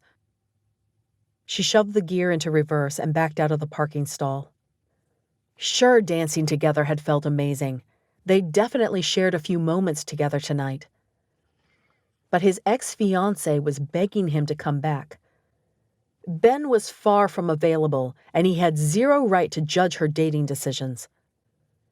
Andi hadn't wanted to get tangled up in the complicated world of relationships. It was too stressful, introduced too many variables. She didn't want someone else to dictate her choices, and that's ultimately what love did. She'd been right to lock up her heart and push love aside. Tonight had reminded her why. Chapter 21. For the next few days, Ben avoided Andi. He spent his days at school and his evenings working on the condo remodel. He knew he had no right to be hurt by the fact that she had gone out with Luke, but New Year's Eve and their shared dances had meant something to him. He'd thought they meant something to her as well. He tried to be logical. Maybe Andi really did just want to make Rachel feel better. Maybe Luke really did love someone else. But Luke Ryder was a billionaire with more houses than Ben had pairs of shoes. And Luke had been voted one of the year's sexiest men alive in a popular magazine. And Andi was perfect. Ben seriously doubted if Andi and Luke dated, they'd remain just friends. When he woke the next morning, he had a text from Whitney. It was like she'd sensed weakness and pounced. Whitney, let me make you dinner tonight and we can talk. He stared at the text, debating whether to respond or ignore it. He had no idea where she expected to cook since she was staying at a hotel, but she was trying. Was he making a mistake by not letting her back in? He set the phone down on his bedside table and got up to take a shower without responding. Whitney didn't text him again. By Friday, Ben was ready for the weekend.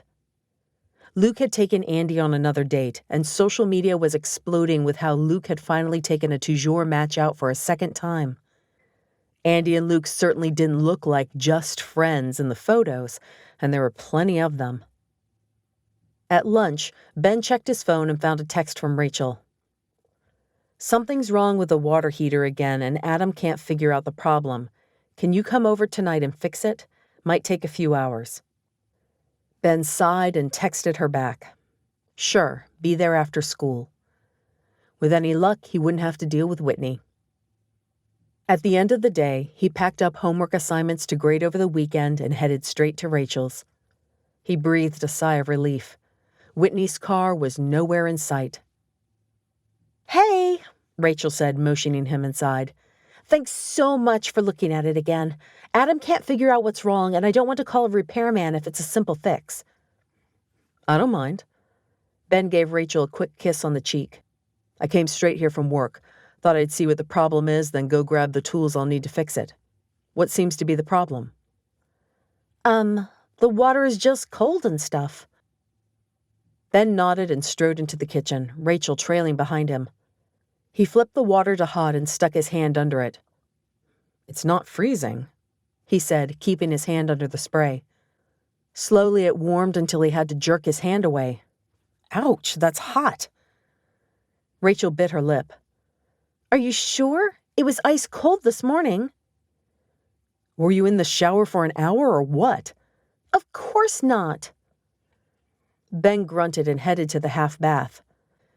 Growing up, he'd had more than a few cold showers because Rachel emptied the hot water tank. He flipped on the faucet and turned it to warm. The water heated to a steamy temperature in only seconds this time. Water's fine in here, too. Rachel motioned to the door leading downstairs. Can't you go check the pilot light or something? The water's fine. Rachel rolled her eyes. Sure it is, now. But do you want me calling you again tomorrow? She had a point. Ben sighed and flipped on the stair lights, heading into the unfinished basement. He stepped around stacked boxes of recently taken down Christmas decorations and made his way to the utility room.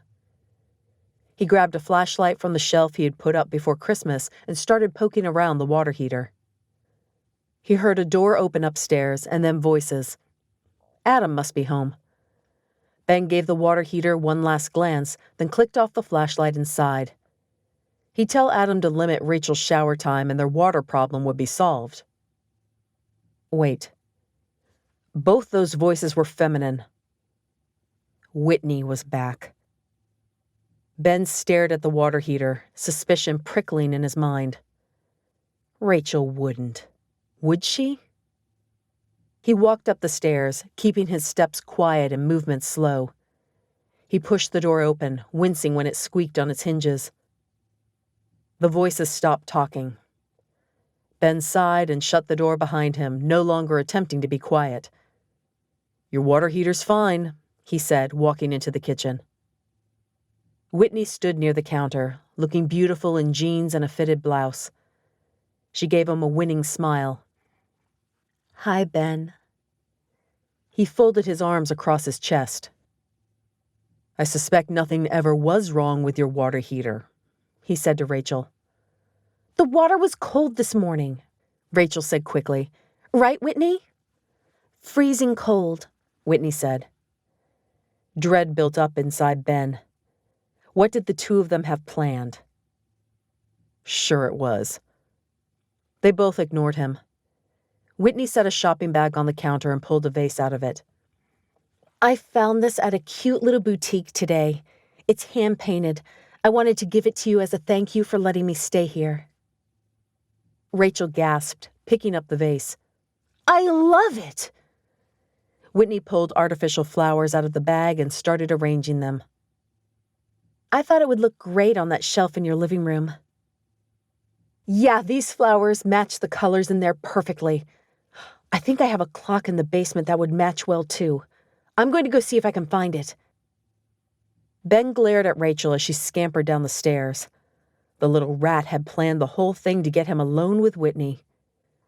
He wondered who had been the instigator of their scheme and who had been the sidekick. He'd bet money that Whitney had come up with the idea. Well, he'd better get it over with. He gave the empty stairway one last longing glance and turned around. Whitney had disappeared. His brow furrowed and he quickly scanned the kitchen before moving on to the living room. He gasped. Whitney had balanced a step stool on top of an end table, 6 books underneath each leg to hoist it higher. She stood precariously on tiptoes, the vase in both her hands as she struggled to reach the shelves. "What are you doing?" Ben yelled. Whitney looked back, a coquettish smile on her lips. "Putting the vase on the shelf?" "You're going to hurt yourself." She laughed. "I'm not going to get hurt. I figured Adam probably doesn't have a ladder high enough to do the job." She turned back to the shelf, stretching so that her shirt rose, exposing a stripe of her back. Ben's mind flashed back to a similar scene almost 2 years old from when they had moved into their last apartment together. They had laughed and joked and rearranged furniture all day, and he thought life couldn't be more perfect. One of the books slipped, jostling the step stool.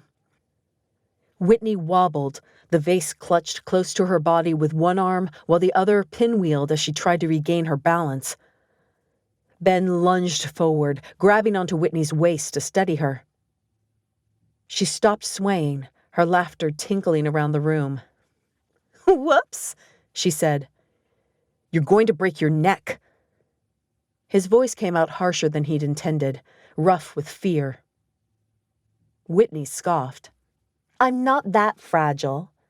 She reached up, ready for another attempt. "Please get down from there." Ben clutched at her hips, desperation sweeping through him. Definitely mania. It made her reckless, convinced her she was invincible. This was low on the list of dangerous situations she'd put herself in, but his mind replayed the more terrifying episodes back to him. Picking up a frying pan without hot pads, taking a sharp curve on a freeway off-ramp at nearly 70 miles an hour, and so many other instances. "Stop worrying," Whitney said. "I'll bring a ladder over tomorrow and help you put it up." Whitney looked down at him, her eyebrow raised in a challenge. "Promise?" "Promise." She grinned, the smile cat-like and terrifying. Ben kept his hands at her waist as she stepped down the ladder, not releasing her until both feet were solidly on the floor. "Found it!" Rachel reappeared, a large decorative clock in her hands. She set it on the counter and squinted up at the shelf. "Not sure how we'll get him up there, though." Whitney smiled sweetly. "Ben said he'd bring his ladder by tomorrow and help us." "Perfect." Rachel rubbed her forehead. "You know, Whit, I'm not feeling so great. I'm not sure if I'm going to make it to the Lakers game tonight." "Oh, dear." Whitney pursed her lips. "That's too bad. They're expecting quite a showdown." "Hey, Ben loves the Lakers," Rachel said, "and he hasn't seen a game since moving to town." Ben snorted. They were so transparent. Neither girl enjoyed basketball.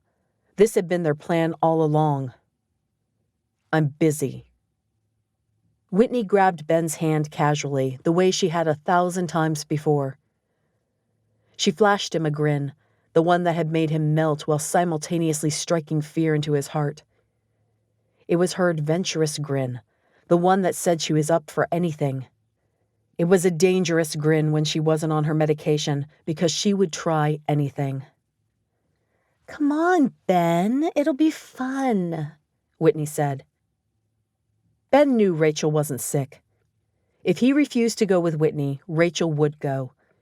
But she didn't know what to look for, what triggers signaled distress.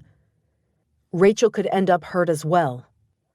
Whitney could crash the car on the way to the game because she was driving 100 miles an hour instead of 70.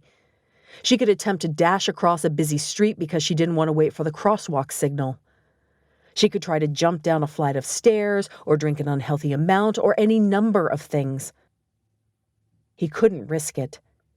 Whatever their relationship, his feelings toward Whitney wouldn't allow him to knowingly let her walk into danger. "I'll go," he said. Rachel's eyebrows shot up in surprise, but Whitney just grinned. "Excellent. We should probably get going if we don't want to be late. Tip-off is in less than 2 hours, and traffic will be a beast." Chapter 22. Andi entered the executive suite, murmuring a thank you to Luke, who held open the door. He looked unusually casual in jeans and a t-shirt, but great all the same. It was their third date, and Andi was starting to feel more comfortable around him. Andi looked around the suite and let out a whistle. A counter ran along one wall and overflowed with food. Fruit, soft pretzels, nachos, and chocolate-dipped strawberries were just a few of the items she saw at a glance. She grabbed a pretzel, taking a bite and sighing. Perfect. Beneath the counter was a glass-doored mini-fridge stocked with alcohol and soft drinks. Leather couches were stationed in front of a widescreen television. High tables with bar stools sat in front of a glass window that looked out onto the balcony, where easy chairs overlooked the basketball court. Andi pointed to the television, which had to be at least 52 inches. "What's that for?" Luke shrugged out of his jacket and dropped it onto the couch. "To watch the game." Andi blinked, then started laughing. "The game is playing out live right in front of you." "Yeah, but sometimes you want to listen to the commentary on the television or see the instant replays." Andi shook her head at the absurdity. "What are you drinking?" Luke asked. "Whatever you are." He nodded and grabbed 2 Dr. Peppers, handing one to Andi. "No beer?" she asked. "Wow, I thought all guys enjoyed their games more with alcohol." "Brooke doesn't like it when I drink." He popped the top and took a long swig. "I can get some of the guys from the team to come up after the game and say hi if you want. Might be a good photo op for the press." "You can do that?" He shrugged. "I'm good friends with the coach." Andi put a hand on her hip. "You own the team, don't you?" "My dad loved basketball. We have a company suite that holds about 50, but this is my family's private one." "It's amazing." Andi ran her hand over the leather couch in awe of the opulence. "The chef will be by later with dinner." Luke walked over to one of the tables and grabbed a menu, handing it to her. "Just decide what you want by the end of the first quarter, and I'll place our order. We'll have it by halftime." Andi shook her head and opened the door onto the balcony. 12 leather easy chairs sat in 3 rows of 4. She picked the front row and slid to the middle. Luke sat down next to her. The box looked out over the court, and she had a perfect view of the players warming up for the game. "I can't believe this is your life," Andi said. "Your dad's a partner at a law firm. I doubt you grew up in poverty." "Of course not. The firm owns a box here too, and we'd come to games occasionally, but it wasn't as posh as this." "I had my suite remodeled before the start of the season." Andi smirked. "No wonder women fall all over you. You're handsome and rich." He let out a harsh laugh. "A lot of good that's done me in winning over Brooke. She doesn't care about any of this." "That's good. It means she likes you for you." He looked down at his soda, rubbing a thumb over the logo. "Brooke and I have been best friends since high school. Back then, Ryder Communications was a small company no one had heard of. When it went public and the money rolled in, a lot of people showed back up in my life, claiming they missed me and wanted to reconnect or whatever. But I knew all they wanted was the perks of wealth." "But not Brooke." Luke chuckled, taking another swig of his drink. "Definitely not Brooke. She's got all these crazy rules for our relationship, so we'll stay in the friend zone." He made air quotes with his fingers. "She added rule number 8 when the money started pouring in. No extravagant or expensive gifts for each other. For her birthday, I wanted to get her one of those really nice purses that are popular right now." He scrunched up his nose, thinking. "A Birkin bag? Yeah, I think that's what they're called." Andi's jaw dropped. "Yeah, I'd say that qualifies as an expensive and extravagant gift.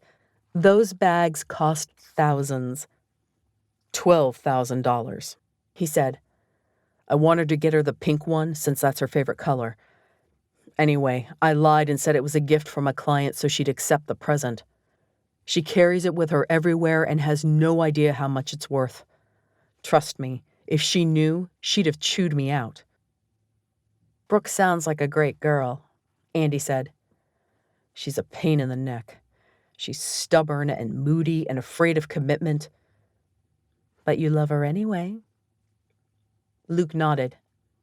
Yeah, I do. She's worth the risk. Andi pursed her lips. Maybe it was worth the risk for Luke. But for Andi, she wasn't willing to go down that road again. Have you made any progress with Brooke? Andi asked. I thought I had. What you said at the ice rink made me think. I've had this box since high school where I've kept stuff from our relationship. Ticket stubs, flowers from dances we attended, that sort of thing. I knew she'd find it meaningful, so I gave it to her and told her how much I loved her. It almost worked. Then she freaked out and told me she's moving to Italy. She's made up her mind. I'm losing. Ah, yes, the move. Brooke's Italian fiancé wanted to return home. She really said she's moving? Yeah. He sat back in his chair, running a hand through his hair.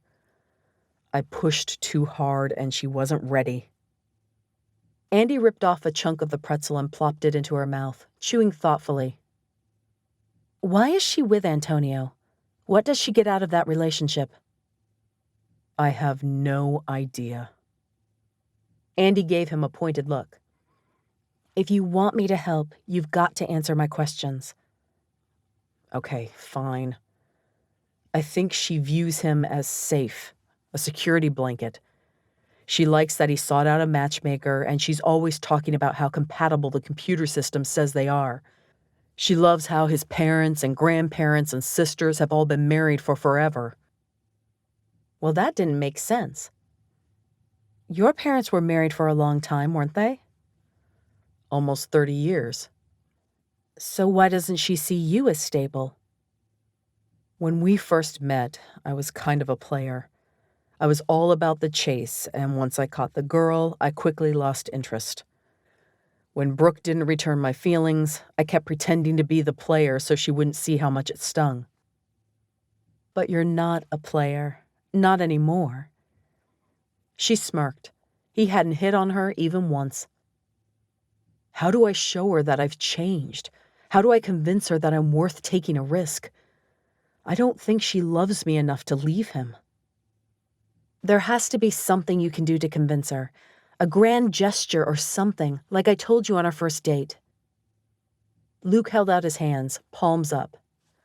Do you have any ideas? Because I'm fresh out of them.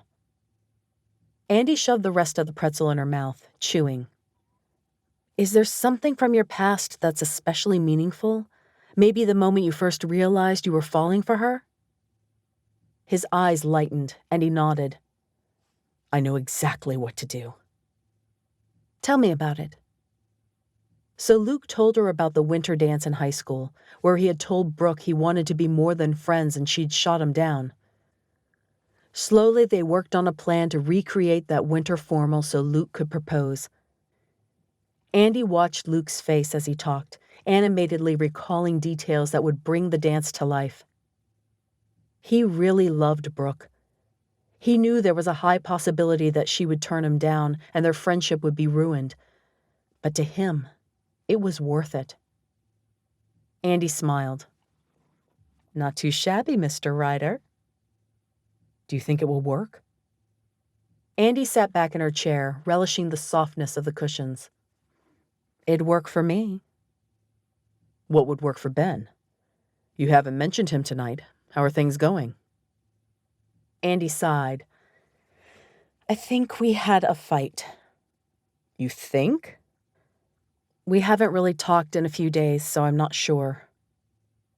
Luke smiled encouragingly. Tell me about it. Maybe if she talked about it, she could make sense of what had happened.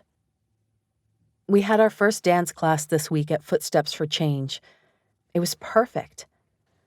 Her mind floated back to Tuesday, when Ben had held her in his arms and she had been putty in his hands. But then Elle, that's my friend who works there, brought up our first date, and Ben gave me the cold shoulder. Have you told him how you feel? Andi barked a laugh. No, I'm not even sure how I feel myself. Andi ran a hand through her hair. It's complicated. His ex-fiancée is trying to win him back, and Rachel would flip if she thought there was anything between Ben and I, which there isn't. We're just friends. Yeah, I can tell you totally believe that. I can't let it go beyond friendship. I'm not ready to deal with his baggage, and I'm not interested in another relationship. Luke fell quiet, and Andi turned her focus to the crowds below. It was kind of fun being in the box and having a bird's-eye view of most of the spectators. There was a couple fighting. The girl had her arms folded and her lips turned down in a frown, while the guy waved his arms wildly while speaking. There was a little boy clutching a miniature basketball, his eyes wide with excitement as he held his daddy's hand. Andi's eyes landed on a woman in jeans and a long-sleeved tee with large hooped earrings and strawberry blonde hair streaked with caramel. The girl glanced up, and Andi gasped. What? Luke asked. Andi pointed to the woman who climbed the stairs to her seat. That's Whitney. The ex-fiancée? The one and the same. What's she doing here? And that's when Andi saw him. His lips were pulled together tight, his hands stuck in his pockets and his shoulders hunched. I think she's here with Ben. Chapter 23. Ben had never before dreaded a basketball game, but he supposed there was a first time for everything. Whitney disappeared upstairs to change, and Rachel conveniently went with her, probably to avoid an argument with Ben over how she'd meddled in his love life once again. When Whitney came back downstairs, she wore dark denim jeans that hugged her curves and a long-sleeved blouse in a deep maroon. He'd always told her how much he loved her in that color. Black boots peeked out from the bottom of her jeans, adding a few inches to her height. She'd always worn heels when they were together so he could more easily kiss her. The scent of jasmine surrounded him. Subtle, but so Whitney. Anger flared, and Ben tamped it back. His goal for tonight was to make sure Whitney stayed safe, not to discuss their past relationship. And there definitely would not be a kiss. Whitney glanced at her watch. There's time to stop by your condo if you want to change first. Ben snorted. He wasn't about to show her where he lived. At least Rachel had kept some of his secrets. I don't need to change, he said. The jeans and shirt he had on were fine. Let's go. Ben didn't hold the door for Whitney while she got in the car and drove off as soon as she buckled her seatbelt. He kept his lips sealed tight, unwilling to start a conversation. They had nothing to talk about. My parents told me you got a new job, Whitney said. Ben grunted. A charter school? She pressed. That'll be great for you. A little more freedom with the curriculum and probably more money for labs. He didn't respond. He wasn't about to make this easy for her. And Rachel said you have a new condo. She said it's small but nice. I'd love to see it sometime. Ben clenched the steering wheel, his knuckles white. Just stop. Stop what? He heard the innocent confusion in her voice, even if he refused to look at her face. Stop acting like everything's normal. Stop acting like we're still a couple and this is just another date. She drummed her fingers against her thigh. Then why did you agree to come with me? Because I was worried about you. The words exploded out of him, more truthful than he wanted them to be. Why? Oh, I don't know. Maybe because you almost broke your neck trying to decorate tonight? Please, I was fine. You were being reckless. If you really are seeing an herbalist, and I seriously doubt that, it isn't working. You need to get back on your medication before you do something stupid and get yourself killed. It isn't up to you to make my medical decisions. Whitney's voice was high and pinched, barely grasping at the threads of control. It only further confirmed Ben's suspicions. When Whitney was on her medications, she was never defensive about her mental health. Not anymore, maybe, but I definitely should have had a say in the 4 years we were together. And what about me, Ben? You never took what I wanted into consideration. If you really, truly loved me, you'd love all of me. Ben growled, cutting off a car as he switched lanes. I did love you. I loved you enough to do everything in my power to help you. 4 years, Whitney. I spent 4 years of my life dedicated to helping you. You didn't want to help me. You wanted to fix me. We were fine before you shoved doctor appointments and medication down my throat. If anyone ruined our relationship, it was you. They'd been dating 4 months when she had her first manic depressive episode. He'd found her standing on the roof of her apartment building, ready to jump. It had terrified Ben, and he had taken her to the hospital where she had been checked into the psych ward. A week later, she left the hospital with a bipolar diagnosis. He'd been too wrapped up in her by that point to consider anything other than sticking around. I saved your life. Multiple times. Stop trying to play the hero. You turned my life into a nightmare. Ben clenched his jaw tight, unwilling to be drawn into another one of their spiraling arguments. Being with Whitney again reminded him very clearly why he'd had to leave. Then why did you come back, Whit? If I ruined your life so much, why are you here? She folded her arms across her chest. Her lips pulled down in a pout and her bottom lip jutted out. You're being mean. Ben growled and focused on the congested Los Angeles traffic. It would do no good to defend himself. The rest of the drive passed in frigid silence. Ben considered turning on the radio, then remembered how vastly different their tastes in music were and how many arguments they had gotten into over song selection. Somehow, it was a lot easier to remember Whitney's flaws when she was right in front of him. Ben parked in a lot across from the stadium and got out, not bothering to open Whitney's door. A moment later, her hand slipped into his. He glanced over in surprise. I'm sorry, she said. We both said things we shouldn't have. Can we start over? We aren't getting back together. I have a new life, and I like it. We can't have a future together. There's too much baggage. Whitney smiled sweetly, leaning her head on Ben's arm. We never really got to say goodbye. Every relationship needs that closure. And that's all tonight will be? She didn't say anything, just nuzzled her head against his neck. The familiarity of the moment was a punch to the gut, and he was torn between pushing her away and pulling her closer. So he did nothing. The dull roar of the stadium was a welcome relief. Ben bypassed the concession stands, ignoring the longing look Whitney shot the churros. They found their seats and he focused on the players warming up.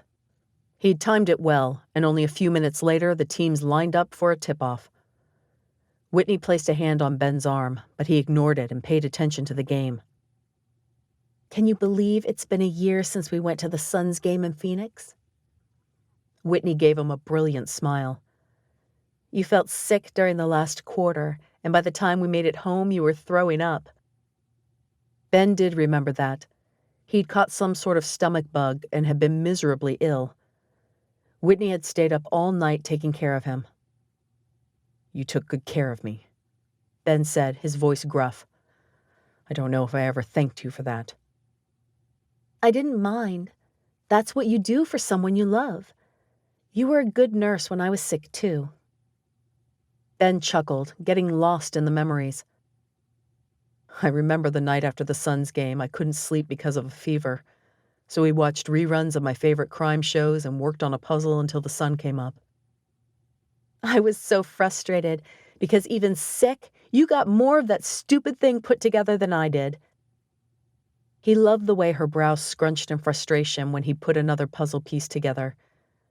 She'd pull her lips into an irresistible pout and he'd kiss her frown lines away. Ben took Whitney's hand in his. I really loved you, Whit. I would have done anything for you. Her expression was earnest and sincere. We can get that back, Ben. I'm willing to wait, however long it takes. I want to make it right. The buzzer sounded, and Ben pulled his hand away from Whitney and focused on the game. The action was fast-paced and the game close, but Ben was more aware of Whitney beside him, her leg brushing against his every time she shifted, a soft hand resting on his arm. Maybe it wasn't the end for them. Whitney still showed signs of mania, but she also seemed to be controlling it better than she had in the past. Maybe she really was getting help. The first quarter ended in a tie, and the teams rushed to the side of the court for a huddle. Ben clapped along with the crowd, the rush of the game making him exuberant. Whitney had even cheered and gasped at the appropriate moments, paying attention to the game instead of her phone for once. The Jumbotron went black, then flicked on a moment later, displaying the crowd instead of the court. A heart framed a couple with the words "Kiss Cam" scrolled across the top. Oh, I love this. Whitney rested her head on his shoulder, nuzzling close. An uncomfortable pit formed in Ben's stomach, and he shifted in his chair. An elderly couple shared a sweet kiss, and the crowd let out a collective awe. An obviously drunk couple gave each other a long, sloppy kiss while people hooted and catcalled. And then the camera was on him and Whitney. She turned to him, her eyes sparkling dangerously. But this time it was the sparkle that excited him. She leaned forward and he pulled her to him. Her lips fell on his, soft and warm, just like he remembered. The kiss was as familiar as breathing, and Ben let himself respond. Nothing. He pulled her closer, pressing his lips more firmly on hers. He waited for that spark, the excitement that always filled him when his lips caressed hers. Nothing. He pulled back, dropping his arms from around her. Whitney stared at him, her gray eyes dark with confusion. Ben looked away, focusing on the kiss cam. A father sweetly kissed his young daughter on the cheek. A middle-aged couple shared a quick peck. Things truly had changed between him and Whitney. Awe swept through him at the realization. The kiss had been pleasant, nice even, but it wasn't like before. He still cared for Whitney, was concerned for her health, but he didn't love her anymore. During the kiss, all he could think about was Andi. What was that? Whitney hissed. Ben looked away, unable to take the accusation in her eyes. What do you mean? That kiss! She spit the words with a venom that was all too familiar. Her eyes blazed with fury. It was like you were kissing your sister. There's someone else, isn't there? Andi. But while his feelings for her were deep and they had shared some moments, that was all their relationship was. Of course not. We've only been broken up a month and a half. I can't believe this. Whitney rose, forcing her way past the legs of the others in the row. Ben stood and quickly followed her, his heart now racing. He tripped over a woman's legs and murmured a quick apology, desperate to stay close to Whitney. He shouldn't have kissed her. He'd pulled the pin in a grenade, and now it would explode. Rachel said you'd be happy to see me. Whitney's voice was thick with tears. Slow down, Ben pleaded. Let's talk about this. A few people glanced their way as he chased her up the stairs. Ben ignored them. I don't know what the point of living is without you, Whitney said. Her voice had that dangerous quality to it, the one that had the ability to make Ben live every moment in fear, the one that always convinced him to take her back after one of their breakups. But not this time. He finally knew for certain he'd made the right choice. You left me. You made your bed and now you have to lie in it, Ben said. They exited the stadium and entered the relatively empty hall right outside. Down the hallway stood a concession stand, but only a few people were in line. Who is she? Whitney demanded. There's no one. Who is she? Whitney repeated, her voice shrill.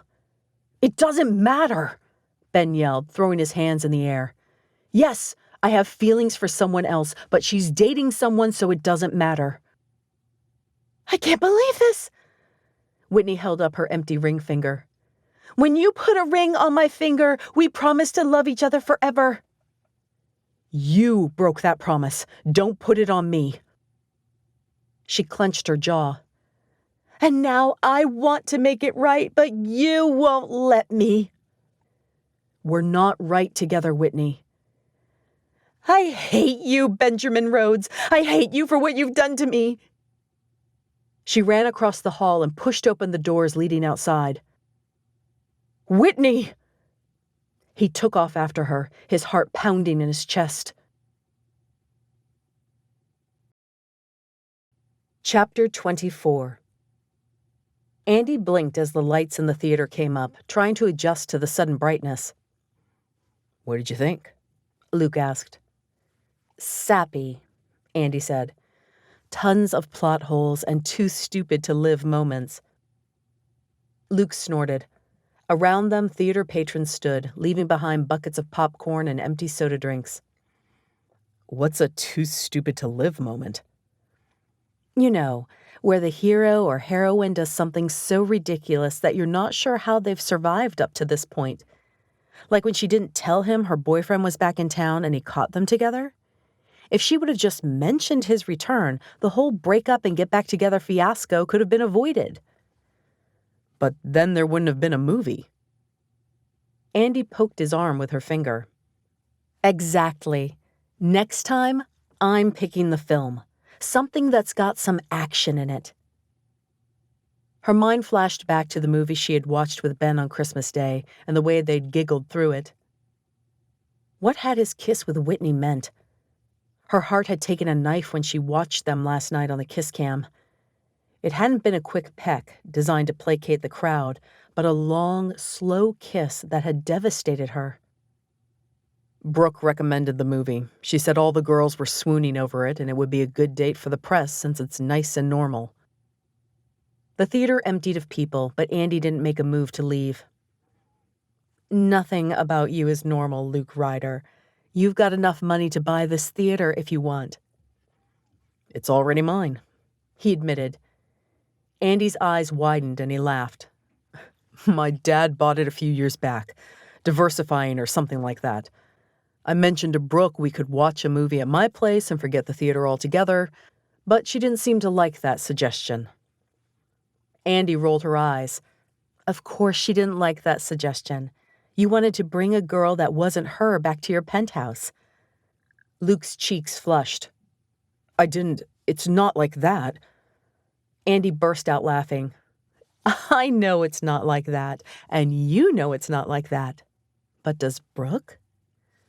Of course. I've told her I'm not going to fall in love with you. Oh, Luke, Andi sighed.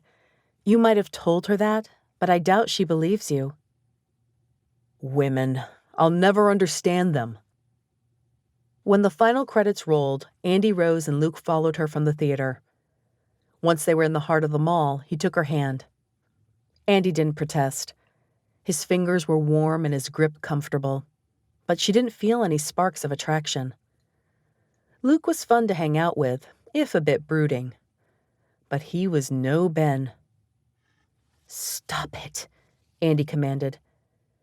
After last night, it seemed like there was a good chance he and Whitney were getting back together. What are you thinking about? Luke asked. Andi blinked, then shrugged. Nothing. Hey now. He nudged her shoulder. I might be dense, but I'm not an idiot. He pulled her into an ice cream parlor. Andi ordered the smallest bowl so she wouldn't hurt Luke's feelings. Ice cream wasn't her thing. She could really go for some cheese fries. She wondered what Luke would have to say if she told him that. Once they sat down, Luke motioned to her bowl. Okay, I've bought you ice cream. Brooke seems to think that's a prerequisite to any serious discussion. Is it about last night?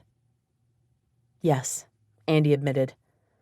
Luke smiled sympathetically, resting his hand on hers. Have you talked to him? What would I even say? Maybe it wasn't what it looked like. Maybe it was exactly what it looked like. Ask him and find out.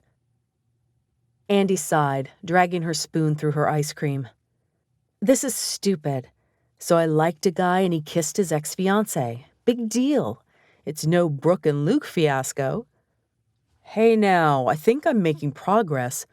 We've almost got the big proposal planned. Andi smiled. And I haven't been attracted to a guy since Mark, and my hormones are going crazy. That's all this Ben thing is. Luke put a hand to his chest in mock horror. Are you saying you aren't attracted to me? I really wish you would have brought that up before agreeing to be my girlfriend. Andi laughed, throwing a balled-up napkin at his face. I'm not about to stroke your enormous ego by laying on compliments. You know you're hot. She grew serious. This thing with Ben, I don't know. He's easy to talk to, he's familiar, comfortable, and I feel safe and happy when I'm with him. He'd be an idiot not to go for you. Andi raised an eyebrow. Are you saying you're an idiot? Luke chuckled. Touché. They finished up their ice cream, then decided to do some window shopping before calling it a night. Andi knew Luke wanted the press to snag another photo. He hoped that saving toujours would save his relationship with Brooke. She wondered if Ben saw the pictures of her in the magazines and what he thought about them. He hadn't mentioned her relationship with Luke since the dance class on Tuesday, not that she had spoken to Ben since. He didn't even know she had been at the basketball game yesterday. They came to a specialty dance shop, and Andi eagerly tugged on Luke's hand. We have to go in here, she said. He looked up at the sign and raised an eyebrow. This looks like ballet stuff. I thought you did ballroom dance. Andi rolled her eyes. Just because they have pointe shoes on display in the front window doesn't make it a ballet shop. She tugged on his hand again, yanking him into the shop. Andi browsed the leg warmers, dance pants, and costumes before making her way back to the shoes. She ran her hands along the selections. Satin ballet slippers, pliable jazz shoes in a soft leather, and the heeled ballroom shoes she so loved. She closed her eyes and breathed deeply, loving the smell of leather and new rubber soles. Suddenly, she wanted a new pair of shoes more than anything. Yes, in a couple of months she'd be done teaching this class, and the strap on her shoe might hold out until then. But maybe Elle would let her teach another class, or maybe she could find an advanced class for adults at the community center or college. She wondered if Ben would teach another course with her. She wondered, if he and Whitney got back together, if she could handle seeing him with someone else. Andi browsed the selection. There were nude-colored shoes with a short heel and silver shoes with a mid-sized heel. But she went for the tall heel, like always. The shoes were a black satin with crisscross straps. She selected her size and sank onto the bench, slipping them on. She rose and instantly felt her shoulders pull back and her spine straighten into perfect dance posture. The shoes made her feel feminine, beautiful, and alive. You look good. Andi glanced at Luke. She'd nearly forgotten she wasn't alone. He leaned against one of the racks of shoes, his arms folded across his broad chest. Thanks. Andi walked over to the mirror at the end of one aisle and pulled up the leg of her pant to admire the shoes. She did a tight pirouette to test out the feel. A smile slid across her lips as she flung her arms out and arched her head back. Amazing. Andi went back to the bench and sat down, pulling off the shoes. She carefully placed them back in the box and rose. You're getting them? Luke asked. Andi nodded. The strap's about to break on one of mine. Ben's shoes looked worn, too. I'll have to tell him about this place if we keep teaching. Luke motioned to the men's section. You should get him a pair, too. Let him know you're interested. Andi snorted. A pair of dance shoes is supposed to convince him to choose me over the woman he has a 4-year history with? You said you danced together in high school, right? That's history too. Andi picked up a basic black shoe, squinting at it. She sighed and put it back. I don't know what size he wears. Take a guess. Then get a gift receipt and he can exchange them if you guess wrong. Andi pointed to Luke's feet. How big are your feet? They look about the same size as Ben's. Luke frowned and folded his arms.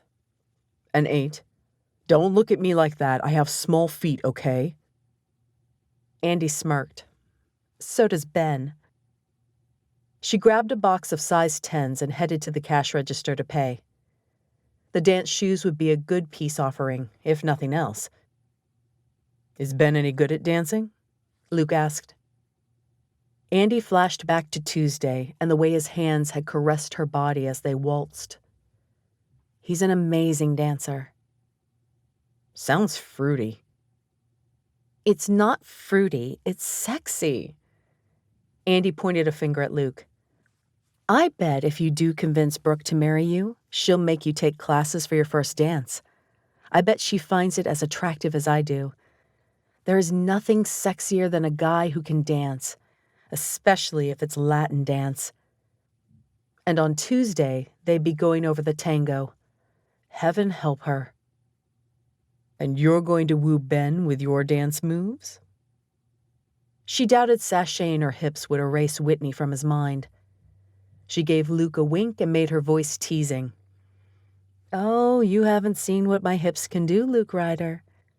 I could woo you if I wanted to. He held up his hands in surrender. I believe you. Don't try to woo me. Andi laughed, and Luke wrapped an arm around her shoulders in a friendly gesture. You'll get your man, Andi Harmon. I have faith in you. If only Andi had faith in herself.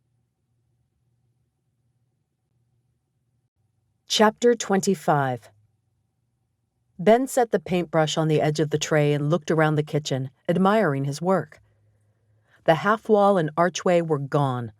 He'd found the perfect cabinet for the breakfast nook on clearance at a construction store and a countertop that was a near-perfect match for the existing one. He still wanted to paint the cabinets and eventually replace the cheap Formica counters with granite, but all in all, the condo was already a vast improvement over what it had been. After the basketball game last night, remodeling was just what the doctor ordered. He'd eventually caught up to Whitney and convinced her to let him drive her home.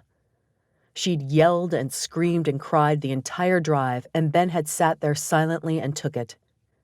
He'd been wrong to kiss Whitney, and he deserved whatever she dished out. But while Whitney yelled at him, he thought of Andi and how he ached to be with her. He wanted a relationship with her. But first, he had to convince Whitney to go back to Arizona. He was still working on that part. Ben washed out the brush in the sink and put the painting supplies away, then made himself a sandwich and sat down at his small dining room table.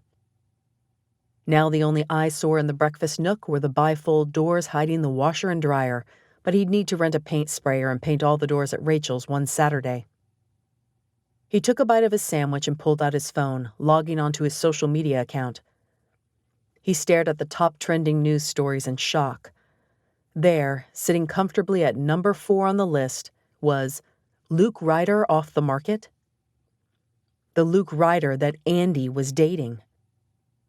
Ben clicked on the link before he could talk himself out of it. The page filled with news stories on Luke and Andi and comments from people on social media. He clicked on the first link and was taken to a gossip magazine. Luke Ryder cozies up to Andi Harmon on and off the court, the headline read. He froze, his eyes glued to the photo. Andi and Luke sat in one of the executive boxes at the Staples Center, their expressions frozen in a cheer. Andi looked beautiful even in the unflattering shot. Her caramel hair flowed around her shoulders, and she looked adorable in a casual t-shirt and jacket. He frantically scrolled down and started reading. Luke Ryder and Andi Harmon cozied up to each other last night in Ryder's executive suite and cheered on the Lakers. Andi had been at the game last night. She'd probably seen him kiss Whitney. Ben sank back in his chair, running his hand through his hair. He scrolled through the article. A source close to Ryder says the couple are completely enamored with each other and the relationship is going very well. They can hardly stand to be apart, the source, who wished to remain anonymous, said when interviewed. Was it all for show like Andi claimed? Or had Ben lost his chance forever? His phone buzzed and he grabbed it off the table, glancing at the number. Rachel. What? He barked. Hi, Ben. Not Rachel. Whitney. His heart pounded in his chest, and the fear and anxiety from the night before came crashing back. Why are you calling me on Rachel's phone? He could almost see Whitney shrug. The battery is dead on mine, and I lost the charger. He seriously doubted that. She knew he wouldn't answer the phone if he saw her name on the caller ID. Do you need something? Ben asked, trying to keep his voice even and calm. After last night, he hadn't expected Whitney to talk to him for a very long time. It's Saturday. Their typical date night. Or it had been until she ripped out his heart and stomped on it. For the first time since seeing that ring, he was almost grateful to Whitney for leaving him.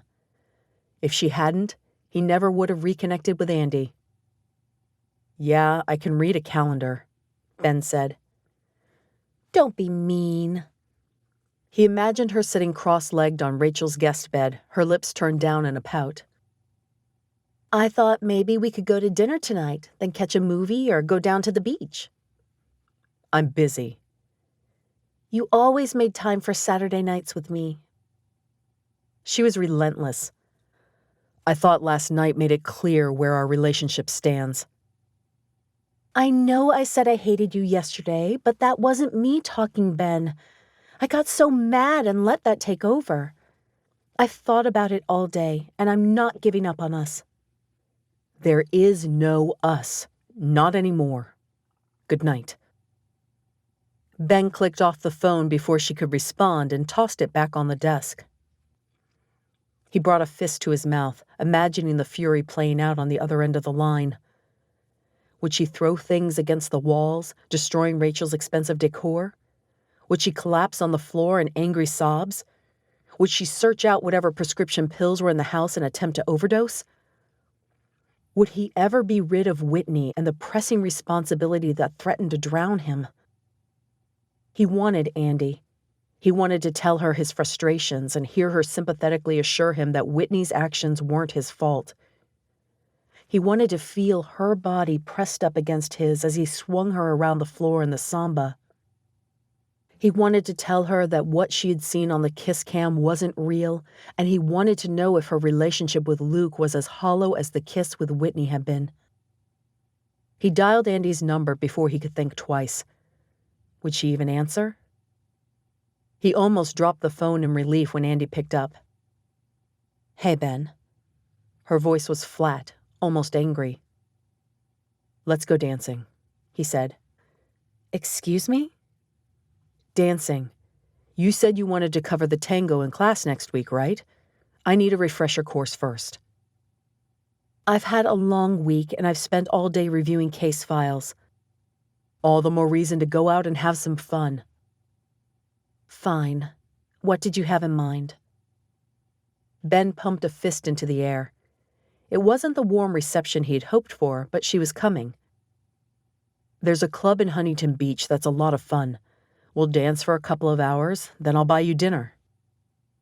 We go Dutch on dinner or no deal. Her words were firm, and he recognized the lawyer voice she used to win debates in high school. He knew better than to argue with her. At least she was going out with him. It was a step in the right direction, and he wasn't about to complain. Okay, deal, but only if we can take my car. You think your car can drive us all the way to Huntington Beach? I know my car can. We wouldn't want to take your fancy car to the beach anyway. The sand might scratch the paint job. He heard her laugh, the full, head-back, loving life sound that drew people to her, and hope swelled in his heart. Okay, you win, Andi said. I'll be ready in 10 minutes. Don't be late or I might leave without you. 8 minutes later, Ben drank in Andi's long legs and sparkling eyes.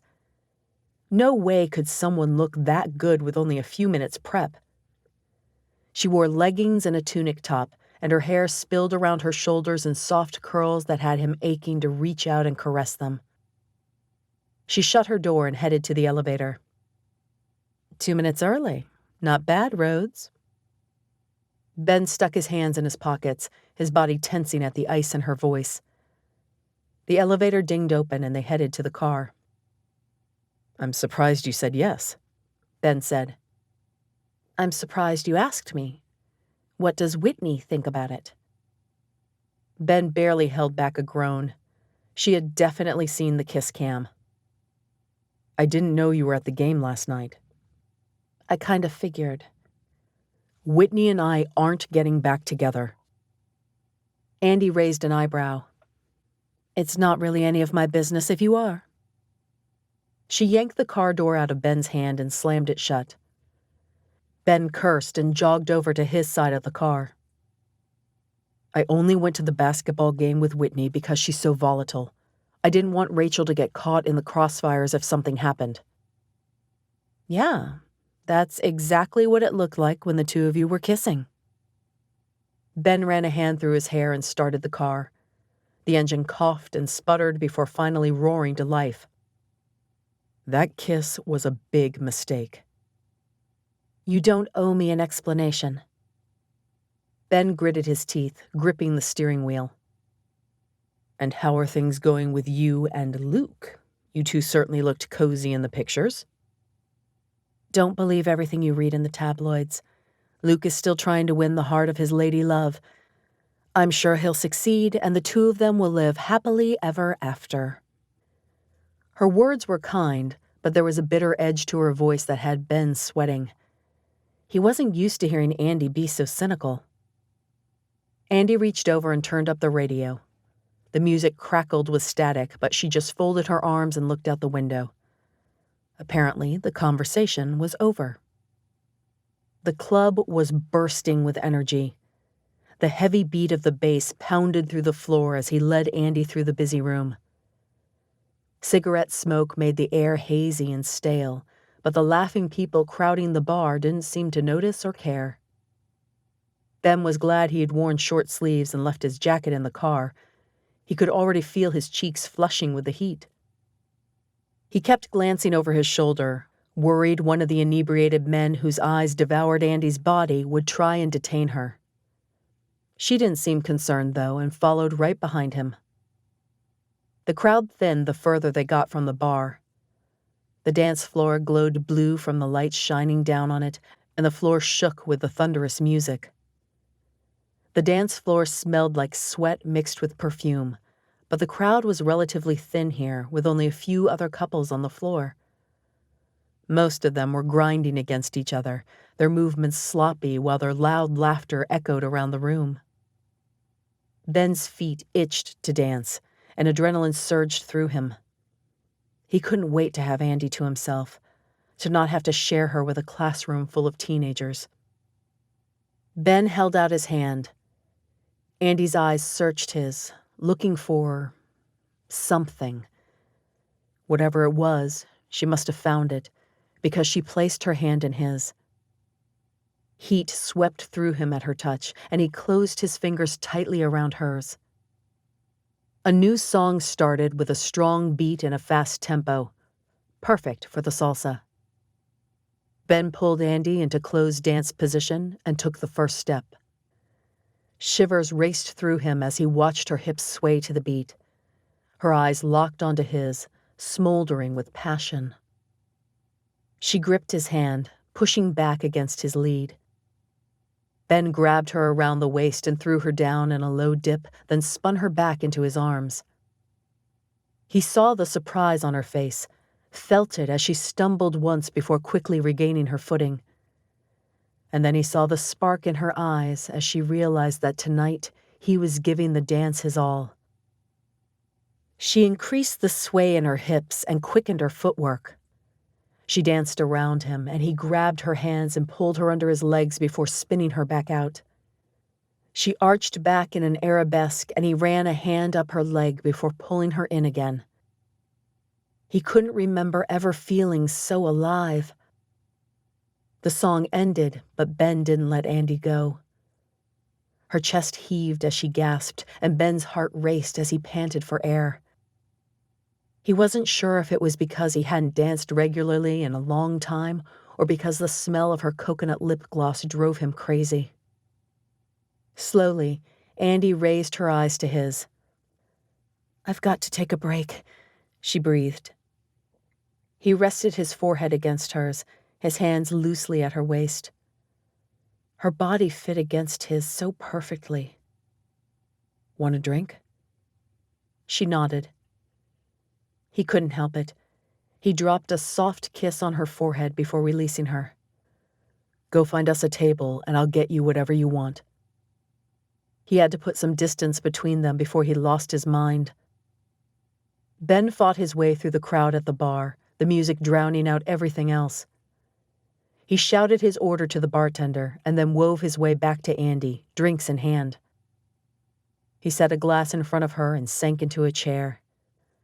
The tables were filled, and Ben leaned his head close to Andi so he could hear her speak.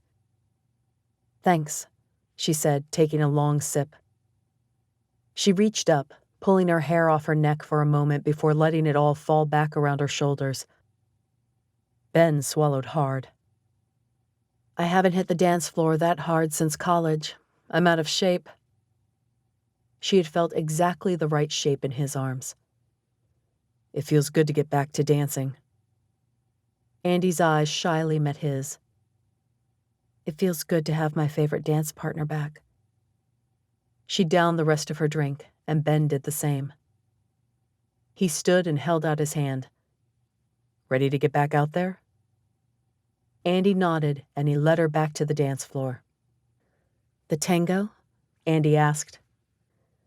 Ben pulled her into position and led her into their first step. She wrapped her leg around his torso, and he pulled her close.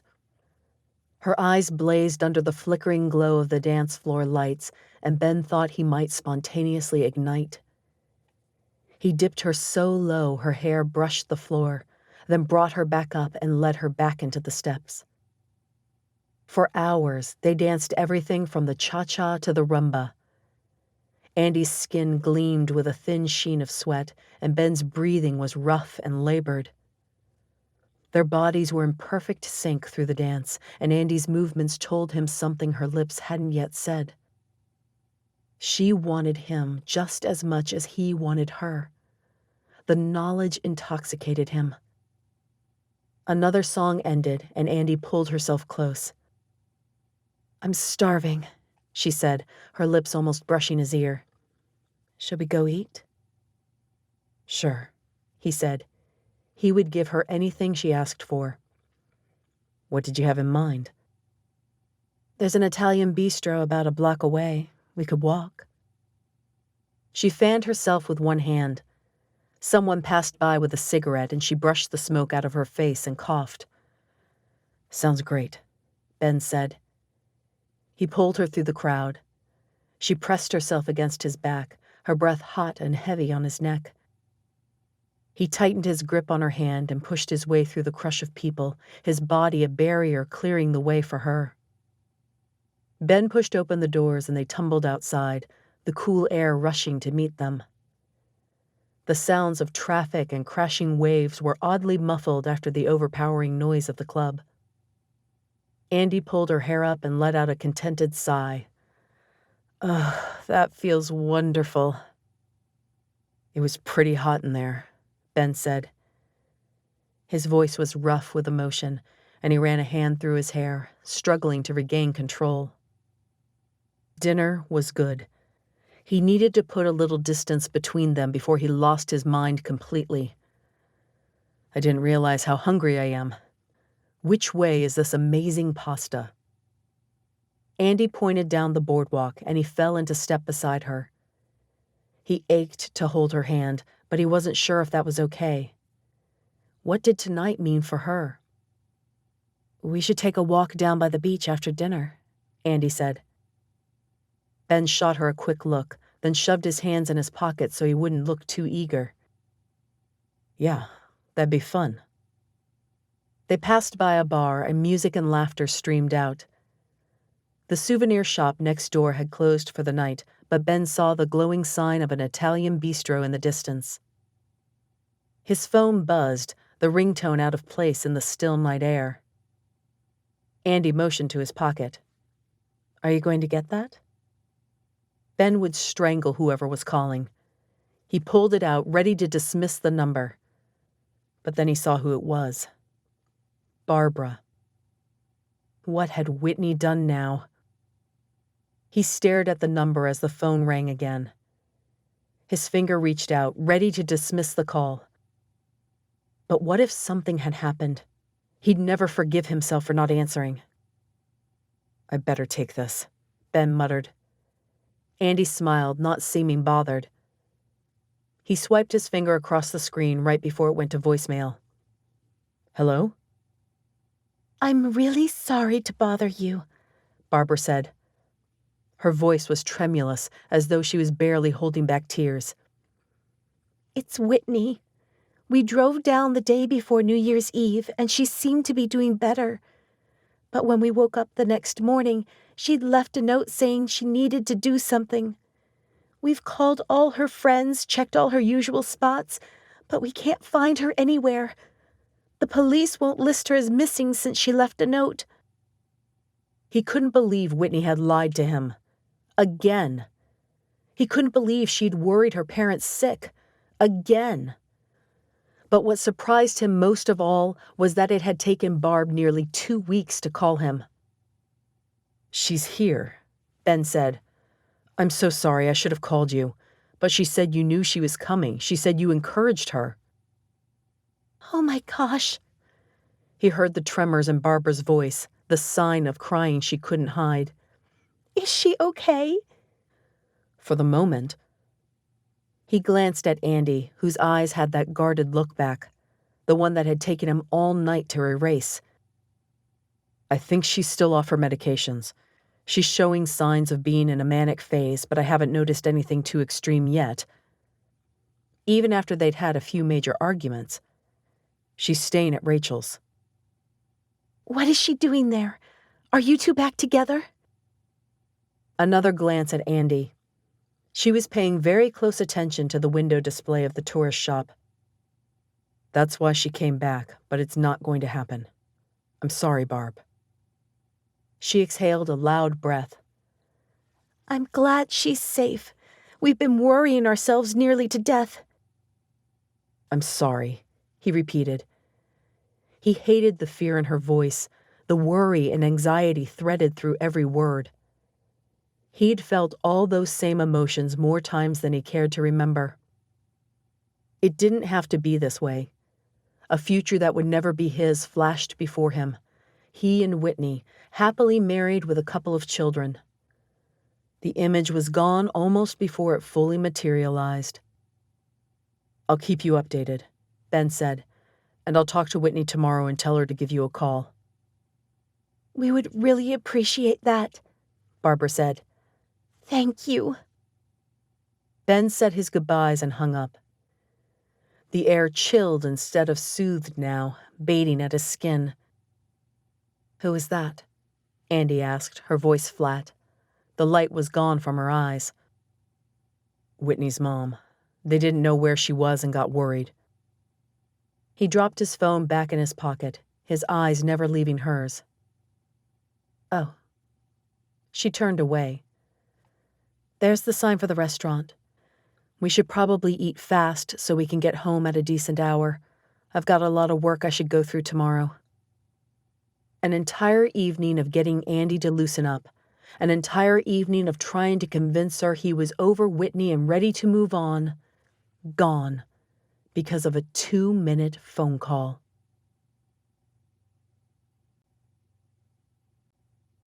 Chapter 26. She'd been an idiot to let Ben talk her into going dancing. Andi threw her shoes in the general direction of her closet and sank onto her bed, her limbs liquid with exhaustion. As Ben had twirled her around the dance floor, she convinced herself he was ready to leave Whitney behind and that Andi was ready to take a risk on love. But then he'd answered the phone call from Whitney's mom, and Andi had watched the agitation in his expression, the obvious worry over his ex-fiancée, and her stomach had filled with dread.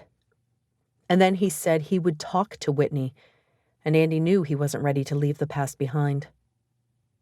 Andi spent Sunday working on case briefs, trying to distract herself from thoughts of Ben. She didn't sleep well that night and went to the office early on Monday. If she couldn't sleep, she might as well get a head start on the day.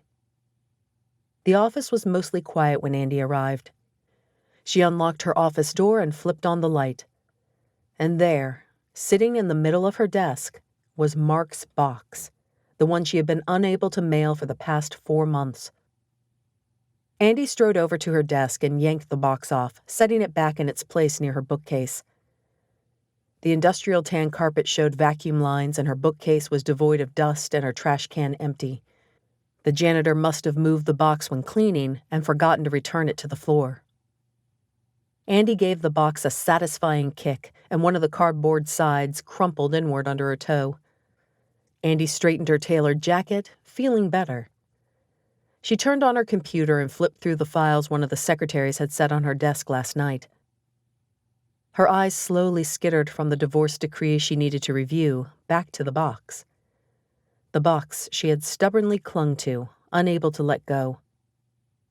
Andi growled and set down the divorce decree. She booted up her email and started wading through her inbox. The box was just a box, and she hadn't purposefully avoided mailing it. She'd simply been busy. Besides, why should Mark get his stuff back? He had left her for another woman, thrown their relationship back in her face, and told her 7 years together was worth less to him than a crush on a rookie reporter. She should drop that box off at the dumpster, not the post office. She replied to the most urgent emails and deleted the office-wide ones that didn't apply to her. Her eyes drifted back to the box, like 2 magnets pulled together. She yanked the divorce decree toward her and grabbed a red pen. She didn't have time for this. Mark didn't deserve her time. She made a few notations in the document, mostly correcting small errors. It wasn't like Mark had been missing his sweatshirt all these months, even if it was his favorite one. Why wouldn't the box stop staring at her? Andi slapped the file down on her desk and yanked her purse out of a desk drawer. She wouldn't get any work done until she got that dang thing out of her office. She grabbed the box and shut her door. Andi strode purposefully down the hallway, but slowed when she saw Holly coming toward her. "Hey," Holly said, "I was just coming to find you. The bearded dragon couple finally reached an agreement. The final prenup should be in your inbox for approval. They want to come by today and sign." Okay. Andi shifted the box and pulled out her phone, checking her calendar. "I can do 3 o'clock. "That works for me, too. I'll see if Trevor and Deborah are available." Holly pointed to the box. "You heading down to the mail center?" "Post office. I'm mailing this one on my own time." Holly nodded. "I'll send you a message when I hear back from the bearded dragon couple." Even the bearded dragon couple could move on from the past. They'd finally put aside their differences and reached an agreement. But Andi had stubbornly clung to Mark, even though she no longer wanted him. The box felt like lead in her arm. Andi dropped it in the front seat of her car and angrily slammed the door. She had every right to be upset about the breakup. What Mark had done was horrible. Andi gripped the steering wheel, the music turned up to the maximum volume. But it couldn't drown out the thoughts swirling in her head. She remembered the hurt that had sliced through her when Mark told her he was moving to New York. She'd discussed her post-graduation career plans with him at length, but he hadn't so much as mentioned his job offer until all the paperwork was signed. He'd always assumed he knew what Andi wanted. Or maybe he just hadn't cared. He'd make weekend plans for the two of them without consulting her, Then after she'd rearranged her schedule to make it work, he'd cancel at the first whisper of getting a scoop on a hot story. It had taken their breakup for her to realize she'd been more invested in their relationship than he'd ever been. The result was him riding off into the sunset with another woman while she held the broken pieces of her heart, wondering how she'd ever put them back together. Andi jerked into a parking space at the post office. She grabbed the box and got out of her car, looking up at the dated brick building. She gripped the cardboard tight, her fingers pressing against the rough paper.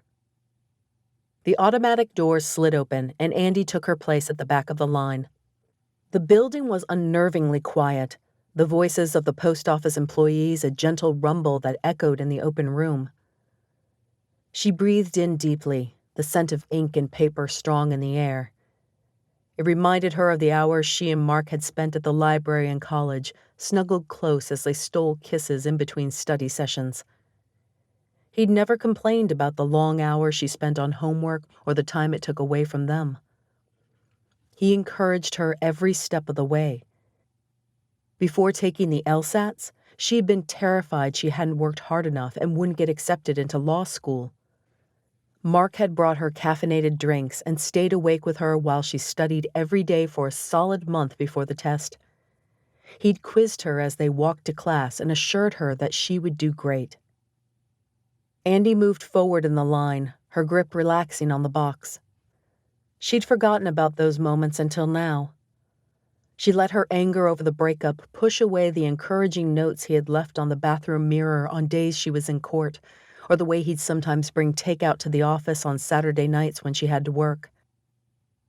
For the first time since the breakup, Andi allowed the betrayal to slip away and looked at their relationship objectively.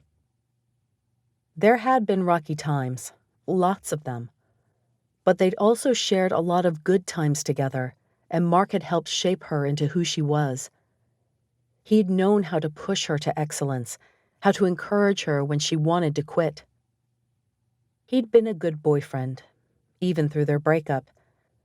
He could have cheated on her with his New York flame, and with an entire country between them, she might never have found out. But he had done the right thing and confessed his feelings, then let her go.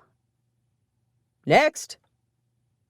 Andi stepped forward and set the box on the counter. I need to send this to New York. The post office employee pushed his glasses up his nose and nodded, setting the box on the scale. Andi was mad at Ben for not being able to move past Whitney, but Andi had been clinging to Mark all along. Andi paid the postage and watched as the employee printed off the label. He slapped it on the box, then tossed the box onto the conveyor belt behind him. Andi watched as the box turned the corner and slipped out of sight. Next, the employee said. Andi stepped away from the counter, turning her back on the box. She rolled her shoulders, feeling oddly light. Her relationship with Mark had been a lot of pluses and minuses. But in the end, even knowing the ultimate outcome, she wouldn't change a thing. Now she can finally see that it had been worth the risk. She left the post office without a backward glance. Chapter 27. On Tuesday, Andi spent the afternoon in court, so she texted Ben that she'd meet him at the studio for class. They hadn't talked since the awkward end to their not a date on Saturday night, and she hoped the new dance shoes would be a good apology. Court got out earlier than Andi had anticipated, and she arrived at the studio with time to spare. Elle wasn't at the front desk, but the person there told Andi she could use one of the bathrooms to change. The common room was crowded with teens playing ping pong and doing homework. Andi waved to a girl she recognized from class, feeling oddly at home here. When she shut the door to the studio, all sounds faded away. Andi plugged in her phone, set it to her favorite playlist, and started stretching. Her muscles sighed with pleasure as she flexed her feet, grabbing them with her hands. Footsteps echoed across the laminate, and she tensed.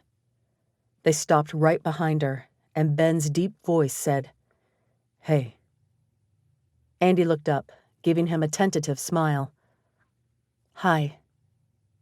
He set his gym bag on the ground and slowly sank to the floor, eyebrow raised as though waiting for her to stop him. "You're here early." Court got out sooner than expected. She spread her legs into the splits and leaned forward, her body almost perpendicular to the ground. "How was class today?" "Great. I gave my students another assessment and they're all improving. How was court?" She hated the careful way they now spoke to each other, the polite distance between them. "Mostly boring." She sat up, pulling an arm behind her head. "I did see someone rush the judge in one of the cases before mine, and the bailiff had to cuff him. That was interesting." "You call that a boring day at court?" Andi shrugged. "Nothing surprises me anymore." She rose, going over to her gym bag, and withdrew the box of shoes. She'd even taken the time to wrap them. She stared at the box, then took a deep breath and handed it to Ben. "I got you a present." "What for?"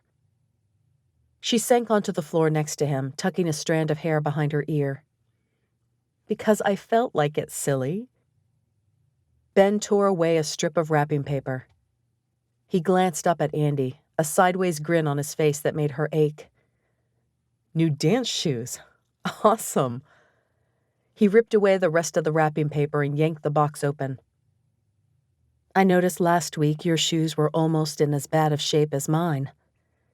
Andi pulled out her own new shoes and slipped them on, then wiggled her feet. "We'll probably both have blisters by the end of class." "Worth it."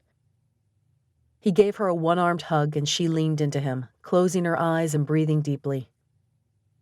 "Thanks, Andi. Want to try them out? Students won't show up for another 10 minutes or so." "Absolutely." She took his hand and let him pull her into a standing position. Quivers of longing raced up her arm from his touch, and she felt like she would fly into pieces at any moment. He pulled her close. "This is perfect for the foxtrot," he said. His lips brushed her ear, his breath tickling her hair. Andi shivered. He pushed her backward, the pressure on her hand acting as a guide. She couldn't take her eyes off his. They were a startling green today, maybe because of the green shirt he wore, and there was a fire in their depths Andi longed to explore. His hand pressed against her waist and slid up her side as she dropped to the floor in the splits, trailing lava with each touch. He pulled her back up, pressing her body against his as he whirled them around the room. Her heart thudded in her ears, drowning out the music with its rushing beat. She felt more chemistry with Ben in 7 seconds than she had with Mark in 7 years. Her mind whirled through the countless moments they had spent like this in high school. How had she not really seen him then? She had spent her entire day waiting for the bell to ring so she could rush off to practice with Ben. He'd made her laugh in a way no one else could, and she craved his presence even then. He spun her in a circle, pressing her back against his chest and wrapping his arms around her. Andi leaned into him, her eyes closing as she felt the racing beat of his heart through his shirt. She twirled back out, spinning in circles and using his intense gaze for spotting. But she still felt dizzy, like the entire world was spinning. The song ended and another one began. Ben held Andi close, his breath hot on her face, his hands burning through her shirt to light a fire she'd never before experienced.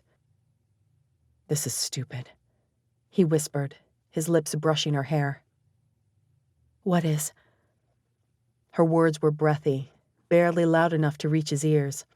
Her heart thundered in her chest. "Staying apart from each other. Don't you feel it?" She wanted so badly to give in, to tell Ben she felt it too. But she couldn't.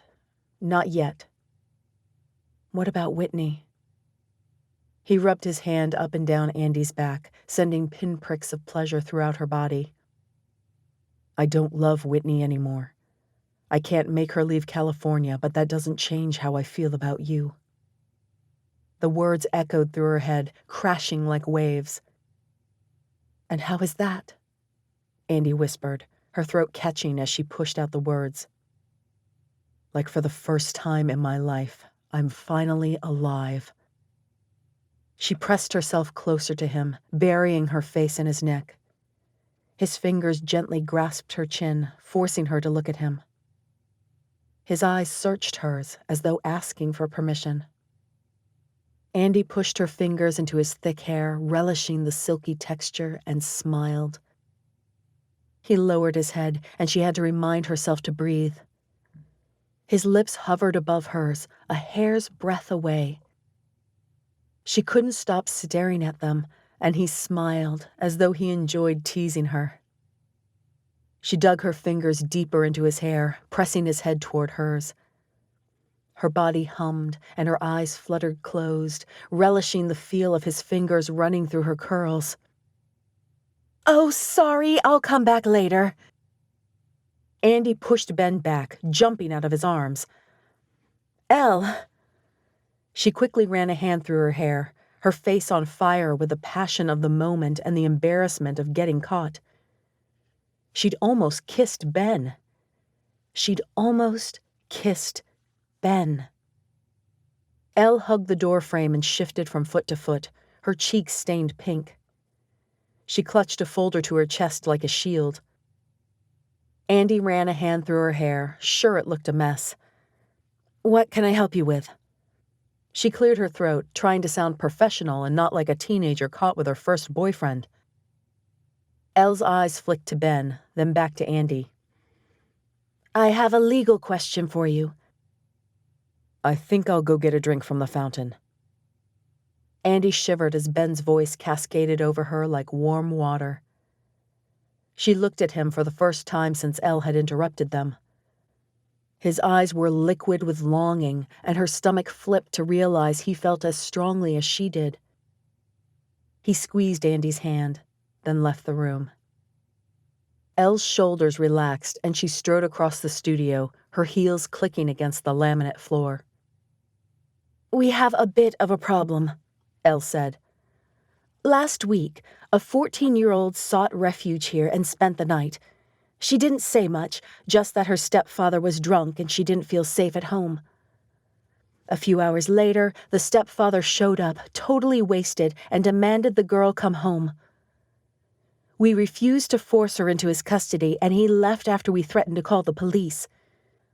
The girl spoke with one of our counselors, and it appears a lot more than excessive drinking has been going on. I found out today he's accusing us of kidnapping and threatening to close the center down." Andi's mind switched over to lawyer mode, and she mentally filed through all the possible ramifications of the situation. "I can see why you're worried." Elle nodded. "I don't think he has a leg to stand on, but we need to be sure.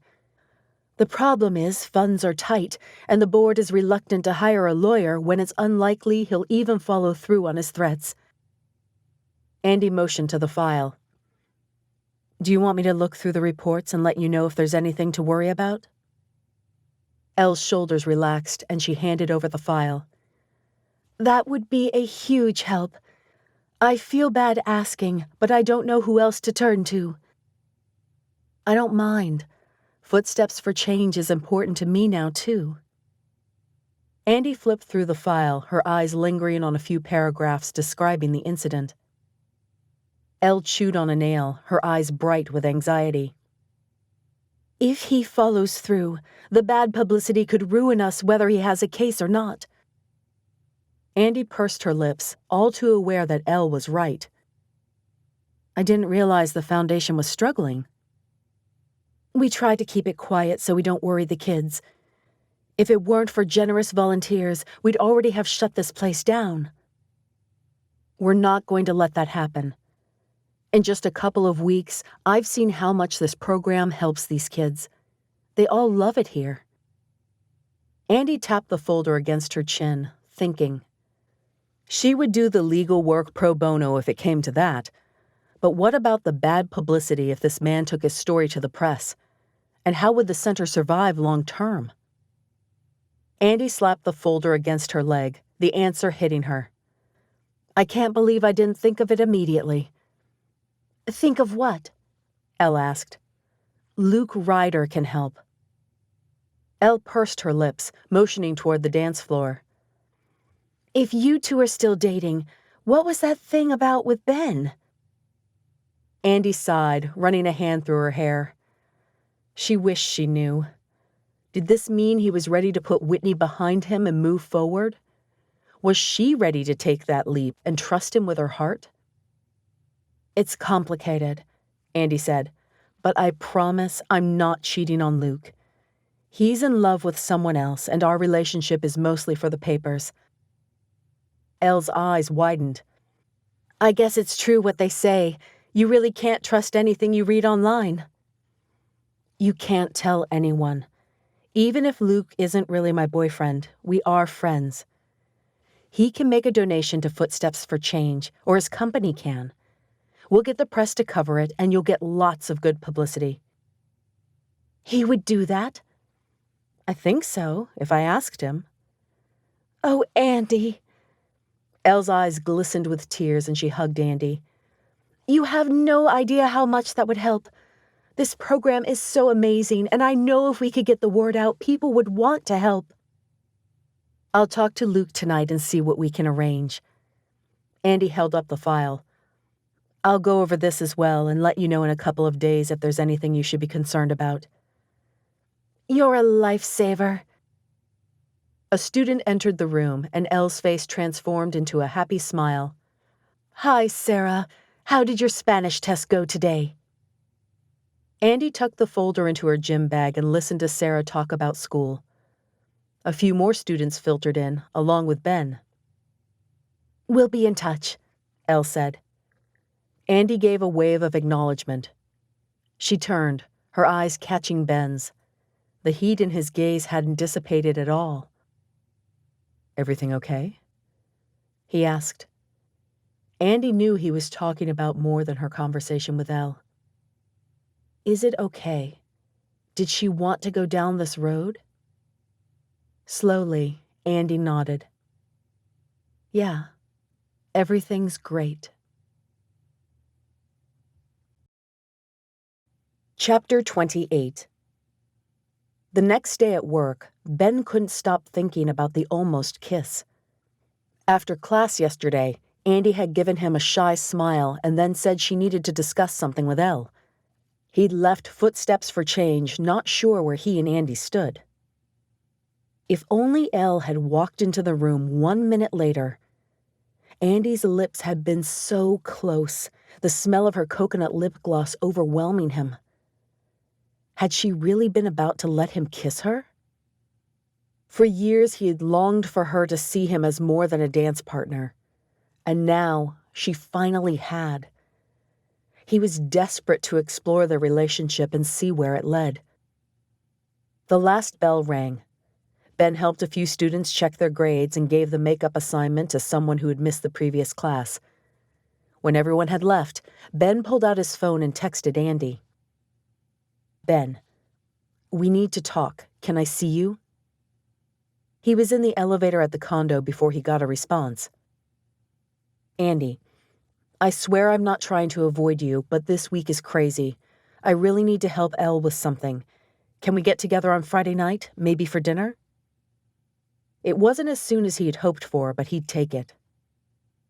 Ben, Friday at 6, dinner at my place. I want to show you the new kitchen. I'll cook. Andi, sounds great. See you Friday.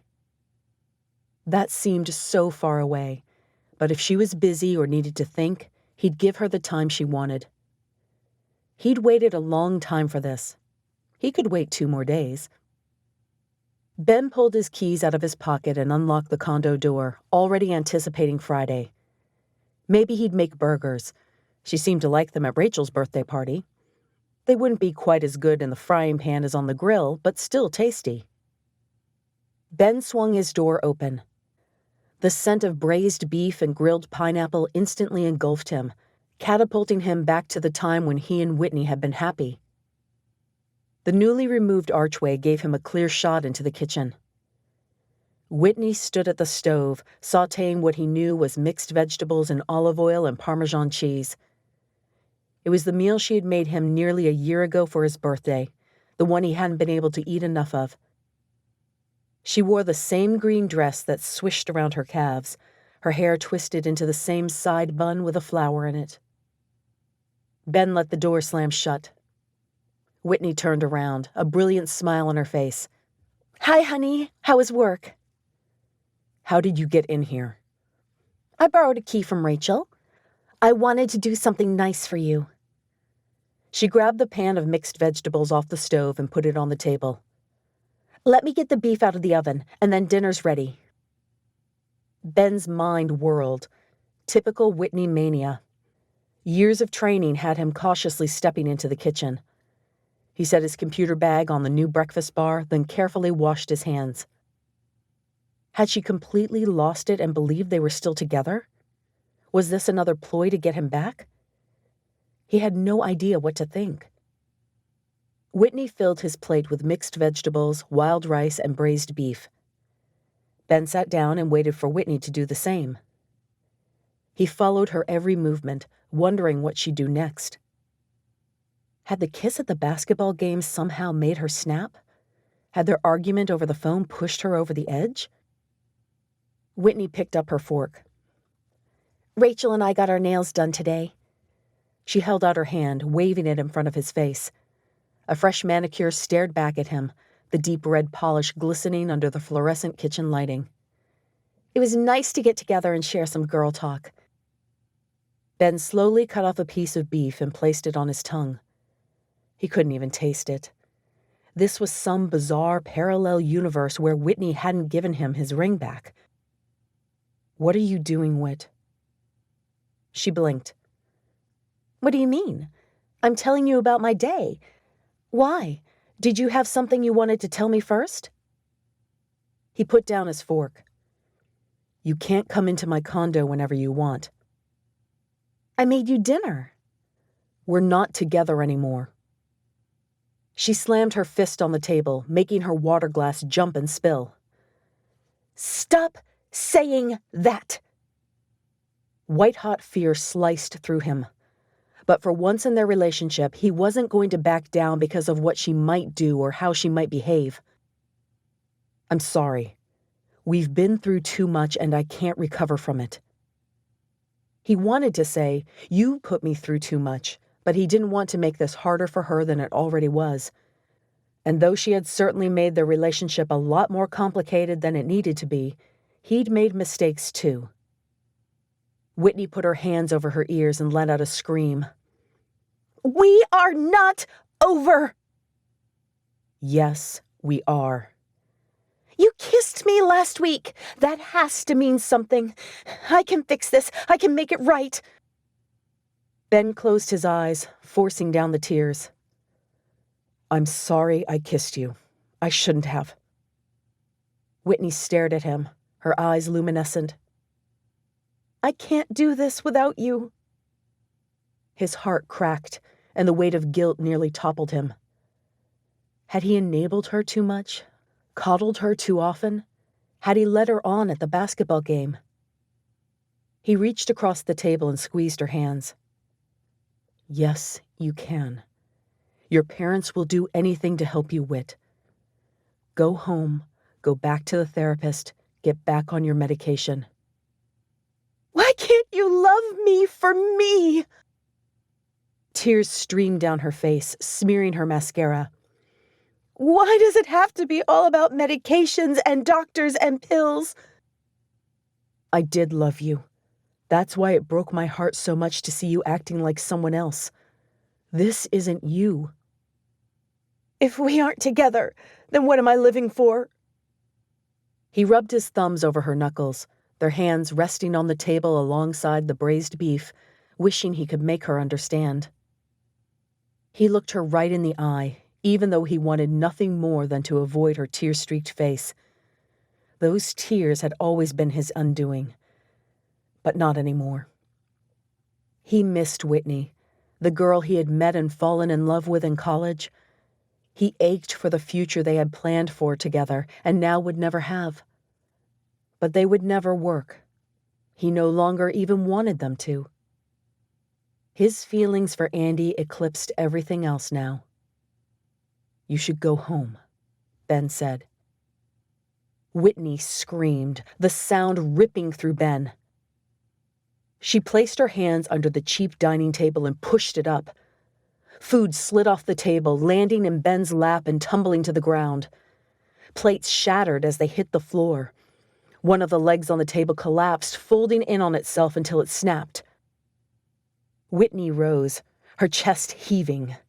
"I hate you, Benjamin Rhodes! I hate you for doing this to me! You led me on!" Her shrill voice echoed about the condo. Ben stood, bits of braised beef and broccoli tumbling from his lap. "I'm sorry about the kiss. I shouldn't have let that happen. But I have been clear from the very beginning that I wasn't interested in getting back together." He barely had time to register the swing of her hand before the palm connected with his cheek. A sharp sting zinged through his face. Whitney pointed a trembling finger at him. "You will live to regret this. If I walk out that door, I'm not coming back. You'll be making the worst decision of your life." He thought of everything he could say, the accusations and hurt he could throw her direction. But she was sick, desperately needed help, and he knew this wasn't the real Whitney. He didn't want to hurt her more than he already had. "Goodbye, Whitney. I hope you find peace." She let out another scream and stomped her foot, then whirled and left the condo, not bothering to close the door behind her. Ben stood there, hands in his pockets as he watched Whitney leave. The urge to run after her was strong. Years of habit screamed at him, but he fought it back. He had to let her go so they could both move on. He was no longer responsible for her decisions. The guilt washed away, like water headed downstream, and a warm peace filled its place. She didn't own him. She didn't have any power over him. Whatever Whitney decided to do from this point forward, it wasn't his fault. He would always care for her, and he wished her the best. But that chapter of his life was over. A knock came tentatively on the door, and Andi peeked inside. Her hair was pulled up in a twist, a briefcase slung over one shoulder. "Ben, everything okay?" "Yeah." He ran a hand through his hair. "Come in." Andi pushed the door open wider and stepped inside, then gasped. "What happened here?" "Whitney happened." "She did all this?" "If you mean, did she sneak into my condo, cook my favorite meal, freak out when I told her we weren't getting back together, overturn my table, slap me, then leave? Then yeah, that's what she did." "Oh, Ben." Andi was at his side in an instant, her arms around his waist in a tight hug. He pulled her to him, relishing the feel of her body pressed against his. She didn't seem to care that she stood in a pool of juice from the pan of braised beef, or that a broccoli floret had attached itself to the front of her shoe. She wasn't asking him what he had done wrong to cause Whitney to flip out. In that moment, the contrast between Whitney and Andi was startling. Whitney was emotional and unpredictable. Andi was level-headed and consistent. Whitney focused a lot on herself. Andi constantly thought of others. Whitney had tried to guilt him back into a relationship. Andi let things progress naturally between them. He tightened his arms around her waist and kissed her softly on the cheek. She pulled back, eyebrow raised. "What was that for?" "For being you." "I'm so sorry about this, Ben." "You have nothing to be sorry about." She let go, and he craved the loss of her physical touch. Andi was the real thing, and he would do anything to help her see that. She motioned to the breakfast nook, where the broken table lay amid the ruins of dinner. Is this what it's always like with her? Not always, but most of the time. Her smile was sad but compassionate. I'm going to change, but I'll be back in 2 minutes to help you clean this up. Don't you dare start without me. She gave him one more hug. It'll be okay. He knew it would be, because he had Andi. He waited until Andi was gone, then dialed Rachel's number. There was only one way Whitney could have possibly found out where he lived and gotten into his condo. This time, he would make it abundantly clear to Rachel why she needed to stop interfering. "Hello?" Rachel said. Ben rested a hand on his hip, surveying the disaster that was his kitchen. "You owe me a dining room table. Whitney destroyed mine." "Whoa, back up! What happened?" So Ben told her the summarized version. Even a week ago, he would have glossed over details and tried to downplay the situation. But not anymore. It was time to tell Rachel everything. When Ben finished, she was silent on the other end of the line except for the sound of breathing. "Ben, I swear I didn't give her a key." He folded his arms, hearing the truth in her voice. Then how did she get one? "I think she stole it out of my purse. It's missing from my key ring. I can't believe she'd do that. I can't believe she'd do any of this." He closed his eyes, wishing Rachel could maintain her rosy perception of Whitney forever, while at the same time grateful she now realized what he had been up against and why he'd had to let go. It isn't the first time something like this has happened. She's really sick, and she needs help. Talk to her, okay? Encourage her to go back to Arizona. And please, don't let her keep living at your house. "I'll talk to Adam and we'll figure something out, and I'll get the key back from her. I'm so sorry." "I'm glad it wasn't worse." Ben said goodbye and then hung up. He prayed that was the last conversation he'd ever have to have with or about Whitney. Chapter 29. Andi couldn't remember the last time she had taken a day off work. Certainly she hadn't used a single vacation day in the years she had been at Galloway, Harmon, and Whitty. But today, Luke was doing a news spot about his donation to Footsteps for Change, and she wanted to be there, for Luke and for Elle. After the spot, she'd finally take Rachel out for mani-pedis. Andi was looking forward to a few hours of hanging out with her best friend. Andi arrived at Footsteps for Change 30 minutes before Luke's news spot, just like she'd promised Elle. Elle rose as soon as Andi walked through the front door. "Let's go to my office so we can talk." Andi nodded and followed Elle through the doorway to the left of the reception desk. It opened to a short hallway lined with offices. Elle stopped at the second door. The office was cramped, with boxes overflowing and papers stacked everywhere. Andi itched for a pair of rubber gloves and a bottle of bleach, but she sat down on the chair and tried to ignore the disaster zone. "Let me hear it," Elle said. "Are we in trouble?" Andi had spent all of her free time over the last 2 days reviewing the case Elle had given her. Her heart ached for the girl who had to live with that man as a stepfather. "No." Elle sagged back against her chair, expelling a loud sigh of relief. "You have no idea how much this has weighed on me." "You got lucky this time. There are quite a few police reports indicating domestic violence as a frequent occurrence in the home, and she had already been removed once by Child Protective Services. But if he'd had a clean record, he absolutely could have charged you with kidnapping. He might try to sue, but if you get any half-decent lawyer, you'll win the case. As it stands, my official advice would be to not make a move unless he makes one." "Thank you so much, Andi." Of course. She had loved using her skill to protect an organization doing so much good, instead of using them to break up a couple who shouldn't have gotten together in the first place. There was a knock at the door, and an employee poked her head in. "Camera crews are here, Elle, and Mr. Ryder's assistant called. He's on his way." "I'd better go wait for him," Andi said.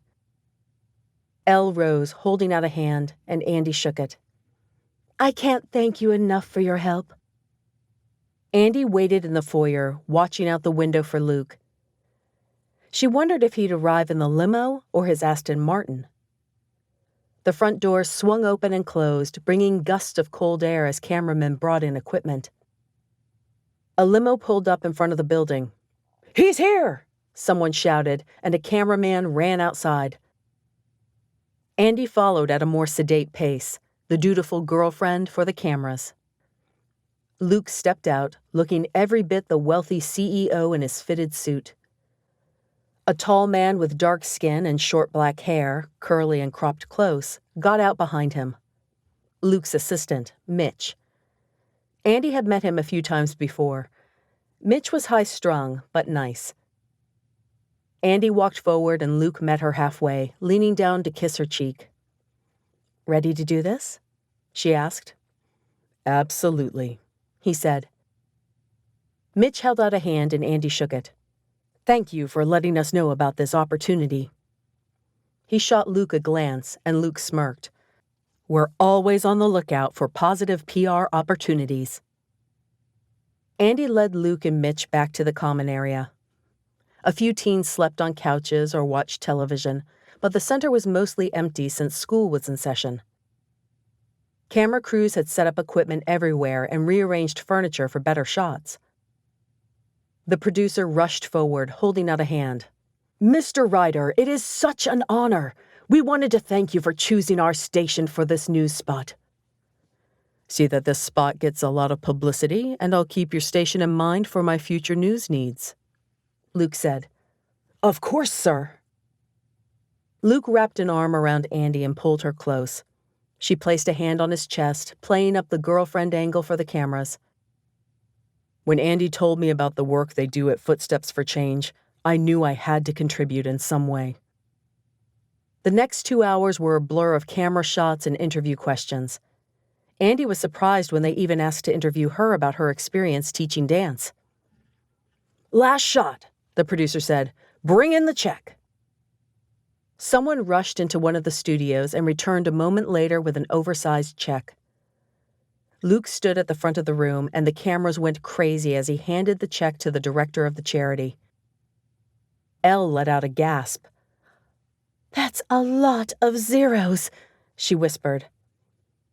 Andi could only nod. She had known Luke was wealthy, but she hadn't realized he was also so generous. "That's a wrap," the producer said. He walked over and shook Luke's hand. "Thank you so much again, Mr. Ryder." "My pleasure," Luke said. The room erupted into organized chaos as the crew dismantled the equipment. Luke walked over to Andi, holding out his arms. "How did I do?" he asked. Andi laughed, letting him pull her in for a hug. "Phenomenal." She pulled Elle forward. "Luke, this is Elle, the friend I told you about." "It is such a pleasure, Mr. Ryder." Elle held out her hand, and Luke gave it a firm shake. "Please, call me Luke." Elle laughed, tears glistening in her eyes. "Thank you so much, Luke.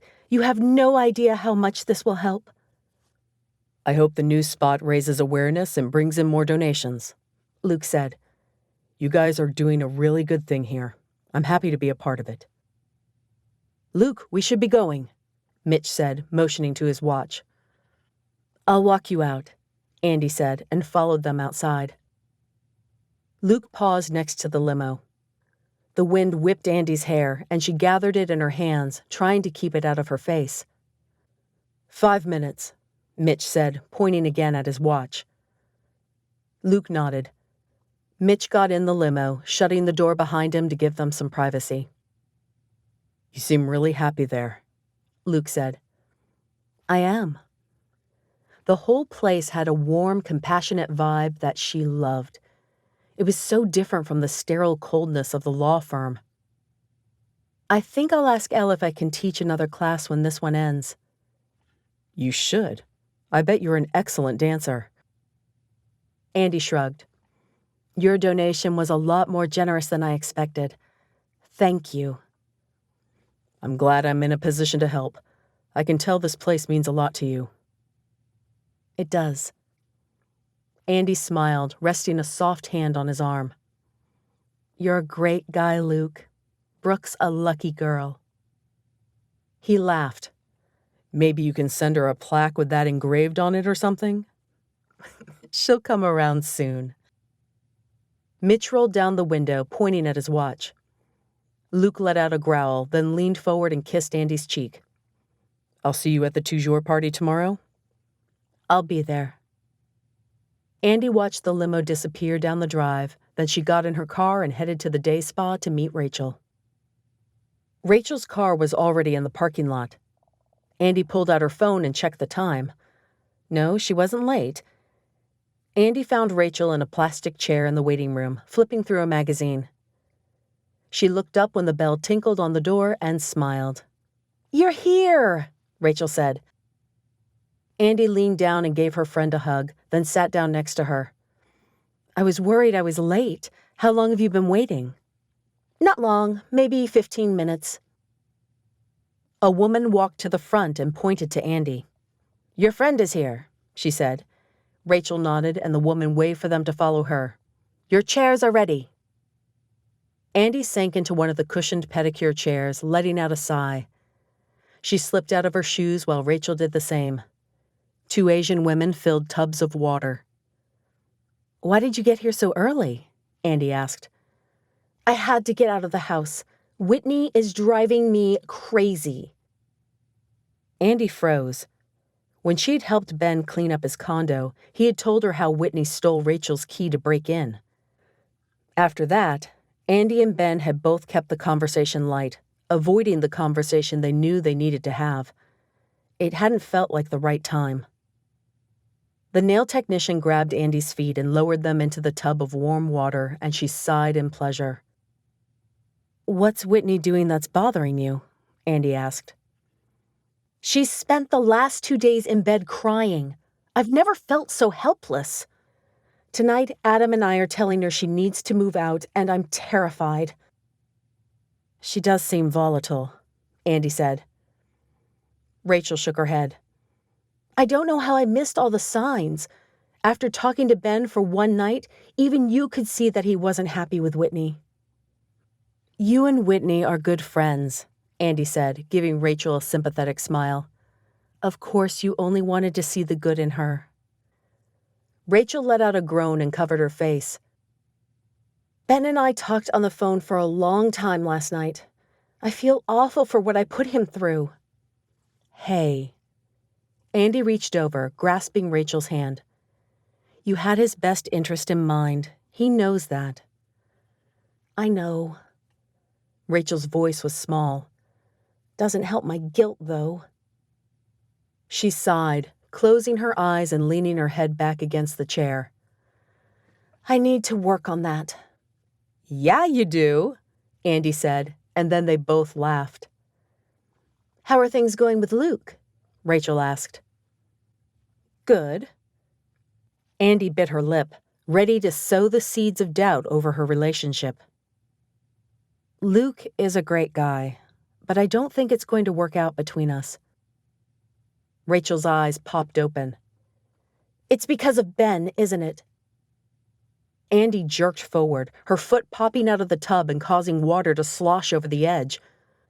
The woman grumbled and yanked her foot back into place. "What makes you say that?" Andi asked. Rachel shook her head. "I've been such an idiot. I noticed it last night when Ben talked about teaching dance classes.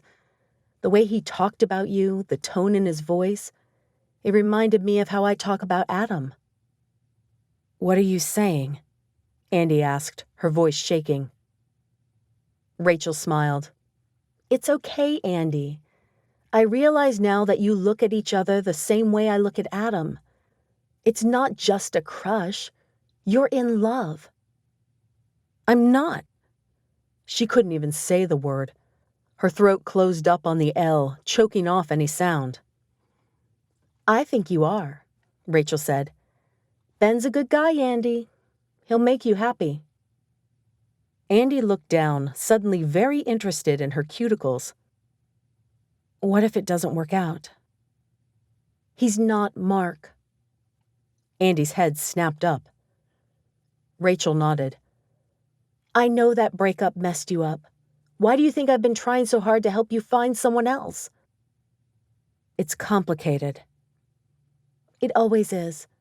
I'm through meddling in people's lives. But Andi? She waited until Andi's eyes met hers. If you and Ben want to be together, you have my full support. I'm scared, Andi said. I know. So is he. But love is worth the risk. Chapter 30. It felt strange to be at Toujours when the waiting room wasn't filled with people. The office was closed for the night, and the Toujours employees, along with Luke and Andi, were celebrating the company's success. Luke led Andi through the cubicles to the glass conference room where employees laughed and talked around a table filled with food and drinks. A banner that said "Congratulations" hung on one wall with balloons underneath it. But the focal point of the room was the cover of Allure magazine. A picture of Toujours' founder graced the front with the headline, "Matchmaker Revolutionizes Love with Toujours." Andi smiled in satisfaction. In some small way, she'd helped them achieve success by dating Luke. Now it was time to break up with him and move on. Andi and Luke mingled and talked with the other matchmakers, playing the part of the happy couple. Andi counted down the minutes until she could break up with Luke and go eat dinner with Ben. Ben, who made her heart race and her palms sweat. Ben, who made her laugh and want to spill all her secrets.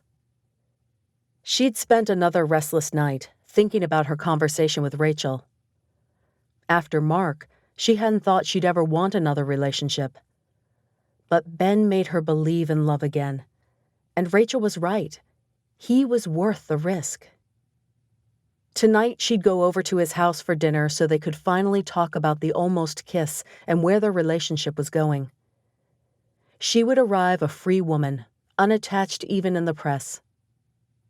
Someone clinked a glass, and Andi fell silent, taking her place next to Luke. Thank you all for being here today, Charlotte, the founder of Toujours, said in her heavily accented French. 2 months ago, I thought something like this would be impossible.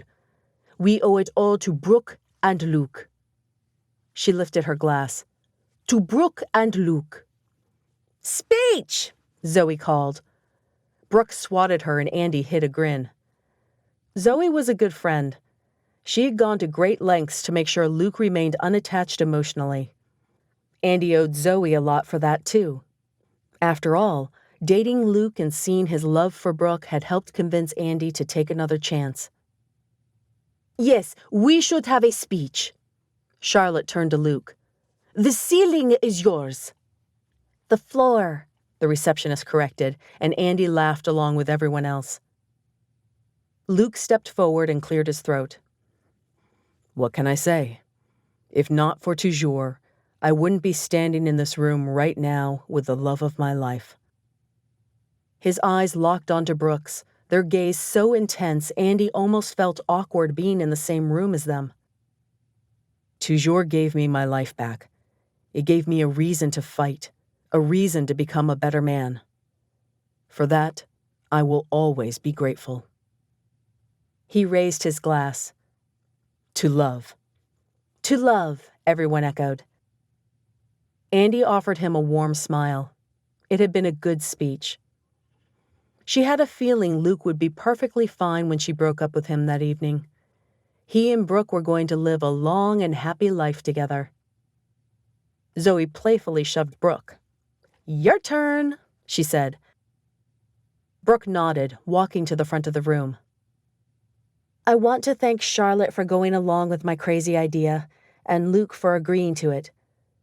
I believe in matchmaking, and I believe it works. Andi thought about that. Matchmaking hadn't worked for her, at least not the way she'd expected it to. But dating Luke certainly had helped show her she was ready to find love again. And it helped convince her that whatever craziness Ben had in his life, she wanted to be with him. 10 couples have put their files on hold this week after finding love, Brooke continued. If not for Luke, those couples would have never met each other. She lifted her glass. To many happy years and many happy couples. Hear, hear, one of the other matchmakers cheered. The room broke into pleasant chatter, and Brooke made her way back to Luke. The two of them pulled each other into a tight hug. Andi watched Brooke close her eyes and breathe in, inhaling Luke's scent. Those two were so in love. I'm glad it worked, Luke said. Me too. Brooke pulled away, focusing on Andi. And thank you, Andi. You're a big part of this too. Andi smiled. It was too perfect an opening. She glanced around, then leaned forward so only Luke and Brooke could hear. I'm ready for the charade to be over. She gave Luke a teasing wink. Think we can break up soon? Sure, Luke said, nudging Andi with his shoulder. I was kind of getting sick of you anyway. Brooke's face paled. Had Andi said something wrong? Or was Brooke surprised Andi and Luke really were all for show? Are you okay? Luke asked, his brow furrowed in obvious concern. Yes, Brooke gasped. She shook her head as though to clear it. I have to go. Luke raised an eyebrow. Looks like the party might continue for a while still. I know. Can I come over later tonight? We can talk. Sure, Luke said, his eyes softening with hope.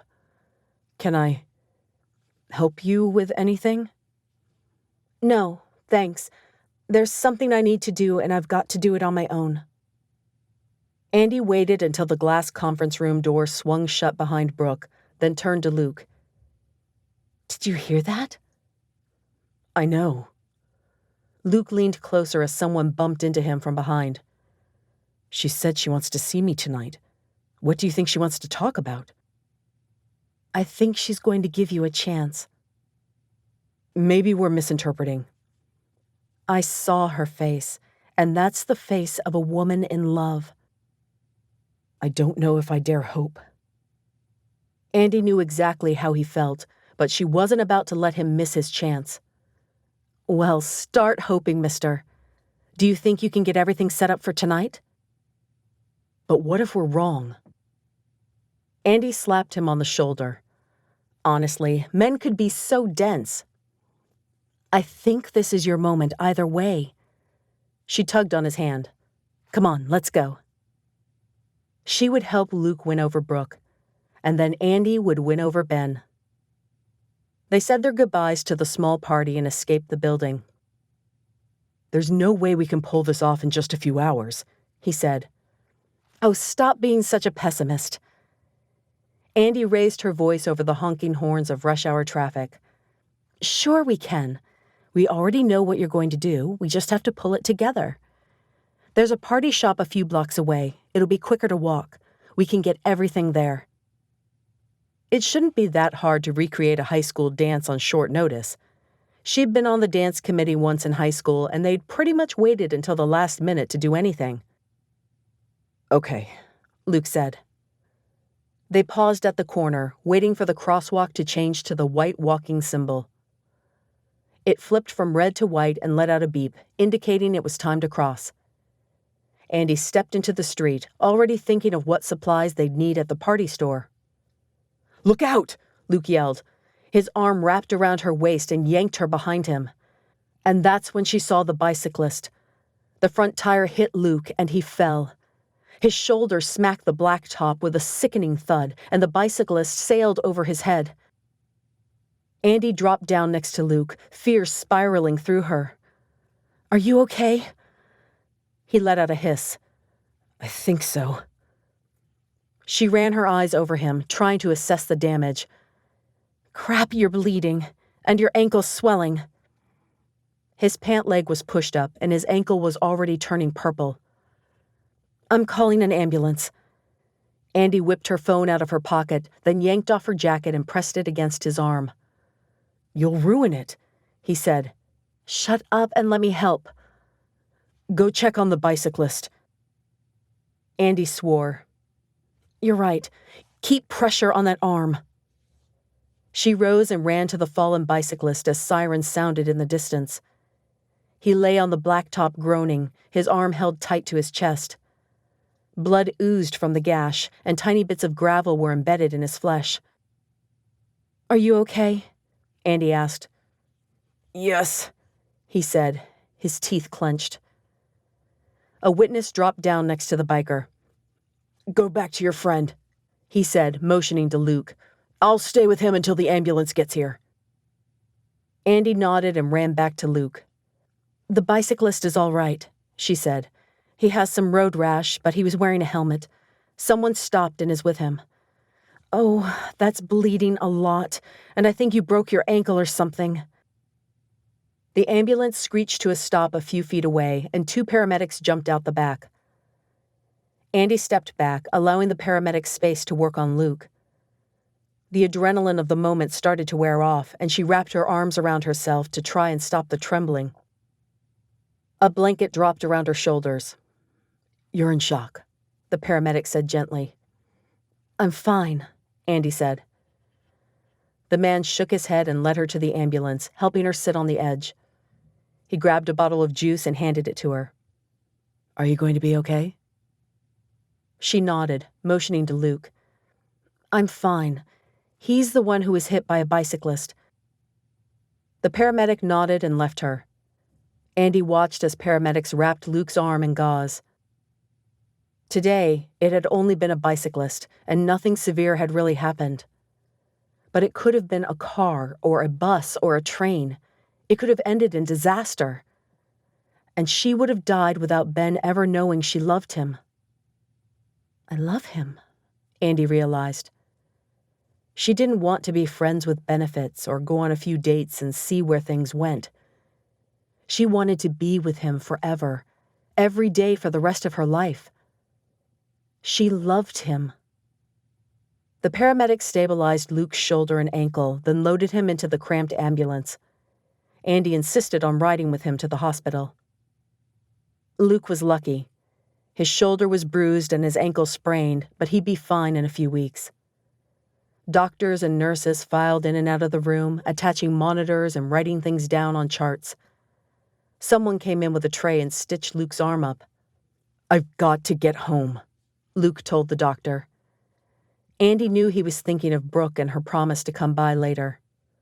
"We'll get you out of here soon," the doctor said. He clicked off the pen light he had been using to check Luke's pupils for the 5th time and scribbled on the chart. "I'll have the nurse start processing your discharge papers." Luke's phone rang. "I've got to take this," he said. The doctor nodded absently, still making notes on the chart. "Hello?" "Is it Brooke?" Andi mouthed. Luke nodded, and she gave him a thumbs up. Andi leaned back in her chair, shamelessly listening to Luke's half of the conversation. Then he said, "I love you, Brooke." His eyes glistened at her response, and he pulled the phone away from his ear and stared at it. "She said she loves me." Andi squeezed his good arm. "That's fantastic." Then she laughed. "I'm breaking up with you." "What?" Luke blinked. She laughed again. "Go get your happy ending, Luke. I'm ready to go get mine too, whatever that is." She kissed him on the cheek. "I expect an invitation to the wedding." Chapter 31. Andi took a deep breath, staring at the silver 215 on Ben's door. She should probably go back to her condo and clean up a bit after spending the last few hours at the hospital with Luke, but she was worried if she didn't see Ben now, she'd lose her nerve. Besides, it was rude to show up late to dinner. Andi knocked on the door and it swung open almost immediately. Ben leaned against the door frame, a soft smile on his lips as he folded his arms across his chest. Andi's eyes traveled the length of him, her heart quickening at the way his jeans hugged his hips. "Hi," Andi said, biting her lip. He held open his arms and she fell into them, resting her head against his shoulder. He buried his face in her hair and she breathed in deeply, relishing the smell of shaving cream and soap. "Hi," he said. Andi pulled away, focusing on the condo. The breakfast nook was empty, the broken table gone. The new breakfast bar was set for two, containers of Chinese takeout spread in front of the plates. "Smells great," Andi said. Ben stuck his hands in his pockets, his cheeks reddening. "I didn't feel much like cooking after what happened this week." Andi rested a hand on his arm, anything to touch him. "This is perfect. How did you know that's my favorite Chinese restaurant?" "We went there once in high school after a competition. You and Rach talked me into driving you there, and the three of us had dinner." A memory sparked, and Andi laughed. "I remember now. We had a lot of fun that night." He reached out, running his hands over one of her silky curls and tucking it behind her ear. Andi's breathing stuttered, and she leaned her head into his hand.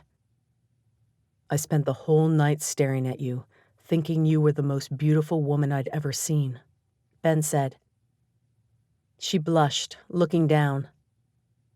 She took the plate Ben offered her, and they spent the next few minutes dishing up their food. "So, are we going to talk about it?" Andi asked. She didn't need to specify what it was.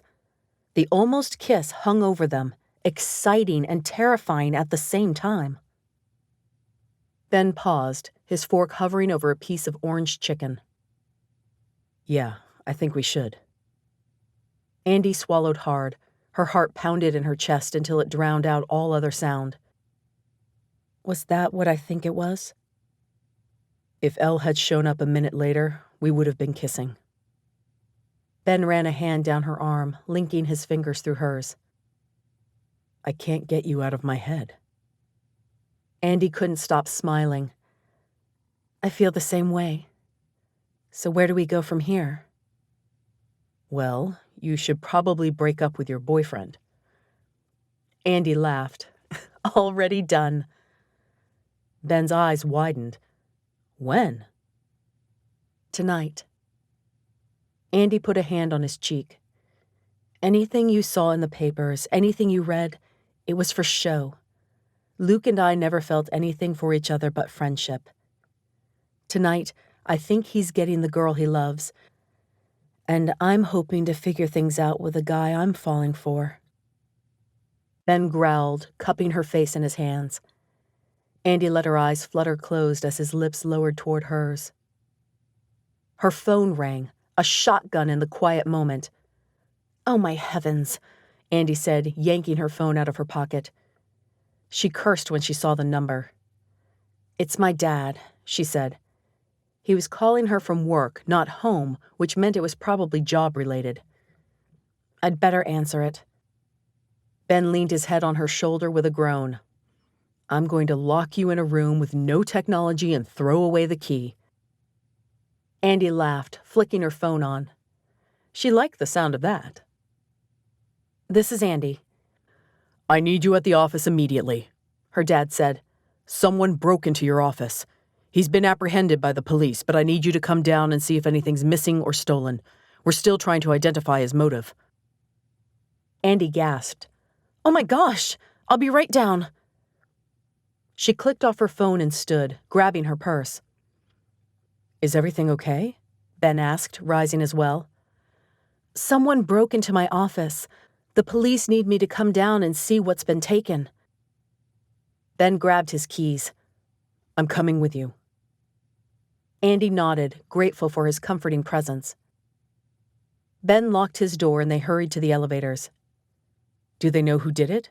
he asked. "He said they caught the guy, but they don't know what his motive is yet." "Do you have any ideas who it could be?" Andi shrugged. "I'm a lawyer. Someone is usually angry at me. But no one comes to mind that would be angry enough or violent enough to ransack my office." Ben pushed the speed limit all the way to the office. Andi instructed him where to park, and then they raced inside the building. It was nearly 9 o'clock, but the front foyer was crowded with people. She quickly picked out her father, standing in a corner with a police officer. His face was drawn, the lines around his eyes creased with stress. Andi ran over to him. "Dad, what happened?" The police officer pointed to Andi. A shiny silver name tag identified him as Officer Hardy. "Is this your daughter?" "Yes, this is Andi," her dad said, "the one whose office was ransacked." Officer Hardy nodded, flipping open his notebook. "We've been questioning the perpetrator, and it appears you may have a connection to him through Footsteps for Change. He was upset about some legal advice you gave the organization and thought he'd give you a bit of a scare." Andi gasped, and Ben's arm wrapped around her. She leaned against him for support. "Oh my gosh." "Did you ever meet the guy?" the officer asked. "No, but I know of him." Andi quickly explained about her work with Footsteps for Change and the case Elle had asked her to consult on. She found Ben's hand, holding onto it tight while she talked. Her dad glanced at their clasped hands and folded his arms, but didn't interrupt. When Andi finished speaking, Officer Hardy motioned another police officer over. "I need you to go down to Footsteps for Change and talk to Miss L. Stevens," he said. The officer nodded and left, taking a woman in uniform with him. "Miss Harmon, we need you to go through your office and confirm if anything is missing," Officer Hardy said. "And make a list of damaged items for insurance purposes," her dad added. Andi was already nodding. "Of course, I'll get to work on that right now." "Thank you," Officer Hardy said, handing her a business card. "If anything is missing, please call us immediately." Andi nodded, pulling Ben toward the elevator. "Let's go." "Wait a moment." Her dad's hand grabbed her arm, pulling her to a stop. He gave Ben a pointed glare, then pulled Andi out of hearing distance. Ben stood back, giving them privacy. "What is Footsteps for Change?" her dad asked. Andi shifted, uncomfortable under his searing stare. "Mom didn't show you the news spot?" "If she had, would I be asking you about it?" Andi glanced over at Ben. He leaned against the reception desk and gave her an encouraging smile. "I ran into one of my friends from college a while ago," she said. "She works for a nonprofit that provides dance lessons for underprivileged kids. She asked me to teach a class. I've been spending an hour every Tuesday teaching kids ballroom dance." He frowned, rubbing his chin. "I didn't realize you were dancing again." He nodded toward Ben. "I recognize Rachel's brother. Are the two of you dating?" "I'm not sure." His jaw clenched, but he nodded. "What about Luke?" "We broke up." "You broke up?" He rubbed a hand over his jaw. "Is this about what you told me at Christmas, how you aren't enjoying family law?" "I love family law." Andi put a hand on his arm. "Working that case for Elle was the most I've loved law since graduation." "So it's not all law you hate, just the kind we practice at this firm?" "It's not like that, Dad." He cleared his throat, looking away. "I've always dreamed about making you partner at this firm." "I know." "But all I want is for you to be happy, Andi. If working in the nonprofit sector makes you happy, if dating that boy makes you happy, then your mother and I will be happy for you." Tears welled in Andi's eyes, and she gave her dad a quick hug. "I love you," she said. He swallowed hard. "I love you too. Now go figure out what kind of insurance claim we're going to have to make." Andi nodded and headed toward Ben. He met her halfway and wrapped an arm around her shoulder. "Everything okay?" She nodded, pushing the up button on the elevator. "Everything is perfect." When the elevator doors reopened, they stepped out into the room of cubicles on Andi's floor. "Nothing looks disturbed here," Ben said. "That's because he was targeting me." Andi slid to a stop in front of her office and gasped. The door stood ajar, giving a clear view of the disaster. Papers were strewn everywhere, and the contents of the shredder had been dumped across the room. Her computer monitor had a giant crack in it. "Holy crap," Ben said. Andi picked her way across the room, slowly righting her office chair. Deep slashes dug into the leather, like it had been attacked with a knife.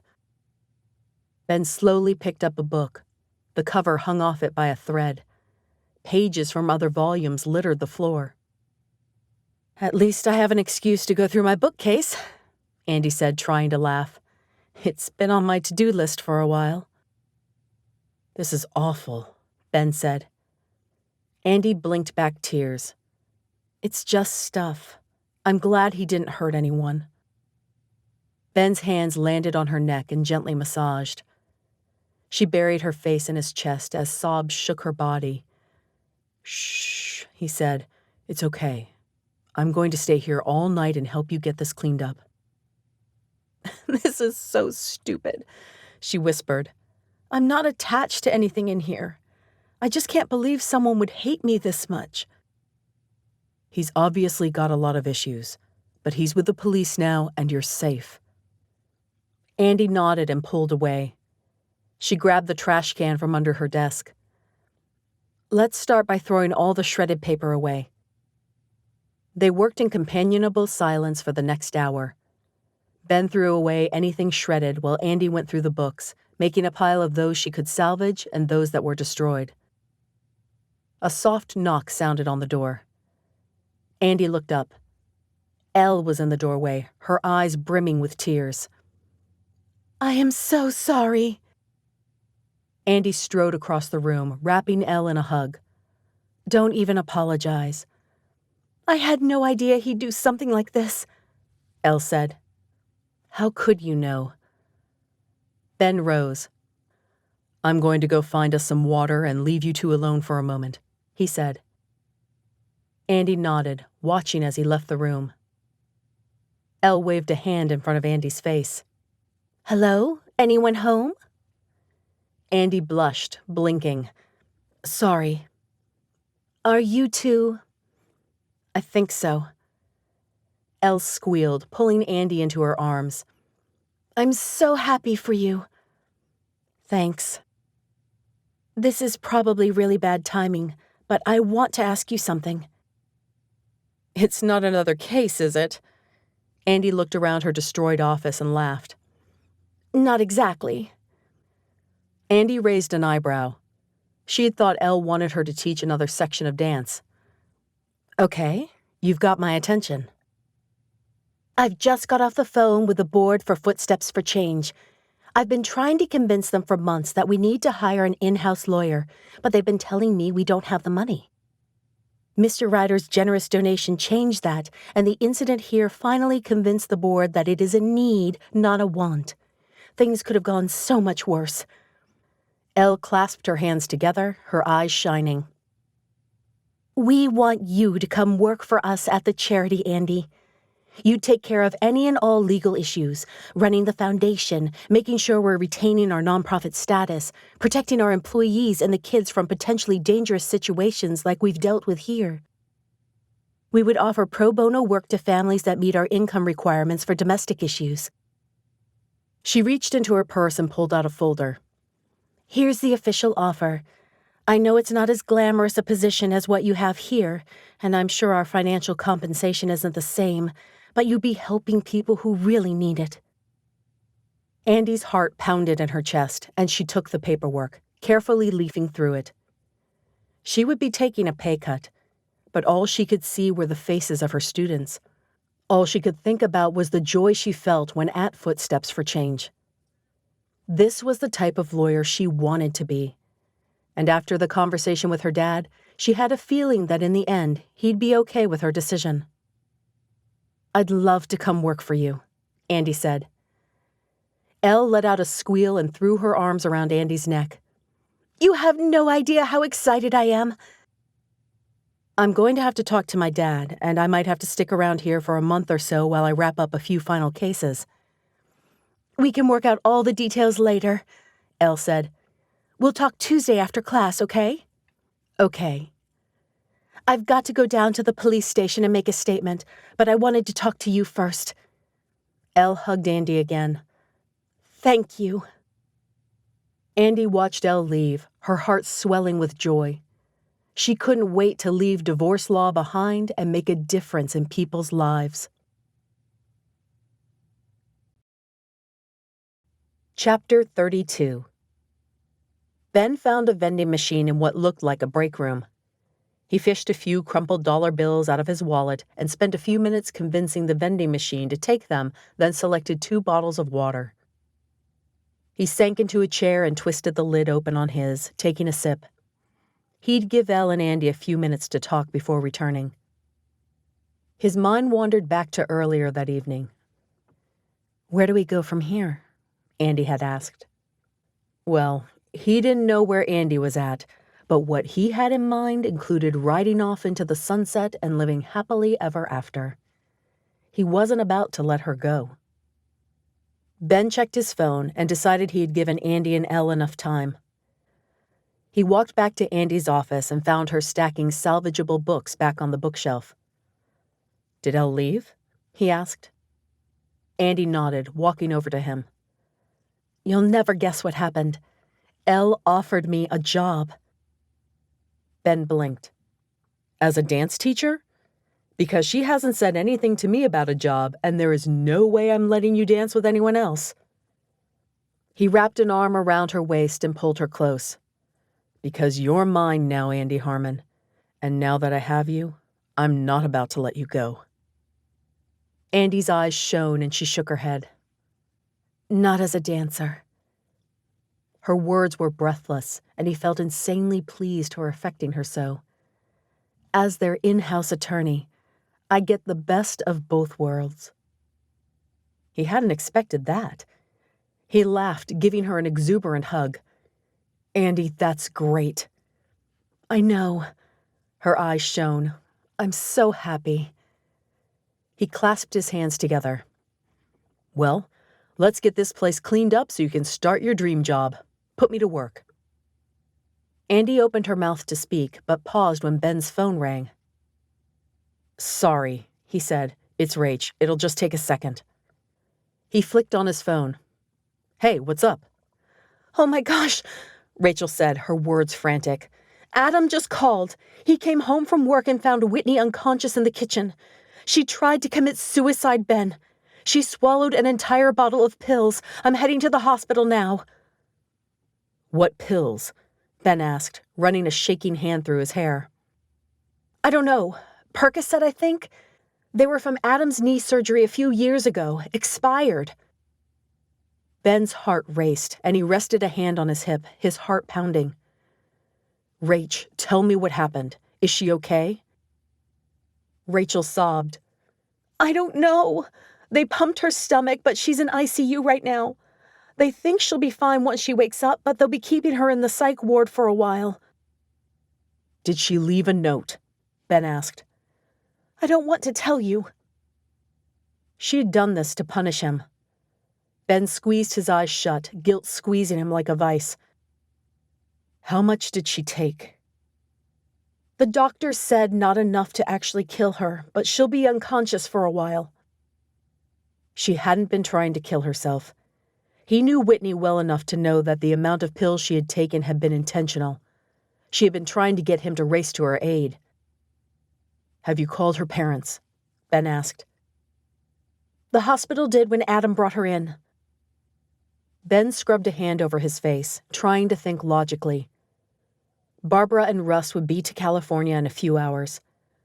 Ben should head to the hospital so he could keep them updated on Whitney's condition while they traveled and so he could keep an eye on Whitney's care. Ben turned, and his eyes landed on Andi. She stood on the far side of the room, her arms folded and shoulders stiff. She held a hand to her throat and her eyes glistened with tears. "Who are you going to choose?" they seemed to ask. "What future do you want?" He didn't even have to think twice about it. He wanted Andi. Ben kept his eyes locked on Andi. I'm really sorry, Rach, but I can't come. Andi's office was broken into and she needs my help right now. I need to stay here with her. Andi brought a trembling hand to her mouth. Ben stepped around the broken office equipment and shredded paper, reaching a hand out for her. She slowly, hesitantly placed her hand in his as a tear rolled down her cheek. The line was silent for a moment. Then Rachel said, "Are you and Andi together?" Andi apparently heard because she laughed and buried her head in Ben's shoulder. Ben wrapped an arm around her, holding her tight. "I think so," Ben said. He waited for an explosion from Rachel, a furious tirade that ended in her hanging up on him. But when she spoke, her voice was quiet, understanding. "I didn't realize how bad things were with Whitney. I understand now why you said you two were over. I'm happy for you, Ben. Andi's one of the absolute best people out there. If you hurt her, I'll hunt you down." Andi's shoulders shook and Ben chuckled, burying his face in her apple-scented hair for a moment. "Thanks," Ben said. "I'll come by later tonight to talk to you, okay?" "Take good care of her, Ben." "I will." They said their goodbyes and hung up. Ben shoved his phone in his pocket and wrapped both arms around Andi, holding her close. "What happened?" she asked. "Whitney overdosed on pills. She's at the hospital. They'll check her into the psych ward and get her the help she needs." Andi nodded, her eyes questioning. She motioned to the office. "I can take care of this if you need to go see Whitney." Ben shook his head, wiping away the lone tear on her cheek. "She's not my responsibility. I don't love her anymore." "Then what is your responsibility, Ben?" "You are the girl I'm loyal to now, Andi Harmon. You are the girl I want to build a future with. I've fallen in love with you." Her eyes sparkled with tears. She wrapped her arms loosely around his neck. "I'm in love with you too, Ben Rhodes. With you, love doesn't seem like such a risk." Ben tangled his fingers in her hair and leaned down, pressing his lips against hers.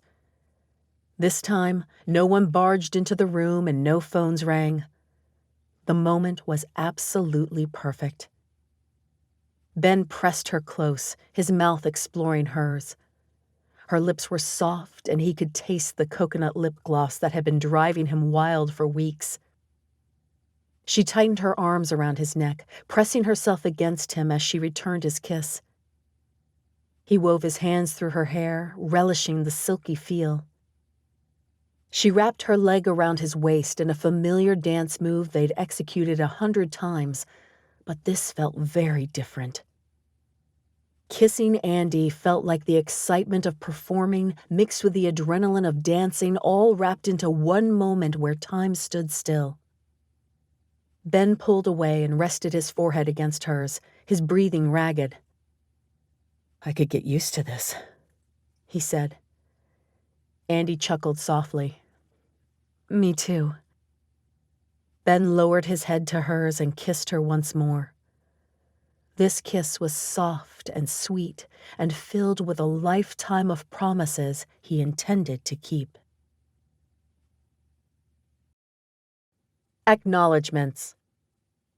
This book would not have happened if it weren't for my husband, Neil. He basically took over everything in our lives so I could get this book published. He cooked, cleaned, took care of the kids, reminded me to eat, did all the laundry and anything else that needed to be done so that I could write, edit, and format Andi and Ben's story.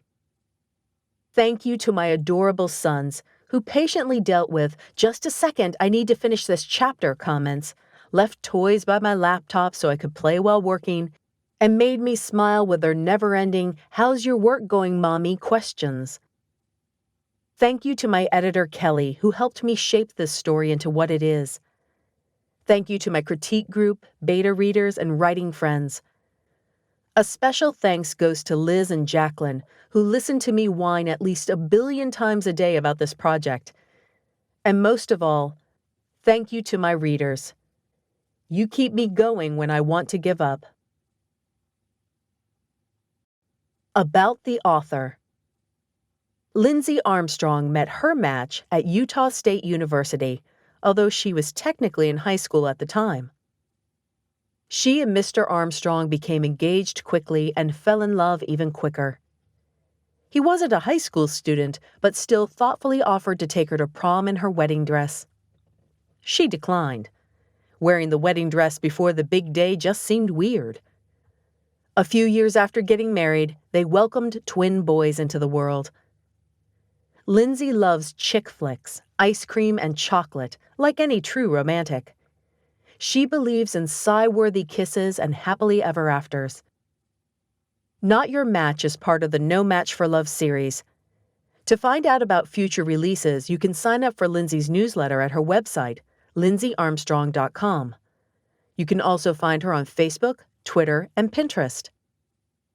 If you enjoyed this audiobook, please take a few minutes to leave a review. This is the best way you can say thank you to an author and narrator. It really helps other listeners discover audiobooks they might enjoy. Thank you. For more information on the narrator, Tiffany Williams, visit airbendingmediaproductions.com and look for her on Facebook, Pinterest, and Twitter. This has been Not Your Match, No Match for Love, Book 2. Written by LIndzee Armstrong. Narrated by Tiffany Williams. Produced by Airbending Media Productions, LLC. Copyright 2015 by LIndzee Armstrong. Production copyright 2016 by LIndzee Armstrong.